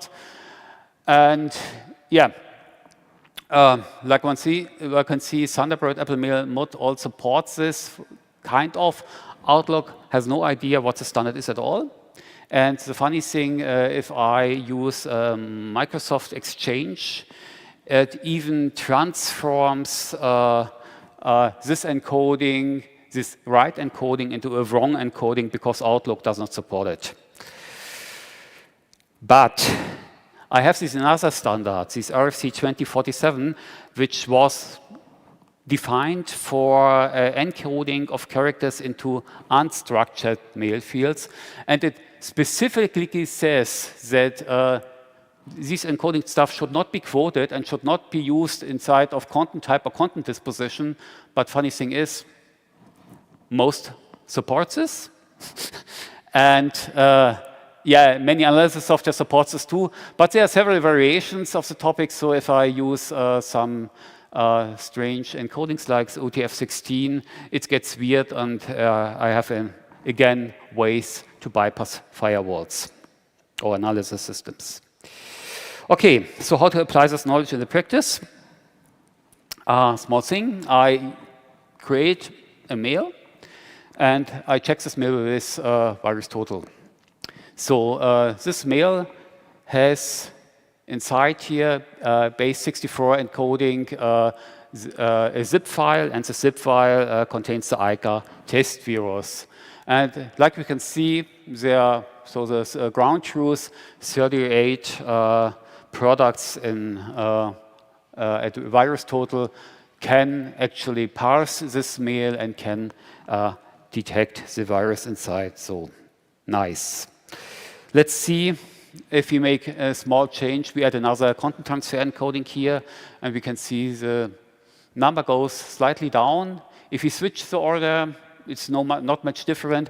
And if we specify a content transfer encoding, which is something which doesn't exist, like XXXX, then yeah, it goes down, but there are still a lot of scanners which will simply have an heuristic and see this is base 64 encoding and will try to analyze it. Okay, small step. We don't use a single chunk for base 64, but we use actually multiple chunks for 2 bytes. So we get a padding, 1 character padding after each chunk. And now the number goes way down. And even if we take back all this stuff we did before here, is it still very low. And last step, we just add multiple boundaries here, with different implementation, and now we have no antivirus product supports it anymore. If we look at the mail in Thunderbird, we can still normally just extract it, have a look at it. And if we remove this content transfer confusion here, it's still only one antivirus product which will see this. Okay, slightly different area are DKIM signatures. I don't know who is familiar with DKIM and DMARC. The basic idea is that we want to protect us against spoofing of the sender, and the visible sender inside the mail is inside the mail from header. And DMARC basically says that this from header the domain of the from header must be aligned with either sender permitted frameworks, so SPF, or DKIM signatures. And DKIM signature is actually only it's a cryptographic signature over parts of the header and over the body. And we can check this, and it's independent from the transport of the mail. So we can redistribute the mail, and this DKIM signature does not change at all, which is very nice. But the DKIM standard relies on MIME being not broken. And the DKIM standard itself is insufficient too. So there are no requirements which header fields like content type, like subject or so need to be protected. There are some recommendations, but these recommendations are insufficient. There is a way in the standard to protect header fields to make sure that no critical header fields can be added, but there's no requirement to do so. Which means that typically implementations like in OpenDKIM or so, or basically in any products we see outside, are broken. They don't properly protect the headers. Additionally, DKIM allows us to sign only parts of the mail. The idea is that some software could add some footer and the signature should be the same. And they say that there's a security problem, but nevertheless, they allow it. Okay, so what can we do? This is a mail I got about 6 years ago. And from Deutsche Post, which is a classic sender, a typical sender for spoofing. And we have the DKIM signature here, and the DKIM signature says that not the full body is signed, but yeah, only up to a specific part, like here at the end. The mail also, the DKIM signature also says that we have some fields signed here, but these are only included once. That means the existing field is including, but I can freely add additional fields. These are not included in the signature. So what I can do is here I can add another date, I can add another to header, I can add another content type, and I can freely put stuff at the end, which means with this changed content type, I have a different boundary, which means all this part up to this boundary is seen only as a MIME preamble, is not visible in the mail client today, but instead this part after that is shown.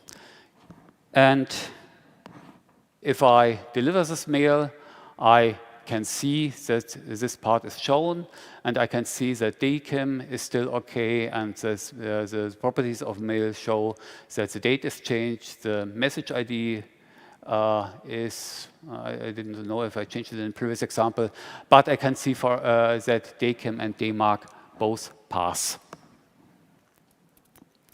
So, final words. Are there any solutions to this problem? Yeah, maybe. The problems are hard to fix. There are zillions of MIME implementations and scripts in the wild. These are often broken. There is no monopoly on implementations which could be used to enforce a minimal quality. We have such monopoly with browsers. One can try to block such edge cases, but this can cause unbearable collateral effects. I've seen this in the practice. There's simply too much junk in the real world, and in dubbed operation beats security. It worked before we installed the firewall. There's a way to sanitize the mails, but this can break stuff too. So it will break DKIM signatures, PGP, and SMIME signatures. I've seen this too. And ultimately, one can simply log the problems and then hope that somebody cares actually about the logs. Thank you.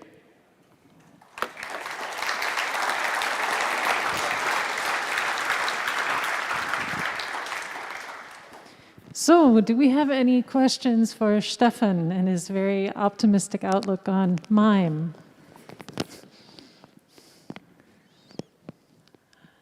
So, Stefan, I have one question, and you kind of addressed it in your last slide. If I am an administrator of an email service, what can I do? Is there anything that I should do today to protect against attacks like this? I think there's no good answer to this. Because actually we built in our product all the protections against these attacks I have shown, and we had to make a lot of these protections optional because there are a lot of junk mails outside, which are not spam mails, which are real mails, but which are actually invalid. Okay, there's another question. I'm loud. Hi. Have you taken a look at sometimes when you forward an email with attachments, then in different kinds of email clients or webmail clients, they get unfolded, even though it's an attachment. Have you been looking into this kind of scenario? Because I used to fix a bug in a webmail client where there's an attachment and a forward with an attachment, and they were unfolded, and this kind of helps sometimes mitigating also, or some bypass some firewall rules. Yeah, forwarding mails is a strange thing. There are two options to forward a mail. It's the inline forwarding, it's the forwarding as attachment. And the forwarding as attachment is supposed to just put in the original mail, but one can actually modify it. And then there are different problems on top of this, because if the original mail was transferred over a path which is 8-byte clean, and then I forward this mail, and the next path is not 8-byte clean, which is the traditional path with SMTP, then I might need to rewrite everything. So it could be used to kind of sanitize, but it will then it might also break. It might break DKIM signatures, it might break PGP and SMIME signatures. You mentioned that you generate a lot of test cases. Are you aware of any publicly available weaponized frameworks to exploit these issues so that I can target specific setups and generate a mail that will bypass these checks? No, I'm not aware of any other research in this area, in this depth, but if you want to start such a research, come to me and I give you the test cases and the framework to generate these. Awesome, thanks. All right, that should be the last question. We've reached 15 o'clock. Please give Stefan a hand. The line is broken. And we now have a 30-minute leg stretcher break, so go out, get some air, and come back for the next talks.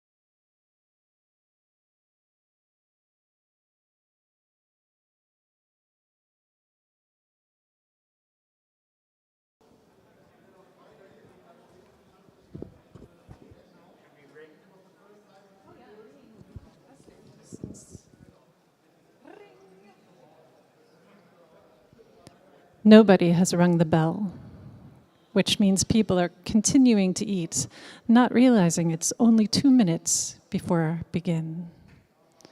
Tension builds. Will they get into the room in time? Will we have enough time for this whole talk? We will, don't worry. But I do hope someone rings the bell. The bell is a very powerful tool. It's soft, yet commanding. Philosophy on bells at BSidesMunich, Layer 6. You heard it here first. I hear the gentle bell ringing. Now it's a more insistent ring. Come to the room.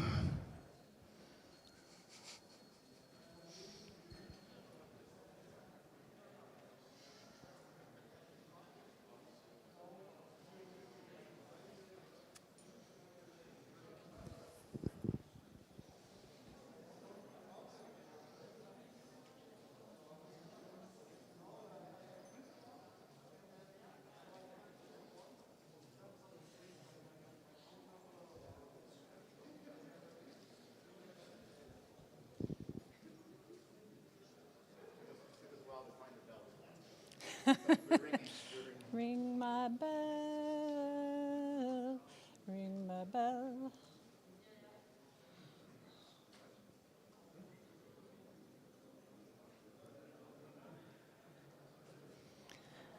Join us, folks. Have a seat. We're about to begin.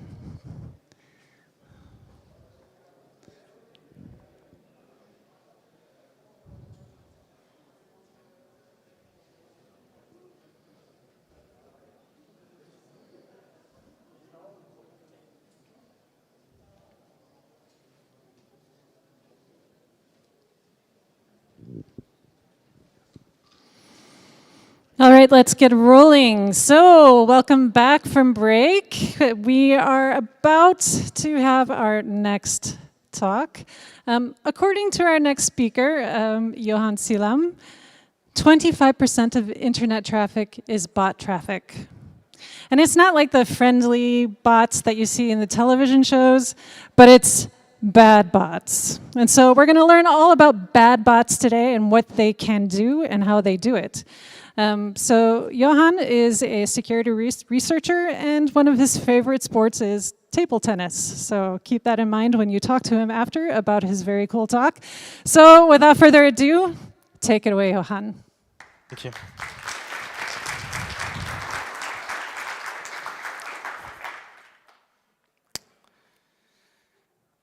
So hello, everybody. Nice to meet you. My name is Johan Silam, as Jane said. I'm working for an Imperva company. And this talk is going to be about advanced bot landscape. So before we start, I'll give you a short introduction about myself. So security researcher with 4 years of experience in cybersecurity. I spend the major part of my time analyzing malwares, but more recently, I spent time on web application security. I try to understand the advanced bot ecosystem, try to see their behavior, if there are ways to detect them or even block them. So this is the agenda of the session today. First, we will see together the advanced bot ecosystem. Then I will show you the internal structure of an advanced bot. And lastly, we will see together a few evasion techniques and the detection that we can provide. So let's go. But before we start, short definition of bots. Bots are softwares that automate action on the internet. There could be good bots, for example, the Google bot that's scrolling the web in order to improve its search engine results. And you have bad bots, for example, the ones that are scanning all in the internet in search of vulnerable websites. The difference between the two is the consent of the server being reached by those bots. For example, a bot that's not respecting the robots.txt file at the root of the website will definitely not be a good bot. OK, so the market of bad bots is huge. The market, just talking about ticket scalping, it was estimated to be roughly $8 billion in 2017. And we can see that the market of bots is growing in general. Web scraper software market was valued to $500 million, and this was like almost this year. You have communities gathering hundreds of thousands of people, exchanging advices about bots, selling bots, buying bots, and there are many ones that I'm going to show you in this presentation. So this is such a huge market that very efficient bots can be very expensive. Here is the example of a bot called the Wrath AIO, out of stock in its own website. And on the resale market, you can find it for no less than $1,700. Here, AIO means all-in-one. That is, this bot is able to scalp. Actually, it's an advanced scalping bot to target all sites developed with the Shopify framework. OK, so now let's talk about bot traffic in terms of numbers. So I've been spoiled a bit, but it's completely OK. Bot traffic was measured to be roughly a quarter of all internet traffic in 2020, where good bot is only representing 15% of it. And when we drill down into this, we can see that more than half of it is the fact of advanced bots. So what do we mean exactly by advanced bots? So we have a few things in mind. The first one is usage of headless browser technology. This is a technology that enables the rendering of web content almost the same way as a real browser would do. An example of such technology is Selenium, for example. We have in mind the rotation between anonymous proxies. Most of the time, there will be a residential one because they are harder to detect. And also advanced anti-detection mechanisms, for example, the ability to mimic human behavior during the solving of CAPTCHA. We'll see an example of that later. OK, so what's the purpose of advanced bots?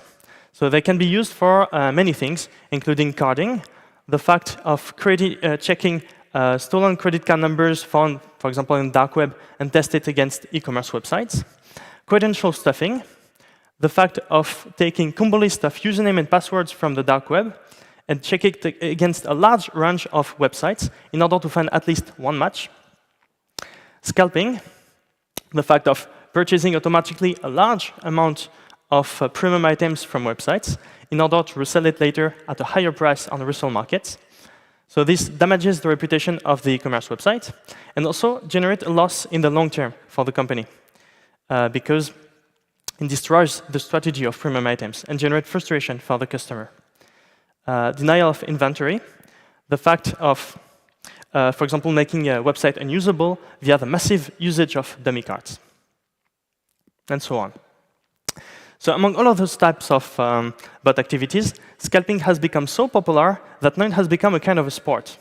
So this is a video taken from a YouTube channel called Botting with Burger, showing one guy using two different bots, advanced bots actually, in order to scalp the premium release of one specific company. So he's using on the left side a bot called CyberIO, and on the right side, Torubot. So each of the lines that you can see, it's pretty difficult to see, I'm not sure if you see it well, is a scalping task operation. And their status is evolving. Initially, it's connecting to the website, then filling the form, and eventually solving the CAPTCHA and doing the purchase operation. So what you can see in the left, at some point, the lines turn green, which means that the full flow from the connecting to the page, monitoring of the price, and the solving of the CAPTCHA was entirely successful. And on the right side, you can see that it stays black. At the last stage, it's not possible to read because it's too small, but it says PX ban. This tells that the security vendor of the website was able to detect this traffic as non-legitimate and was able to block it. So this video is roughly a year old. And this shows that in real time, the bypass of a security vendor by advanced scalper, actually called CyberIO. So I showed you this GIF in order to show you that this is an actual concern to be able to block this kind of traffic, block this kind of advanced softwares. OK. So one of the challenges of this research was to get access to the files of the bots. Because very often, bots were out of stock in their own websites. And even sometimes on the resale market, they were not available. So I list for you set sources that were very useful to me in this investigation. So first, you have general hacking forums. For example, Hack Forums, Crack.io, Null.2, Fraudster Crew, Install.ly, all of those are hacking forums in general. And so you can search for a specific tool, or you can see new tools that are coming up. You'll have one post describing the tool. And most of the time, eventually, you'll have a link to an archive that's stored either to anon files or megafile upload. You'll have, of course, to be careful, because those may give you a small gift. They may be also infected by malwares. So you should analyze it in a specific environment. OK. So here are other kind of marketplaces that were very useful. So as I said, scalping has become extremely popular. Now you have even marketplaces that are dedicated for a type of scalping. Oh, shit. OK. For example, ticket bots. So ticket scalping or sneaker scalping here. OK. Sometimes we were able to get access to the source of a bot in GitHub. It was the case of Cyber.io, for example. Or behind misconfigured server, we were able to get access to the file of one advanced bot called KGIO. OK, so once using all of those techniques, we were able to gather something like 40 advanced bots, so only advanced. We'll try to answer a few questions. What are the statistics in terms of programming language, in terms of headless browser technology? What's the internal structure of these bots? And what are the evasion techniques that they are using? So I'm going to show you this now.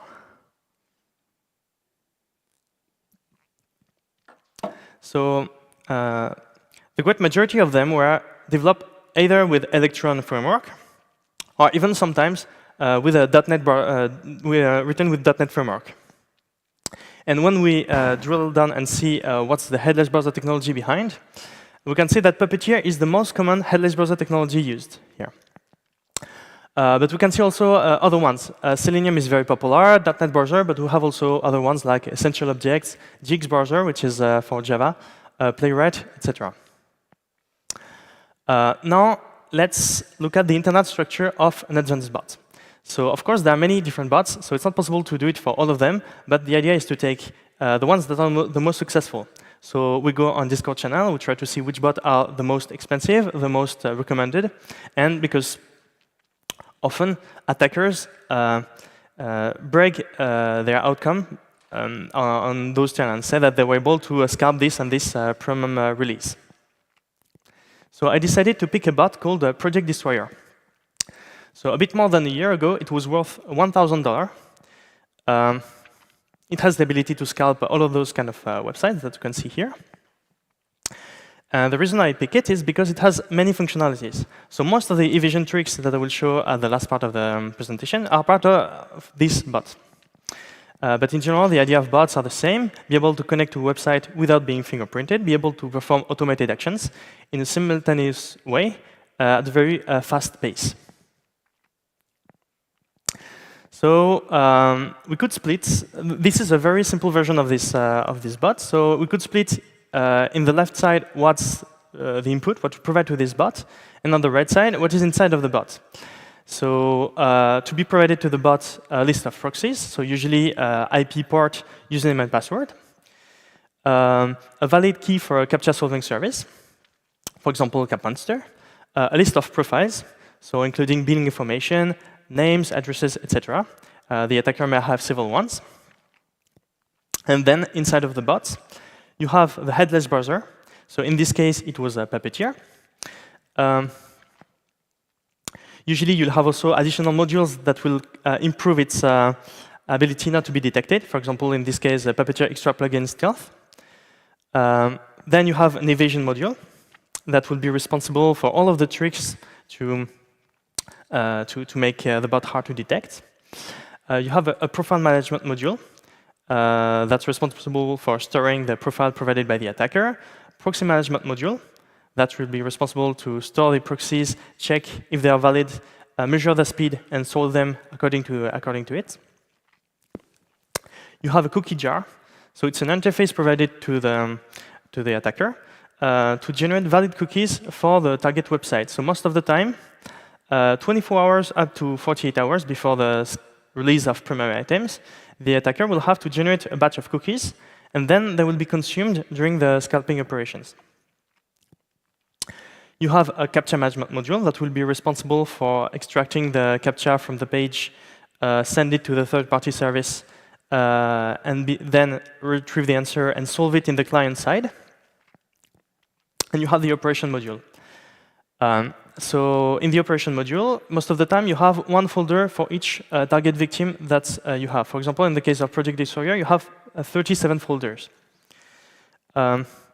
So it will contain the script in order to click on a specific button, to fill a form, etc., and then to call the other components. OK, so let's zoom in and see what happens in one specific task. So the headless browser here, Puppeteer, is started with, as I said, a feature in order to make it harder to detect. For example, set the WebDriver to false. Then the bot will craft plausible device attributes for the bot to look like a real device. I will show some examples just later. Then the bot will pick pre-generated cookies and proxy for the specific target. Then the bot will monitor the price of the premium item that it wants to purchase in a loop. If at some point the price is below the threshold that is set by the attacker in the task, then the purchase operation will happen. When the CAPTCHA is provided to the bot, it will be sent to the third party, and the CAPTCHA will be solved. OK. So now let's look at a few evasion techniques and some detections that we can provide. First of all, it's not actually evasion, it's code protection. So the code of this bot was quite strongly obfuscated. When you try to expand it this way and execute it, you will crash with this specific error. So what actually the code does, it checks the difference of string representation of functions when the code is non-touched and when the code is being debugged. So I had to understand which part of the code was responsible for this check, disable it, and then I was able to detect the other tricks used by the bot that I'm going to show you now. So one of the tricks that they used was to add non-mandatory HTTP headers to the fields of the requests. So here, for example, you have a list of 7 different fields that are non-mandatory HTTP header fields. And there are randomly a certain number of those fields are added to the request that will be sent for one specific scalping task. So this is done in order to make the bot looks like a slightly different device each time it's performing a scalping operation. So this is not actually JavaScript code. I deobfuscate it and show it in like pseudocode. OK. Another small trick that's worth mentioning, it's called address jigging. So the bot is extracting the addresses provided by the attacker, and then it's parsing it and finding the keywords associated to roads, avenues, lanes, streets, etc., and then slightly modifying it in order for all of the scalping tasks, even though they're directing to the same address, eventually to look different for any security device that would try to find scalping operations. For example, there is another function that will add leading 0 before the numbers of the addresses. OK. Another important topic that can be discussed related to advanced bots is the ability to stack CAPTCHA solving services. For example, there is a new tool called AYCD AutoSolve that can be integrated with some advanced bot, including CyberIO, for example, that enables the attacker to prioritize different CAPTCHA solving service. For example, first the CAPTCHA will be sent to CapMonster, and if the CAPTCHA cannot be solved by this specific service, it will jump to the next one, and so on. This maximizes the probability that eventually the scalping operation will be successful.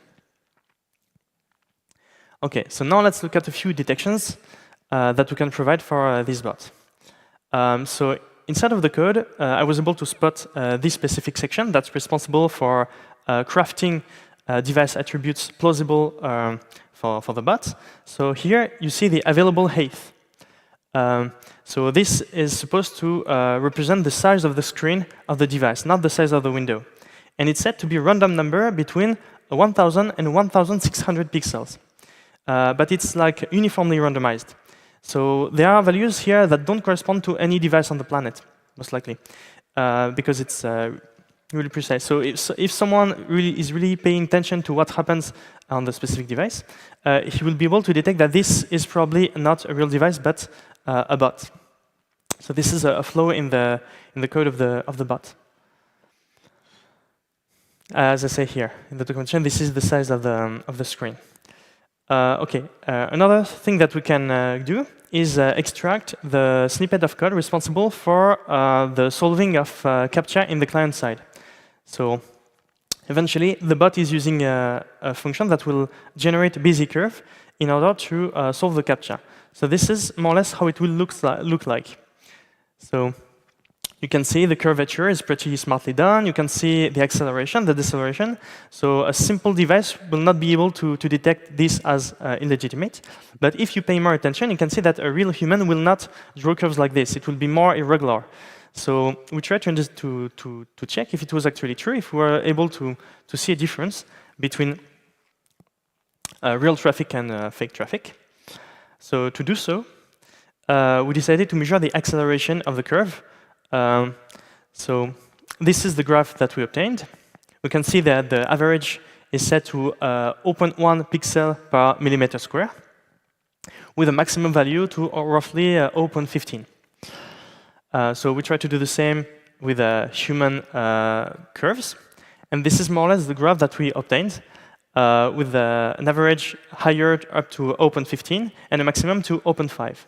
So the question here is not if we can detect bots using this kind of technique. This bot actually using this kind of technique is how much time do we need in order to be accurate enough to be sure that this is indeed a bot. OK, so as a conclusion, the malicious of market bots is large and expanding today. Then there is a predominance of Electron framework for bot development and Puppeteer as a headless browser technology. And lastly, it's a cat and mouse game, which means that knowing the code of the opponent, be able to understand the tricks that he's using is a great advantage in order to help the for the detection of those tools. That's it. Are there any questions?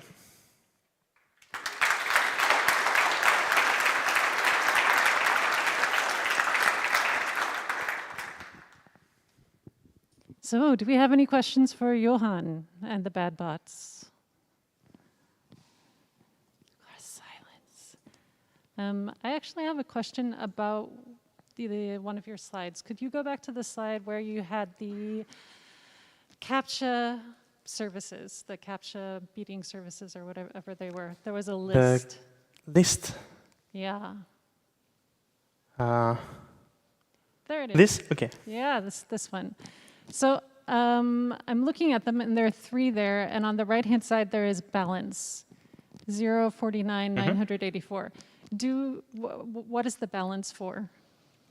So the attacker has to register for each of the services that he will integrate with AOSCD AutoSolve. So he'll have to pay for each of those services. And then each time they are requested, then the balance will decrease. So when the balance is set to 0, so you cannot use this service. So probably it will skip automatically to the next one. OK. So then do these services cost different, like per time of use? Is there a different price between the different services, or are they roughly the same? So the prices are roughly the same. They can vary a bit, but more or less it's something like open $1 for each request, something like that. OK, interesting. And then you talked a lot about scalping in your presentation. And to me, I'm very old-fashioned. Scalping to me is where I go to a concert and there's somebody standing outside holding tickets up and saying, please buy my tickets, and the concert is sold out, and I pay a bunch of money for that. What does scalping mean in sort of this realm, in the bot world? I said that scalping is okay. It damages the. So first, it's something that's almost everywhere in the market of bots, and actually, this is where the most advanced we can find the most advanced bots, because they need to have a very strong interaction with the website. It's not only about like sending one request. It needs to keep a communication, be able to move from page to page without being spotted as malicious bots. So as I said, scalping damages the reputation of companies when they're successfully attacked. And that's why companies really try to invest in order to be able to protect against those threats. So this is why this presentation is like slightly oriented with scalping bots, let's say. Okay. And then what is the target then of a bot that is engaging in scalping? What's the target? Yeah, what is the absolute goal? So there are many targets, so I show a few of them. So for example, all websites developed with Shopify frameworks, but there are Amazon, of course, eBay, Walmart, Adidas also. I mean, if you go to any of the markets that was listed above, you can see the list for each of the bots that you want to purchase. You will see the list of targets that it has the ability to attack. Okay. I think we have another question up here. Yeah, yeah, thanks for your talk. And I got a question about bot protection. I work on a software as a service product, which is very, very attractive for people who are trying logins from database leaks. And for us, the invisible reCAPTCHA from Google was the only solution to protect our login against bots and automated attacks. Do you know how safe they are? Like a reCAPTCHA, I think it's top of the notch, or one of the top of the notch solutions. But do you have any experience? So reCAPTCHA is relatively strong, but of course, I mean, there are always the machine learning tools that are currently used by third-party CAPTCHA services are stronger and stronger. Even at some point, what they do is they just automatically send it to a specific person that will solve it manually. So this is, I think, the case. You have like a tool called Death CAPTCHA that's doing both of it. It's so if the CAPTCHA is simple, it solves it with machine learning. If not, it sends it to someone, usually in India, that will solve it. So it's an ongoing challenge to be able to improve CAPTCHA strength. But there are many different ways to try to detect bots. Not only about like CAPTCHA. This is like the end solution that actually companies now are trying to avoid because it's time-consuming also for the consumer. It's bad user experience. Thanks.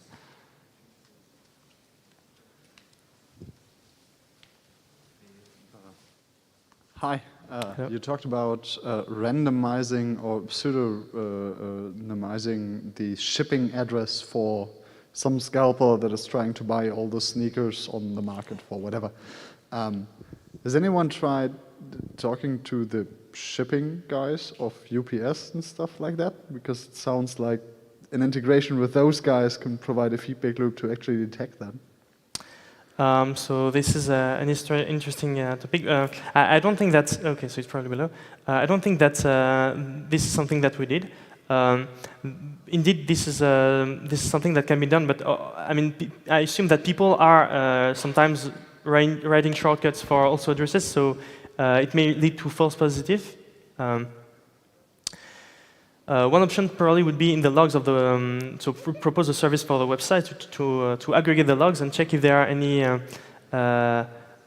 aggregation that can lead to detection of scalping operation. This is something that can be done eventually, more at the level of the log analysis. Okay, thanks.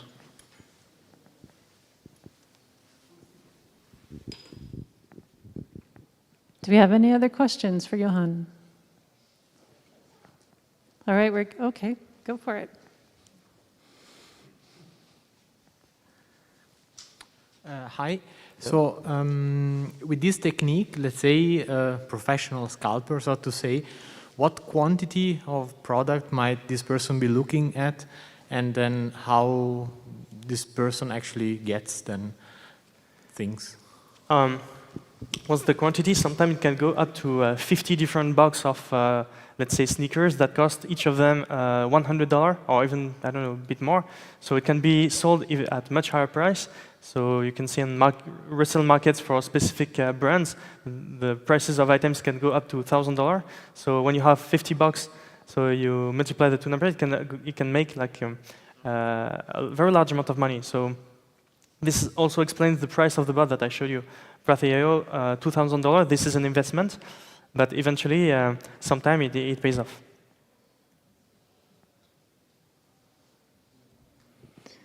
All right, we are getting to the end of our time, so please give Johan a round of applause for Bad Bots.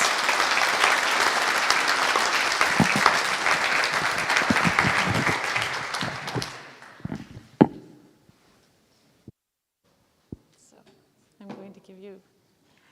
Thank you very much.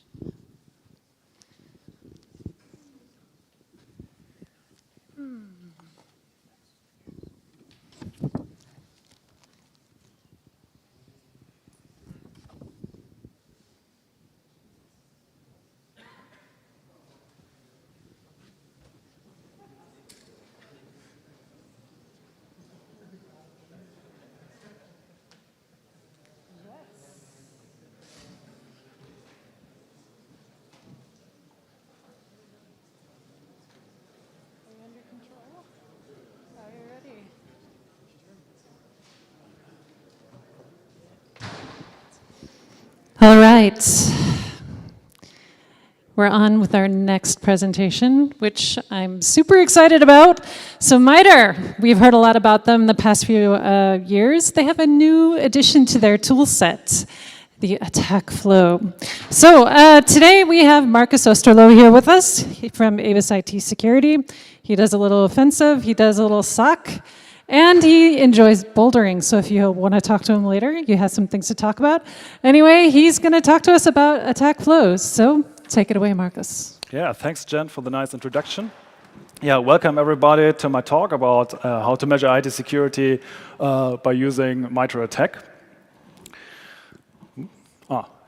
Yeah, some words, additional words about me, myself. I have a master's degree from the Ruhr-Universität Bochum in IT security, and I'm pretty into, like Jen already told you, into the offensive part, and use my knowledge to currently building up SOCs and blue teams so they get, from the attack perspective, a better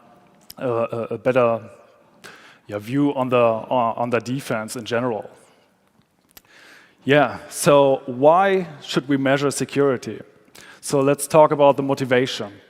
Imagine you have a bigger IT environment, let's say in a company, and in this IT environment you have distributed responsibilities. Like you have some guys that are managing the clients, you have some guys that are managing the servers, web applications, and so on and so forth.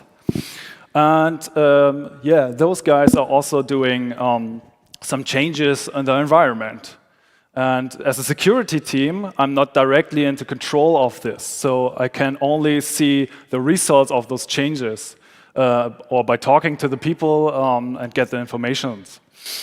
So it would be great for me as a security practitioner to get these changes directly on a regular basis. So I can state, for instance, assumptions about my environment and say, hey, I need, for instance, this very important firewall rule, and say that my environment must be like this. Or for the security operations center, you have a use case, for instance, and you want to check if this use case is still working all the time because you're getting the right logs and there's nothing missing. So it would be great to have something to measure this and to verify this so that we can build security on confidence from our security perspective. So for this, let's talk about MITRE ATT&CK first. So what is MITRE ATT&CK? In general, MITRE ATT&CK is a framework with generic attacks in it. Those generic attacks are categorized in different tactics, the so-called tactics here. This is the upper line here, where I can say I have something like initial access, so how do I get into the company, execution, so I get my code executed, and so on and so forth. And then we have the generalized attacks that were described on a very generic way here. And so what can you do with it? Because it looks at the first glance like a boring table. Okay, it is sometimes. But you can do with Mitra attack modeling. So Mitra is also doing this for you. So it is modeling some attacker groups or attackers in general. And let's see how it works.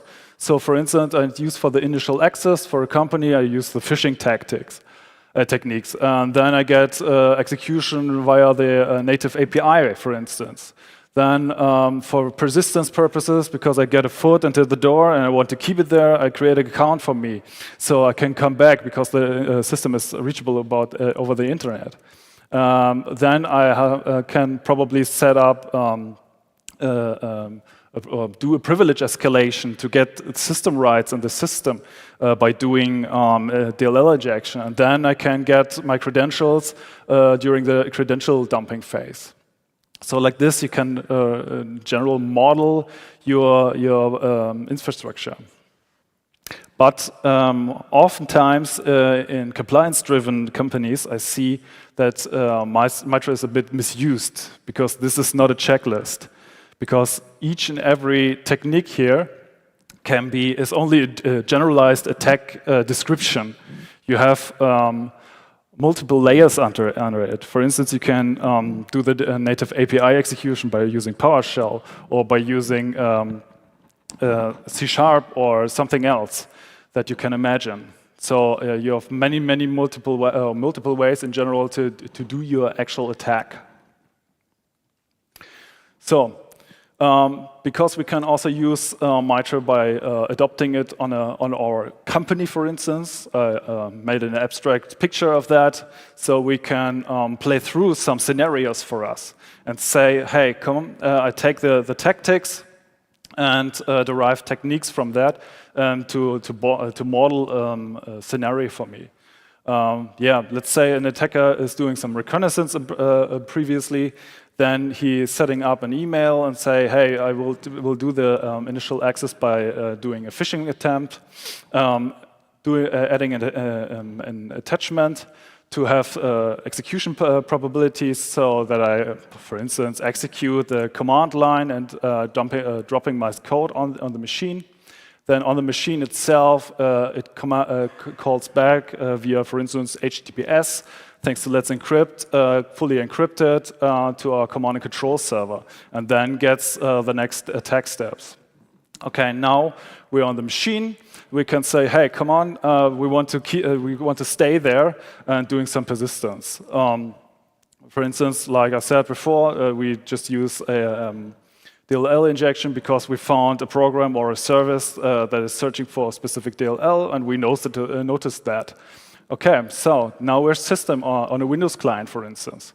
And the next step is for us, for privilege escalation purposes, after that, the next step is moving laterally. So when we're a system, we can simply dump ELSAs if we do the right steps before and jump to the next box. And here we found, for instance, some text files for the next machine and doing some collection and exfiltrate the information to a different server in the internet. And so you can adopt all the tactics with derived techniques and play with Mitra attack in general to get a feeling and an overview of your attack landscape and play something through. So, okay, we saw now Mitra attack, but how do we measure? So, in the past, we did our security testing, for instance, like something like red teaming, where we hired an external red team and said, hey, come on, guys, hack my company and give me a report about that and tell me how I can improve that. And then, yeah, this is good. This is very important, but it's most of the time it's doing only annually. So you have a snapshot of one time in the year about your current security state, and only one or two different ways into your company. So the next candidate might be penetration testing, which is a more focused approach, where you can say, I want to test this machine or that machine or the entire network, this web application, and so on.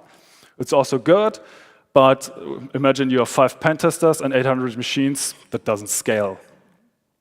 So then also a candidate is vulnerability scanning, which is also great because it's a broader approach.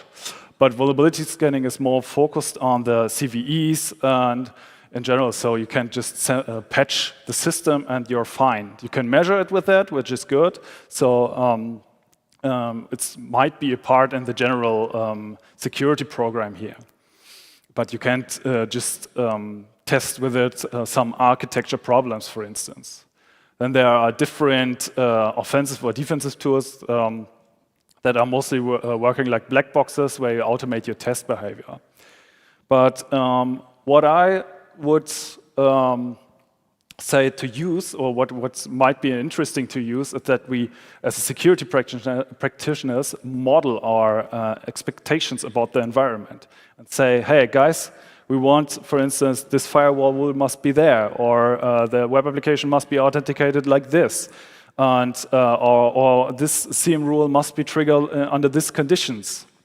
So it's more like the mindset of the software development lifecycle, where when you use the test-driven approach and say, hey, I write a test for it and check if my condition that I want to have is there.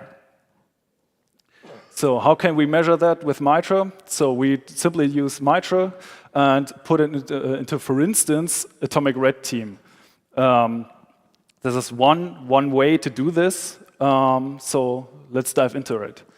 So what is atomic red team? Atomic red team is actually a Mitra use case that you can model with a simple YAML file and run it like an attack. It's actually an attack in general. So you have different sections here in an atomic red team case. The first one is the input arguments. Imagine this like variables for a function. Then you have to check the prerequisites. Then you run the attack itself, and you're cleaning up the system to become the previous state again, to be clean. So, okay, let's show this on a small example. Let's say we have some source files here because we want to run a stager, which is written in C# and have an output file somewhere in temp. Then we have a prerequisite that we need a special compiler and also the access to this compiler. And then the next step is to compile the code and run the attack. And after that, we remove all the files that we generated like this. Okay. This is an atomic test, which is great, but for measuring, it's not enough, because we need criteria. Without criteria, we can't measure anything, and we can also validate anything.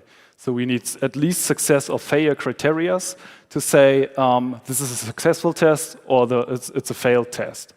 So when the attack goes through, the test is successful itself, but it's a failure for us because the attack is working. So let's look at the example here again. We have at least 3 different criteria here. So we need to get the compiler must be existing, and we need access to this compiler, because I can block it by, for instance, app blocker, and then an attacker is not able to use it, potentially. And then I want the stager to do what the stager is doing, connect to the command and control server, and load the next stage. And then we have a successful attack in general.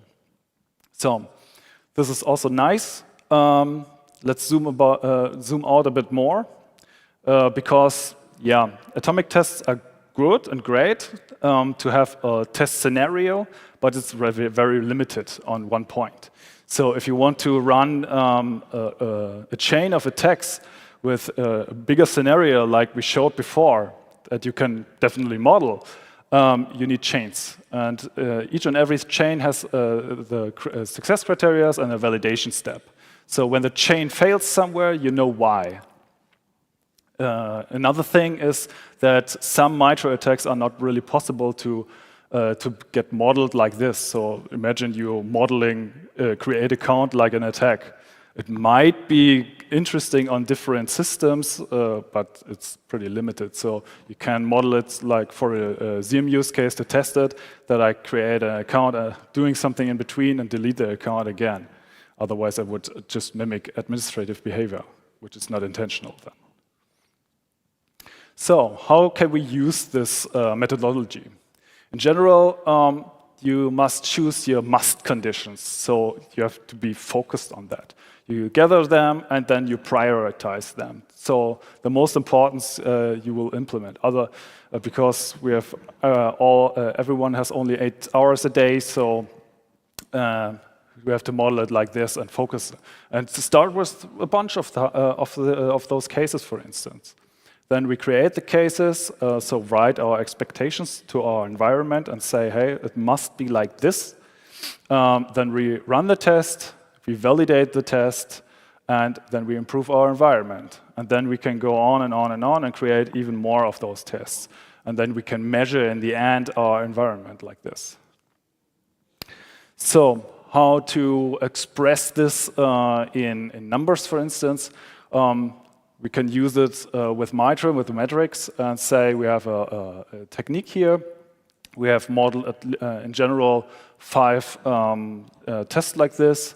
We are mitigating 4 of them and alerting only 2 of them. The goal should be to mitigate and alert every 5 of them, but sometimes it's simply not possible because you have way too much false positives.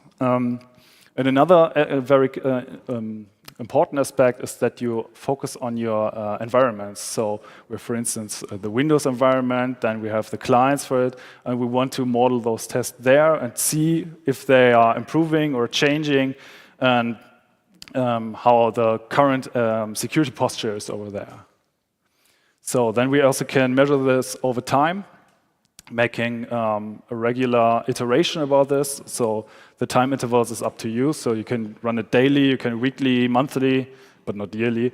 And you have different categories here. The red ones are the attack is successful, so I have to do something. Then the attack is mitigated. I have countermeasures for this in place, like hardening stuff here. Then we have monitoring.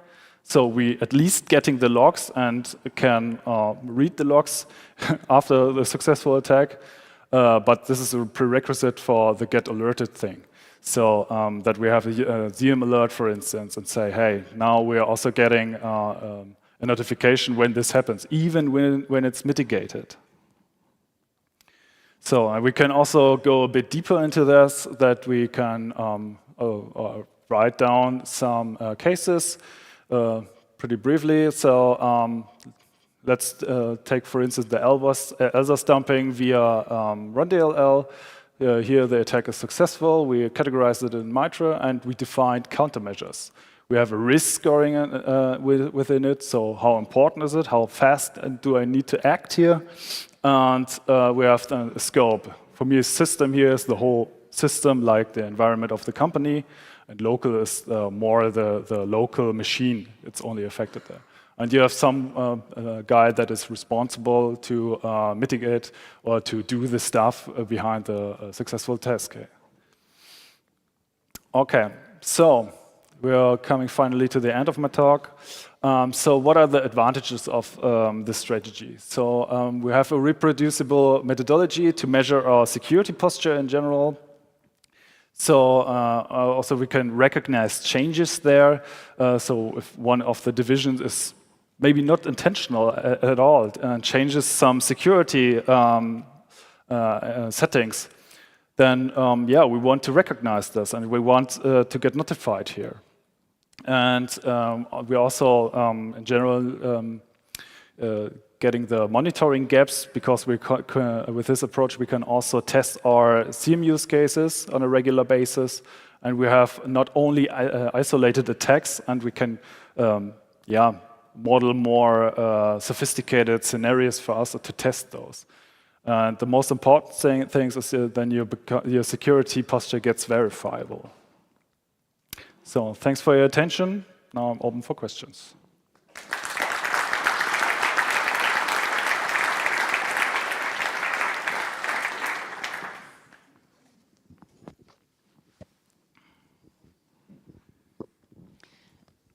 Okay. Hello. Hello. Thank you for your nice talk. One question about, in case of you using the Atomic Red team framework to measure detection in the area of EDR products, where set you the line or split the line in case of, I would say, in case of you dump credentials from the LSAS process, you can execute your atomic I would say, artifact, and this is more or less the idle case. But compared to when I use the same technique from a framework like Cobalt Strike or Brute Rachel, where can I set the line that I say, okay, yeah, it's okay, we see this, but compared when I do the same technique based on in-memory encryption, other things, I do not longer see this technique. Where can I say, okay, it makes sense to do it in this way, or to say we see it at this point, but not longer after we use Cobalt Strike or other tools. Yeah, in general, you have to prioritize first, that you can say, these are the attacks that are more probable for my environment. You can use the tactics from Cobalt Strike and you implement it first when you say, this might be an attack that that takes place in my environment. And then you have to model this. When you have a deeper memory stuff that you have to model, okay, you need to a bit more work to work on this case. But then you use the framework to prove the visibility, to prove the detection. So when I execute an artifact from Atomic Red Team, I will maybe the EDR products will see this, but especially in case of LSAS, there are now many ways to dump it in a different way. Yeah. So, for example, you open or you search for an open handle which is already open in case of service host process, and then I do not longer see it. But what can I say then? Is it enough, or should I say, okay, I know there will always be a way to bypass or do it, but from my own experience, it's always hard to find the line. So, okay, until this, we see everything, but then, and it makes no longer sense, or, it depends. The one thing is that you have, what you already stated, is that you have different perspective and angles that you must implement, that you want to see.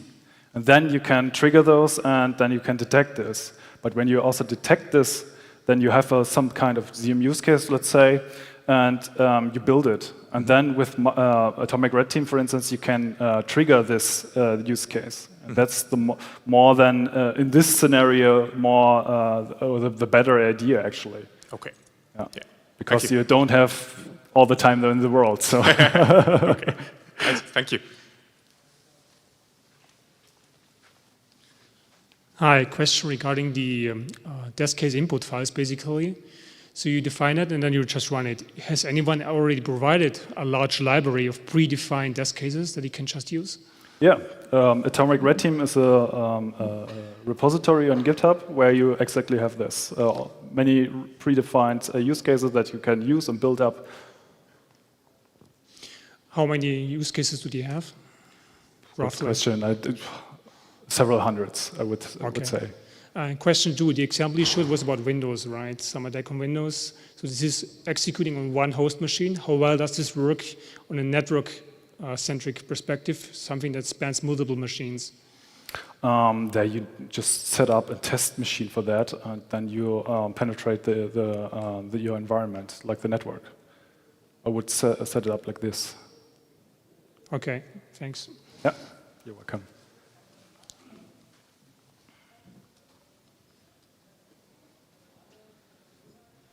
Any other questions for Marcos? All right, then please give Marcos a hand. Thank you very much.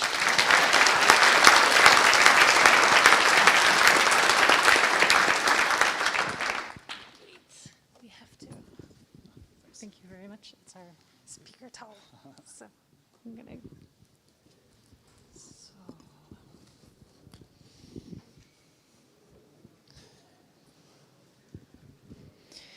So it is 16:24, so we have some minutes before our last speaker.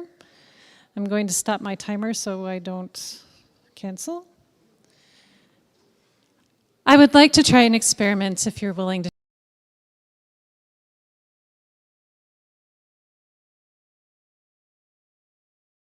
The day we've had some very delicious but sleep-inducing food. We've had some exciting talks, yes, we have. But I'd like to try a game that is corona-friendly, and also gets your blood moving, and is actually a little bit very competitive. So the idea is this. What you need to do is to stand up and face somebody near you and play rock, paper, scissors. So if you don't know how to play rock, paper, scissors, you'd make a rock, a paper, or a scissors to the person in front of you. And when you do this, paper covers rock, scissors covers rock, paper, scissors with the next person. And let's see if we can get this done within 5 minutes. So, without further ado, please get up, find somebody, and rock, paper, scissors. And let's see if we can make this happen. Just once. Winner goes in front, loser goes behind.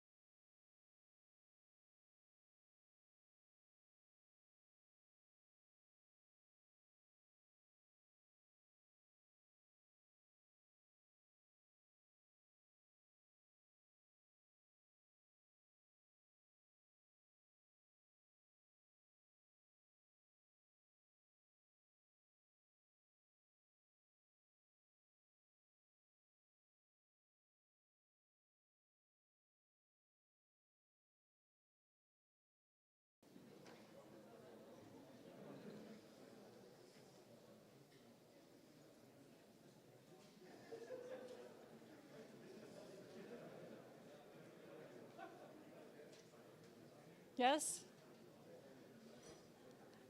It is freaking amazing to see so many people still here at the end of the day powering through. Please give yourself a round of applause.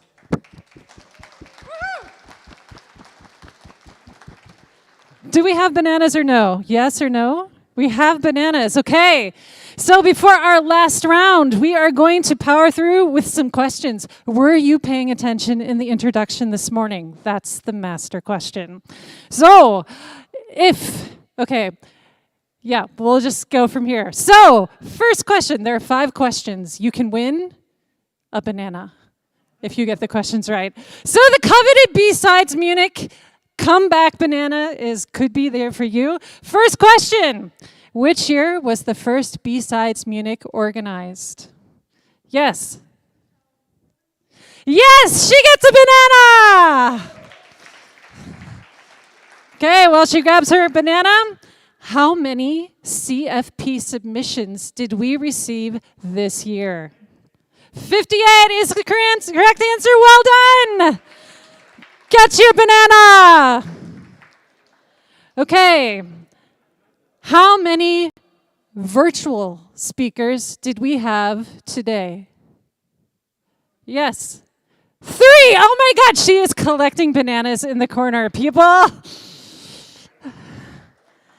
Okay. Second to last question. Number of workshops this year? 4. I heard 4. Is that correct? 1, 2. Correct! Get your banana! And then, last but not least, why layer 6? Say it very loud. Presentation layer wins with the loud voice. Thank you very much. All right, get your banana. So thank you very much. Thanks for the energetic round of answering questions. And now it's time to introduce our closing keynote speaker. I'm super excited to have her. I've been a huge fan for quite a while, but I think you are the one up to introduce her. So, Sneha, without further ado, let's do this. Thank you so much, Jen. And to be fairly honest, I take it as an honor for myself to introduce her because she has not only been a friend to me, but she has also been a mentor. And she's not just my mentor. She takes up the responsibility to mentor everybody on every Monday of every month of every year.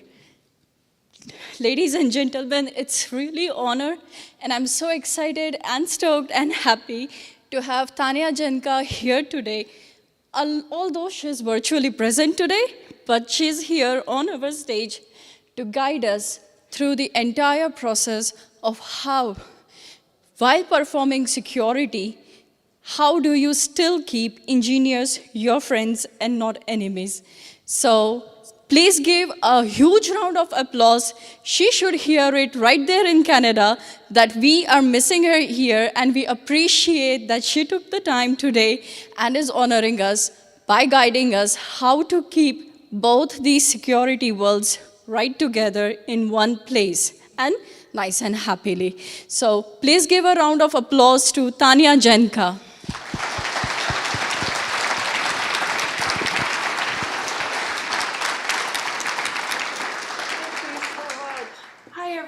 I really appreciate Sneha and the entire BSides team having me here, and thank you for letting me present virtually, because sometimes you just can't make it to the place you really want to be at.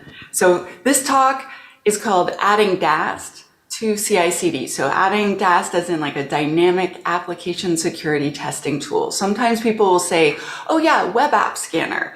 And I sort of mean that, yes.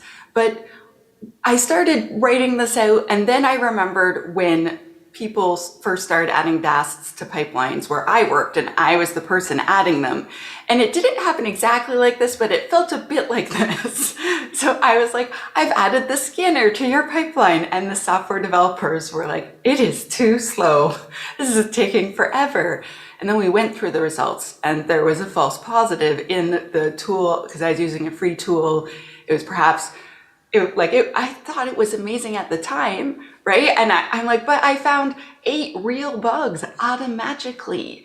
But they were like, it's too slow, and one false positive breaking the build is not acceptable. So then I was like, I should change the name of this talk from just adding DAST to CI/CD without losing any friends. Because if you don't have a good relationship with the software developers, and if you're doing DevOps with the ops team, so not only are you not going to be able to have coffee with the cool kids, but on top of that, it's like really, really hard to get your job done without, I'm taking off my sweater because when I talk, I move around a lot and I get really warm. But it's really hard to get the things you want done without ticking everyone off if you're not careful. And so we're going to talk about different ways that you can do that.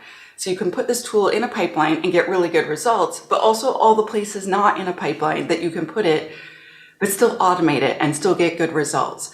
And a whole bunch of just other tests you can do, etc. So who's this person that's friends with Snea? So I am a giant nerd and I'm the director of developer relations and community at Bright Security. I founded the We Hack Purple community where you can take a bunch of training courses for free about software security, my obsession. I'm on the internet. I wrote a book called Alice and Bob Learn AppSec. So the main gist of this slide is that I'm a nerd on the internet. I've been a nerd for a really long time, and I'm hoping that you will sit through my presentation and give me a chance because you're like, she seems pretty competent. So that is me, where I have slightly longer hair. Okay, so what problem are we trying to solve? Because all of these talks that you saw, we're trying to solve a problem. And one of my main things I want to solve just in my career is insecure software. It's causing data breaches around the world. It's the #1 cause of data breaches. It's not the #1 cause of software it's not the #1 cause of security incidents. It's not the #1 cause of people having their money stolen. It's people stealing all of your data, which is the most damaging type of security incident you can have. I would like us to not win this occasion every year. So every year, Verizon, which is an American company, makes this breach report, and they've been doing it since 2008. And pretty much every year, insecure software wins the worst title of being the #1 cause of data breaches. And I want us to do better. Another problem we're trying to solve is if we're going to work in a DevOps shop and we're going to try to make their software more secure, we need our tools to be accurate. We need them to go really fast, and whatever we can do, we need to automate. So there's going to be way more DevOps people than security people. It's just a fact. There's way, way, way, way more software developers than AppSec people. GitHub released a report in January that said, so it used to be 1 to 100. So there'd be one AppSec person for every dev. Now it's 500 to 1. Those are not great odds. So we need to be accurate, but we need to also be fast and try to automate. And so if we want to do DevSecOps, so us security folks doing security in a DevOps environment, we need to test from multiple angles. So we can't just do one test and be like, I'm sure it's fine. That's not good enough. We need to have good relationships between security, dev, and ops. And I don't mean that you have to give them hugs or you go grocery shopping with them, but I mean that we have to be able to work with them and have a good relationship. So I can say things like, hey, did you see those test results? And the person answers, something like, yeah, I did, or I got the email, I haven't had a chance to read it yet, or yeah, I've been meaning to talk to you. I need them to not answer with, go to hell, Tanya, you broke our pipeline again. I need to maintain a good relationship so I can get my job done. I have worked at places where the security team and the software developers were like this, just all the time. And I spent half of every week just trying to put out angry, emotional fires of people that didn't trust each other, that didn't like working together, etc. And so if you have a good relationship, you get twice as much done. And then the last thing is, I want bugs fixed as soon as possible. And I don't mean I want them fixed on Monday instead of Friday. I mean, if we're following the system development lifecycle, so if you're doing waterfall, it's like this. It's like requirements, design, coding, testing, release. If you're doing agile, you do that same thing, but you do it in a circle and you release a whole bunch of times. If you're doing DevOps, you do the eternity symbol where you're like, yep, got it, releasing it, got it, releasing it, got it, release it. And you just continue to release over and over again, even more often than agile. And so automation is our only way that we can keep up with those people. And I want them fixing those bugs as soon as we find them or as soon as they have time. I don't want things waiting until later. I don't want the software developers or the operations folks thinking like, is Tanya ever going to tell me what's wrong? Is she ever going to do a test? Like, where is that lady? I want to be there for them and I want them to know that I can help. And so fixing bugs as soon as possible in the system development lifecycle, the reason I want that is because it is way cheaper. It's way cheaper that way. So today we're going to zero in specifically on DAST. So Bright Security bought my company a few weeks ago and they make a DAST. And so when they're like, oh, or you're going to start applying to companies, what do you want to talk about? I'm like, I want to talk about DAST and how people can do it right. Because I see a lot of people buy tools and they don't do it right and they don't get good results. I want people to get better results. So what the heck is DAST? So it stands for Dynamic Application Security Testing. What it means is that your app needs to be running. So it could be localhost, it could be a web server, it could be a container, a platform as a service. It doesn't matter, but your app is running. Like you can see the software in a browser. And then it sends requests at your app to try to find security vulnerabilities. Your app responds and it goes back and forth like this. It can also do APIs where it sends requests to your APIs, it receives the response, it goes back and forth. And the idea is it's sort of a computer conversation and it just keeps trying to find all your vulnerabilities. And it does this in an automated way. So it's like, hey, how's it going? Oh, it's not going so well. Oh, is it going like this? Okay, yeah. And then from that conversation, it starts crafting better and better tests. It automates this for you. So you could just like sit back and be like, oh, okay, this is happening. That's good. It's different than static testing or software composition analysis that requires a copy of your code. So I used to be a pen tester and they wouldn't give me a copy of the code. So I had to do all my tests in a dynamic manner where I was trying to talk to the app either manually or with a DAST tool. But the idea is it interacts with your app to try to find out what's wrong. And so why did I decide to zero in on that? So I was a software developer for around 17 years. I briefly took a break as a sysadmin and then came back to software, my true love. And basically, I started when I moved into security with a dynamic scanner. I found it way easier than static analysis or software composition analysis. I found it easier than trying to figure out, like, is this a secret? Is this not a secret? I thought it was the easiest one. And I find a lot of people who are first getting into these things, they find it easy too. I also, so maybe I'm not supposed to admit this, but like the first time I ran a DAST and then I found vulnerabilities, I'm like, I'm a hacker! It felt very exciting. And I know that might sound silly because I'm like, in my mid 40s and I've been doing this a long time, but I don't know how to explain. Whenever I find stuff, I'm like, yeah, that's right, I'm awesome.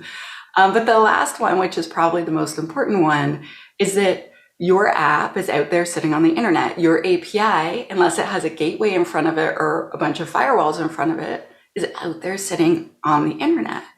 And on the internet, anyone can point a DAST at it and scan it. If you have a WAF or you have other defenses, you could probably shoo it away. But most of the internet doesn't have a web application firewall or a runtime application security protection tool. So like a shield for your app. Most of the internet doesn't have that. And so that means basically anyone with very little skill can just point a dynamic scanner at you and find vulnerabilities that are usually exploitable. And so it's the most obvious place to start because that's where bad guys start. Unless you're open source, they don't have a copy of your code. Unless they're an insider threat, they can't test from the inside. So a DAST can just test from anywhere on the planet, and it doesn't take very long to find problems. And so I want us to fix those problems first because they are the most evident to people that might be malicious. And so what is DevOps? So this is a very short and small summary. So DevOps is, spoiler alert, it's not paying one person to two jobs. That's not what it is.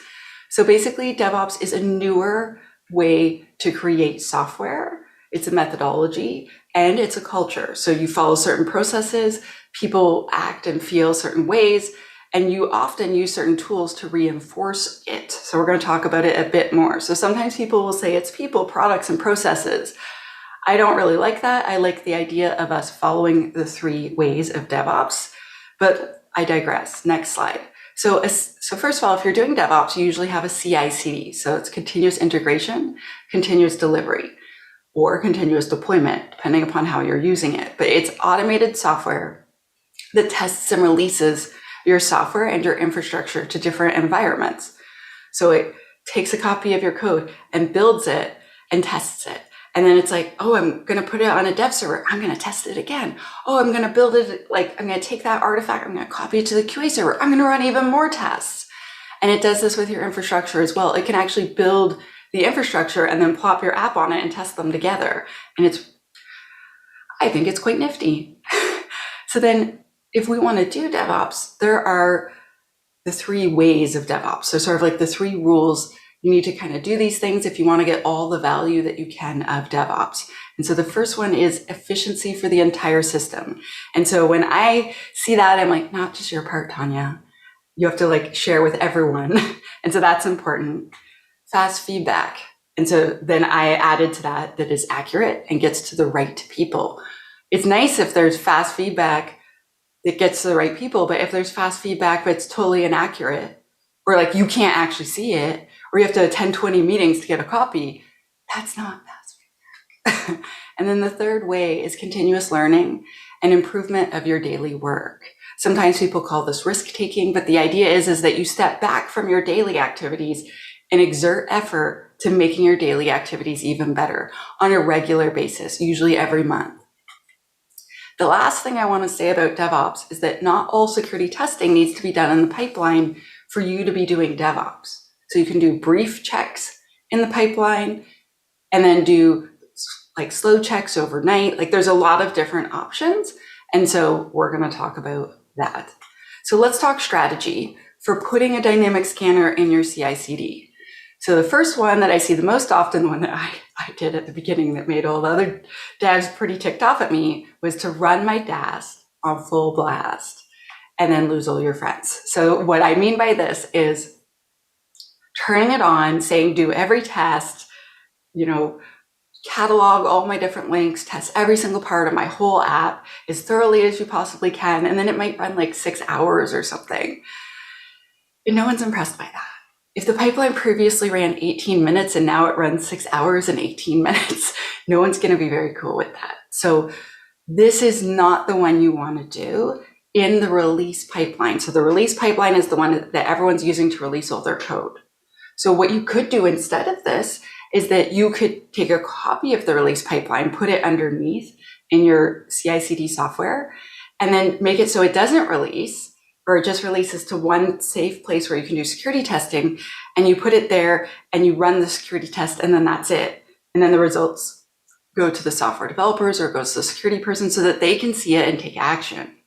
So that would be a better way to do it. So you're not blocking production, but you can still get a very thorough test done. So sometimes this is called a parallel pipeline or an asynchronous pipeline, and you can run it nice and long and slow, and you could run it like every night or every Friday and have those results get sent somewhere for someone to manually look through them.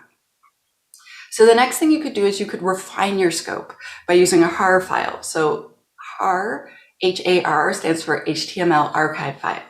So if your software developer, your QA team are doing something, using something like Selenium to do automated tests of your app, you can get a copy of that file. That's a HAR file that they're recording when they do all of that cool automation. You can feed that into your dynamic scanner, and then it will just do that test. You can basically make your test 30% of the time, like instead of like 70% faster, or even faster than that, because you're just testing whatever new feature you're releasing, or you're just testing the new code, or you're just testing what the QA person thinks is important. And is this complete coverage? No, but this would be part of the coverage you do. So it's like, we're just going to test this in the pipeline very quickly. It's going to take 6 minutes. And if you break, like if you do get a high or a critical illness, we're going to break the build. But for all the other testing, we're going to do it outside the pipeline. And we still might come to you and need fixes, but this is what we think is an emergency. And so it goes in the pipeline. Another thing you can do, so when I first showed this slide to people, they were like, you can't just test only what you want to test, Tanya. I'm like, sometimes you can. So quite often when I work places, we'll have specific vulnerabilities we're targeting or types of bugs that we're targeting that are really important to us that we feel are particularly dangerous or we see a lot of. And so in the pipeline, I might just test for those, like just injection or just cross-site scripting, and that's it. Or maybe we have like a new security policy and we just want to target in on security headers and like no one's using security headers. So we just test for that. And it's like, you know what? You're breaking the policy. You know, we're all looking for this, so you can't go to prod. But then I do my other extensive testing outside of prod. And so that way what you could do is slowly eliminate a certain type of bug. And then in a few weeks, you change to a new vulnerability that you're looking for. And that would be really, really fast. Another thing you can do that I think everyone should do every single time is only do technology-specific tests. So let's say you have a WordPress application or website. You would only do the, like, you would do the WordPress sites, but you wouldn't do an MS SQL test because you would be running Postgres because that is what WordPress runs on. You wouldn't do a Ruby on Rails test, right? Because you're using WordPress. And so on. And so you just do the technology tests that are specific to what you're doing. And so I always want to do this. So if I'm scanning an app that's made in Node.js and it's using MongoDB, I definitely want to do all the specific tests for those. And I'll do other tests that apply to every type of website. But I'm like, oh, no MS SQL, no WordPress tests, no this, no that. And I just throw them in the garbage because I know they just don't apply. Like if you're in Azure, you don't need to do AWS tests, right? And so this is something that I generally do all the time because our time is valuable. We're busy people. I wanted to say a quick note on testing APIs. If you want to test an API with a dynamic scanner in a pipeline or not in a pipeline, it's very, very important that your schema file or your definition file, your open API file, your Swagger file, whatever you want to call the thing that defines your API, it needs to be complete. And you can complete it using a linter. And so some dynamic scanners have a linter built into them, like Bright does. There's a few that do that. And so you just open up your API, or there's separate like software things that just lint your API. And they're very, very thorough.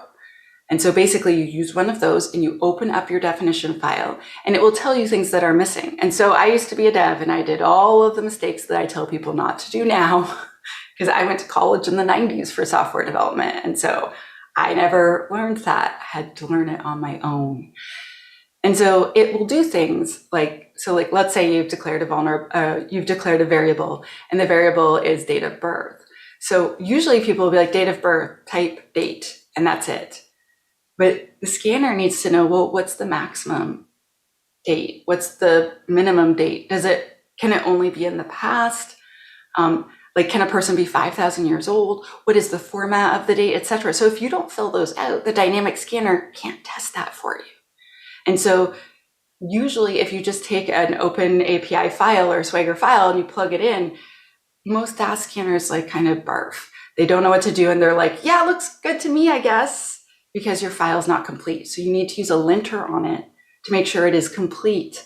And when you make it complete, like when you add the maximums and minimums and the file type, the formats, etc., you're making your app more secure. So your API will be able to defend itself because it has input validation available to it now because you just defined that. But without that, that means someone like me could go in and say, oh, okay, so yeah, I'm 4,000 years old. How's that for you? Okay, cool. And that might break your application eventually. And so it is important to do linting on your API definition files.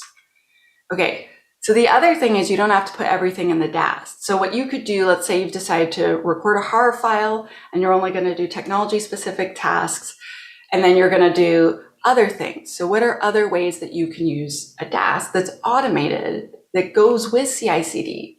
So we talked briefly about how you can make a copy of the pipeline and not release it anywhere. Just put it somewhere that you can do security testing.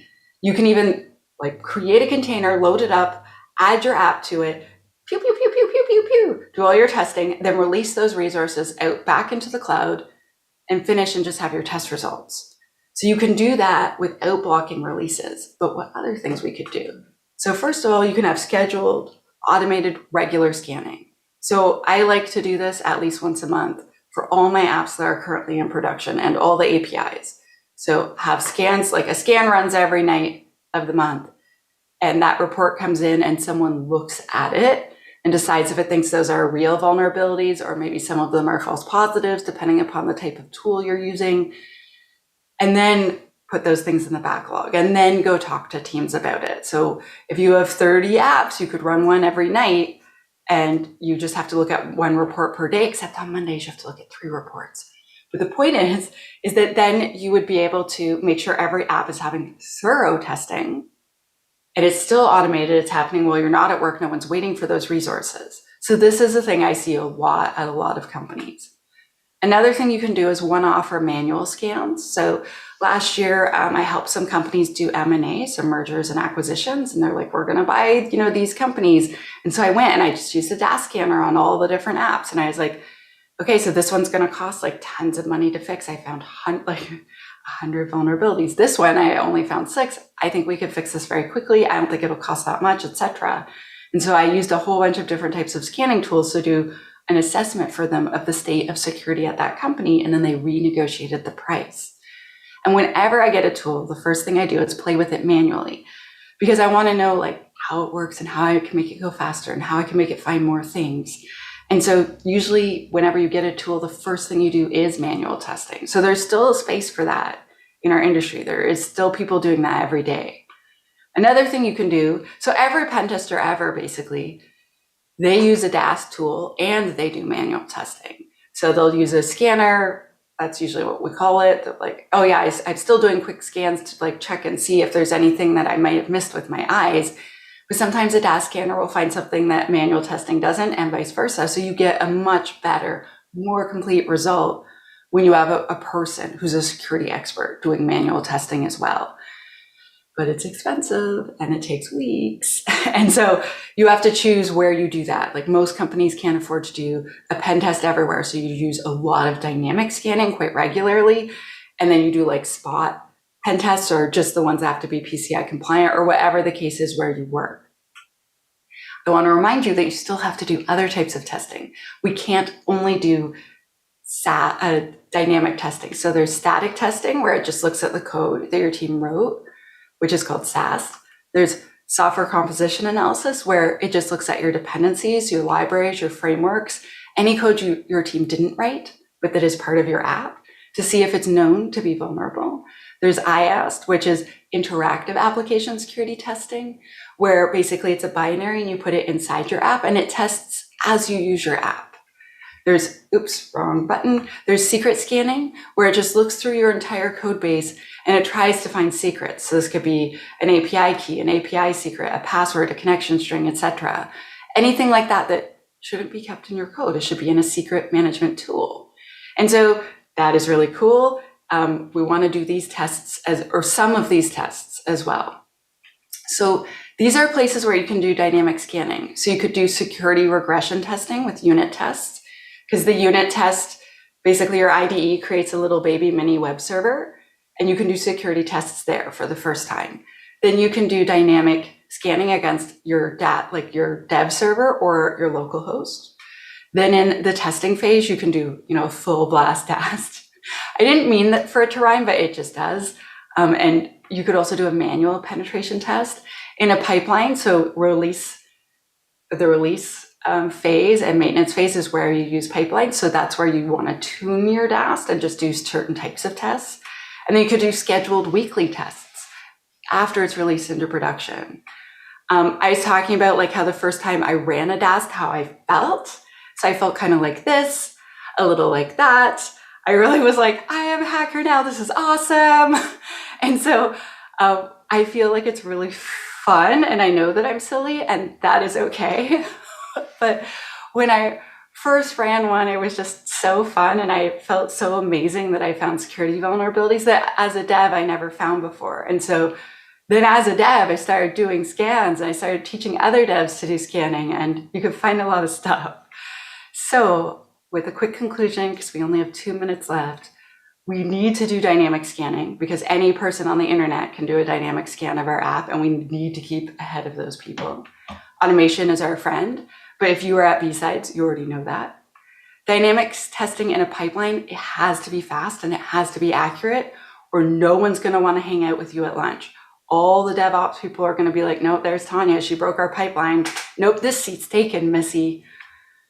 We can do dynamics testing outside of the pipeline, but still be DevOps friendly. That is okay. We're not breaking any rules.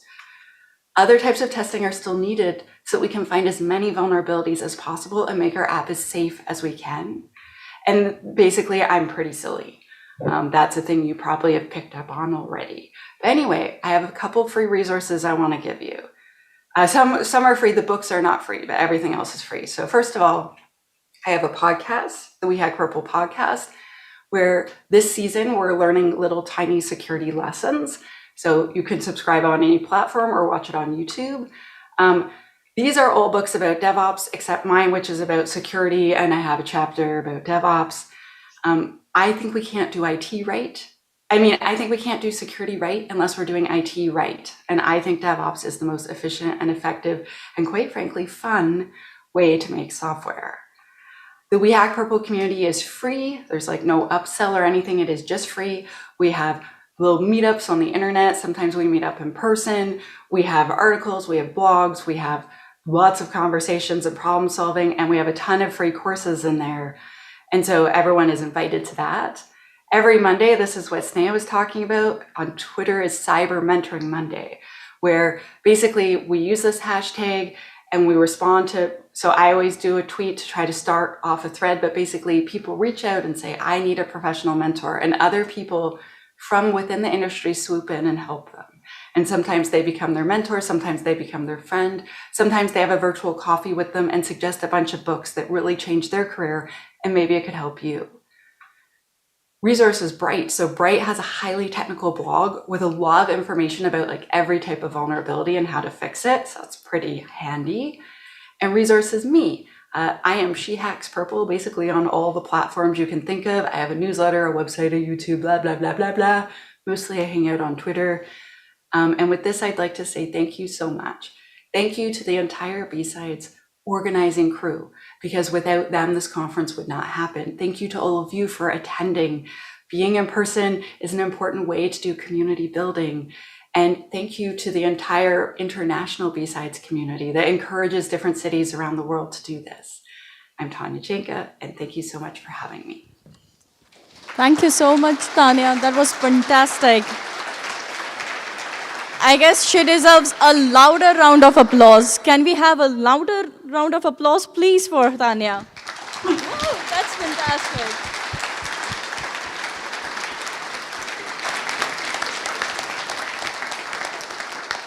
Thank you so much. Tanya is still with us. Do you have questions for her? If yes, please do come forward. Any questions for Tanya? Yes, please. Thank you for the nice presentation. It was really enlightened, I would say.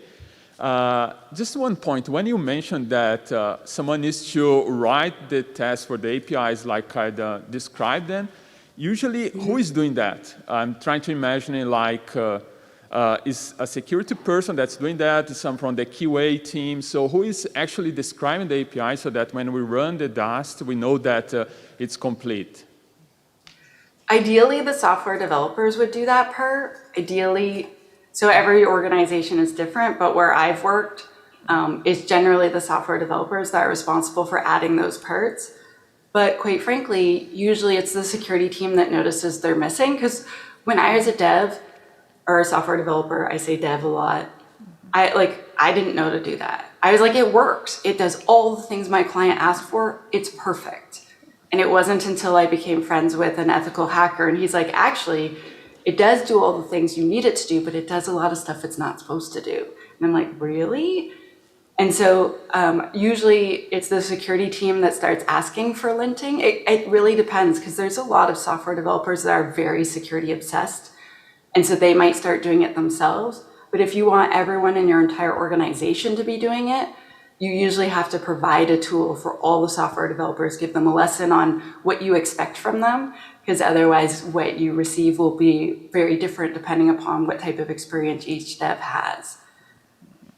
Does that answer your question? Yes. So just to confirm, the way I understand it, I would need to enroll the developers or to sell this idea to them and say, hey, as part of the development process, we also need to think about writing tests that the DAS can use or to. That would be it. Oh, so they don't have to write a test. The DAS writes the test. What they need to do is lint their definition file. So you open it up in something like 42 Crunch or Bright or something else like that, and then it tells you this API definition is incomplete. And it'll actually give you code you can copy and paste. And it'll say stuff like, okay, so this is a string, cool. What's the maximum length of this string? What's the minimum length of this string? Are there any, which characters should be allowed in this string? And so you'll say, let's say like lowercase a through to z, uppercase a through to z, and then 0 through to 9. Then it won't let any other characters in there. Does that make sense? Okay, now it's clear. Thank you. Okay, thank you. That was a great question.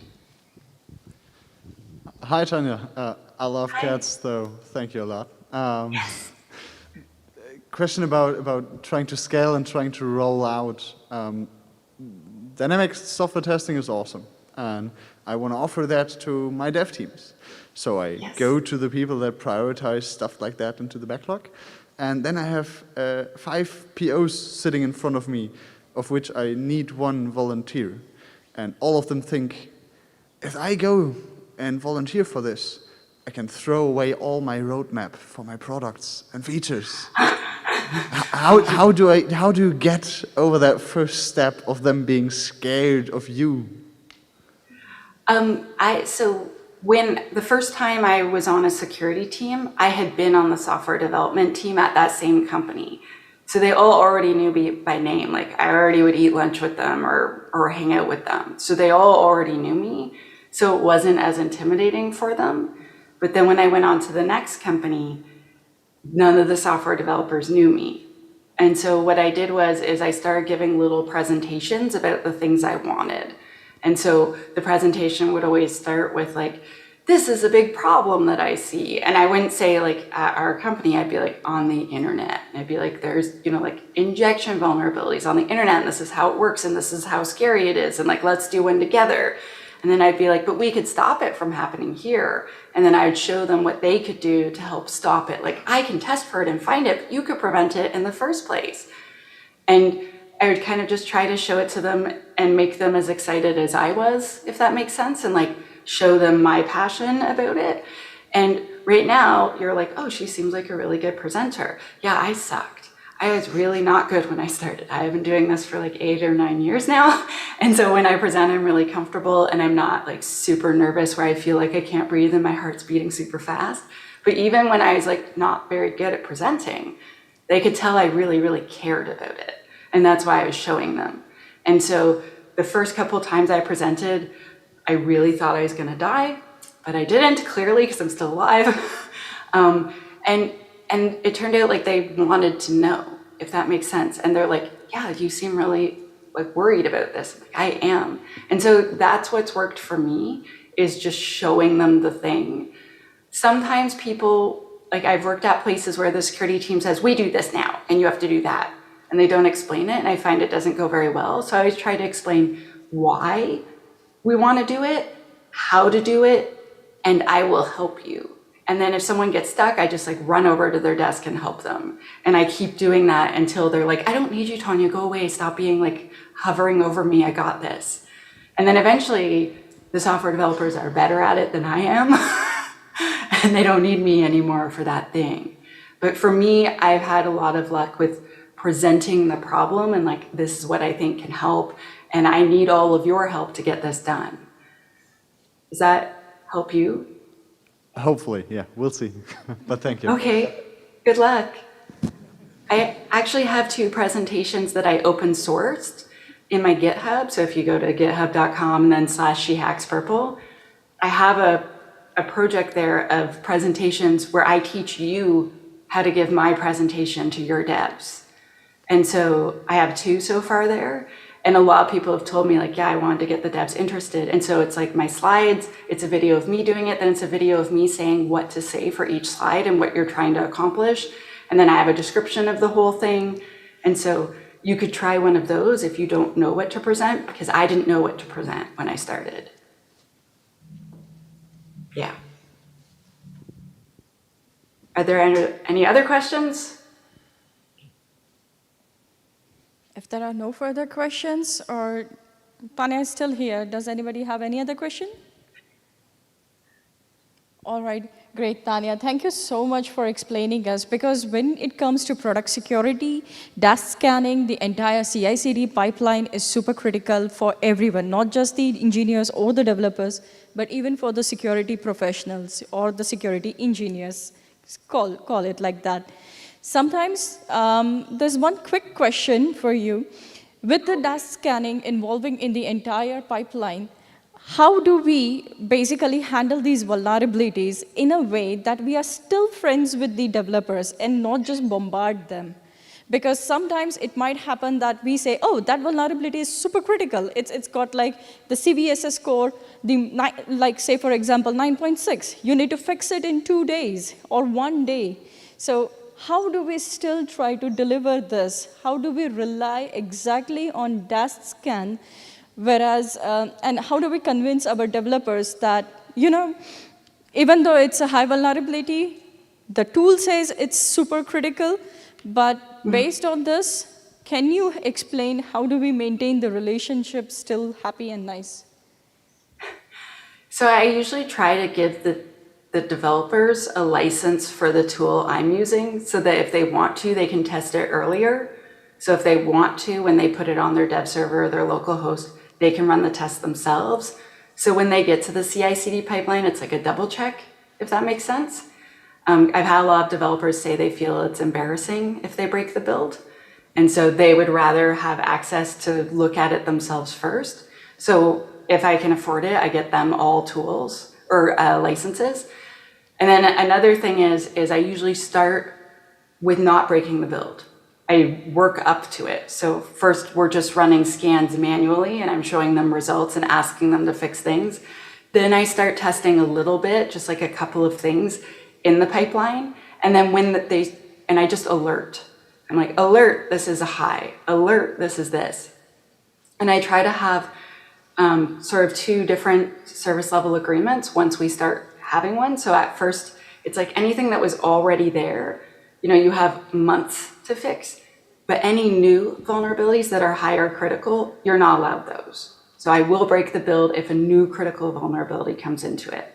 So at first, no breaking, and then at first I'm only breaking on new things that are very high, then new things that are just high, and then new things maybe that are medium, depending upon what level that you need.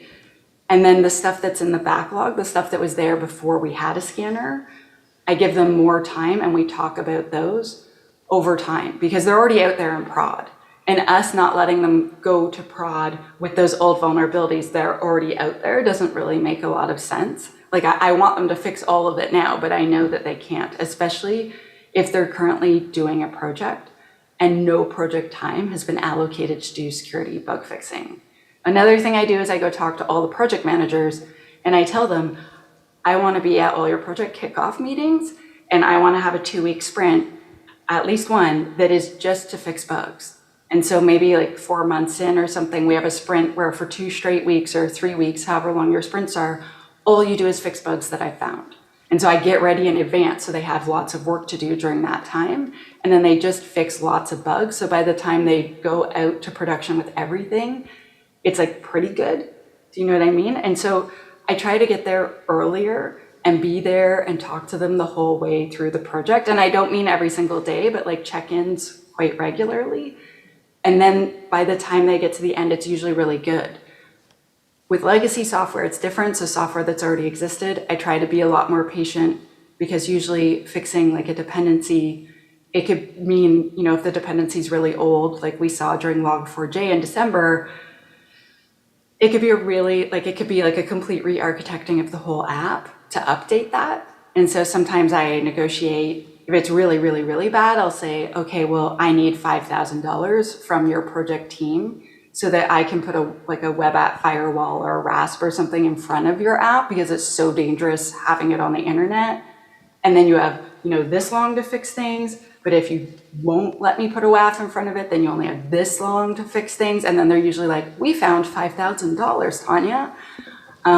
So I try to like negotiate with them and realize that they have other priorities and I'm just one of those priorities.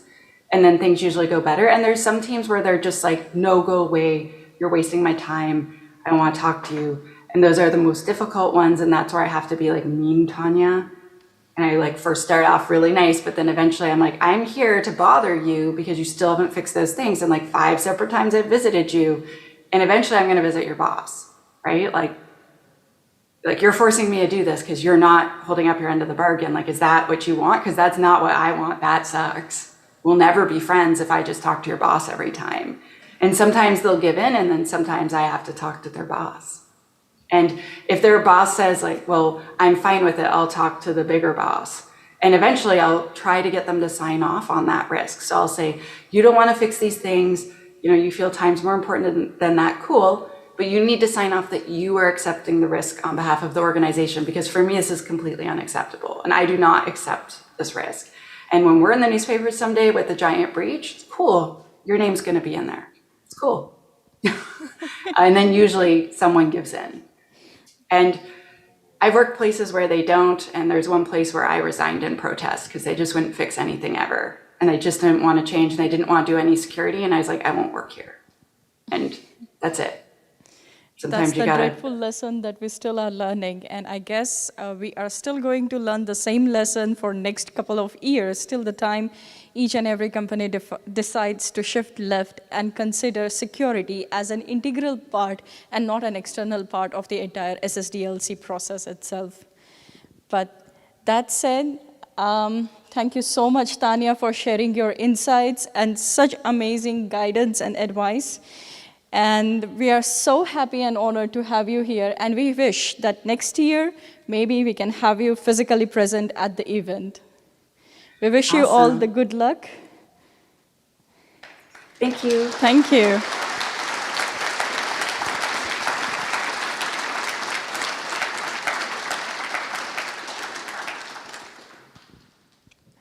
Wow, what a fantastic day we had today.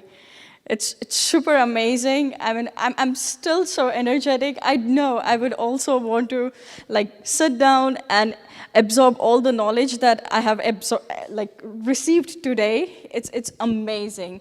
And the best thing is, finally, after 2 years, I get to meet you all. I get to see you, network with you, and speak with you, not just through some third-party platform, but like physically. We are looking at each other in flesh. That was so awesome today. I mean, I don't know about you all, but I'm super happy. And finally, I would love to say that, but with caution, that maybe our lives are coming back to normal again.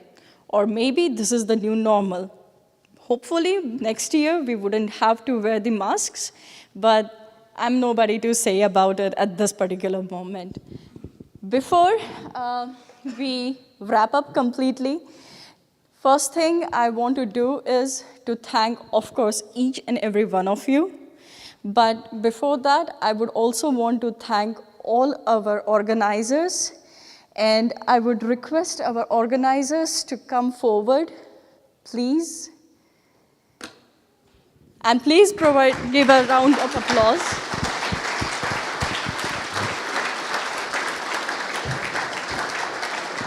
Thank you, Jen.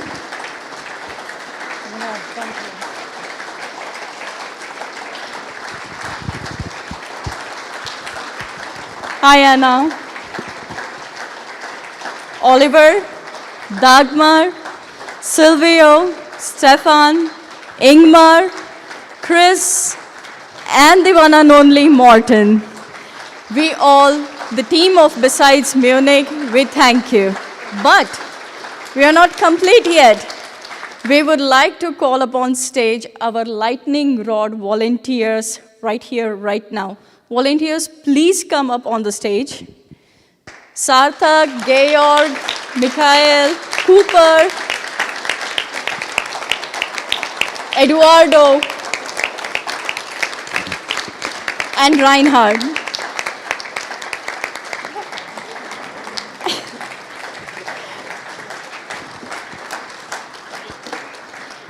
Well, I see one thing, that this year, the stage is a little small, right? Do you all agree? Yes? Right, yeah, unfortunately. Next year, we are having an even bigger stage.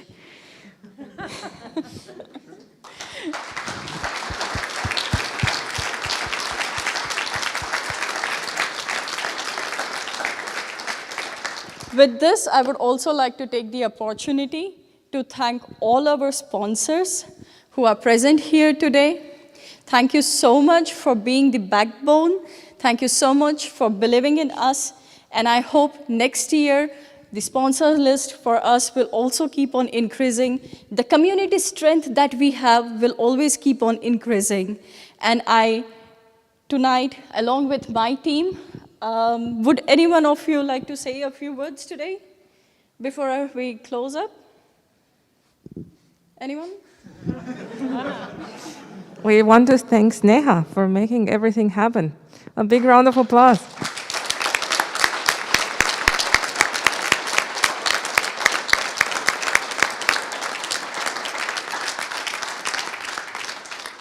There's actually one thing that I would want to share. Every year, things grow, things evolve. Sometimes there are endings, and sometimes there are new beginnings. But one thing we should know is that every end is basically a new beginning. And today, we would like to ask you for the new beginning itself. We are looking for someone to join us, to be with us, to be the team besides Munich. And if you are interested, please join us. Unfortunately, this is not working, so I cannot really change the slides. Otherwise, I had a nice slide which says, please join us at volunteers@BSidesMunich.org. This is not working. This is the reason why we need you. At least the clicker gets working. So, yeah, we're done. I can go again on the slide. Oh, yes, there it is. So, yes, absolutely. So you're most welcome. We definitely need your help, support to grow. And let's get together. And next year, let's have an even bigger Besides Munich. And with that, I would like to thank you all along with the entire team. Thank you so much. Namaste.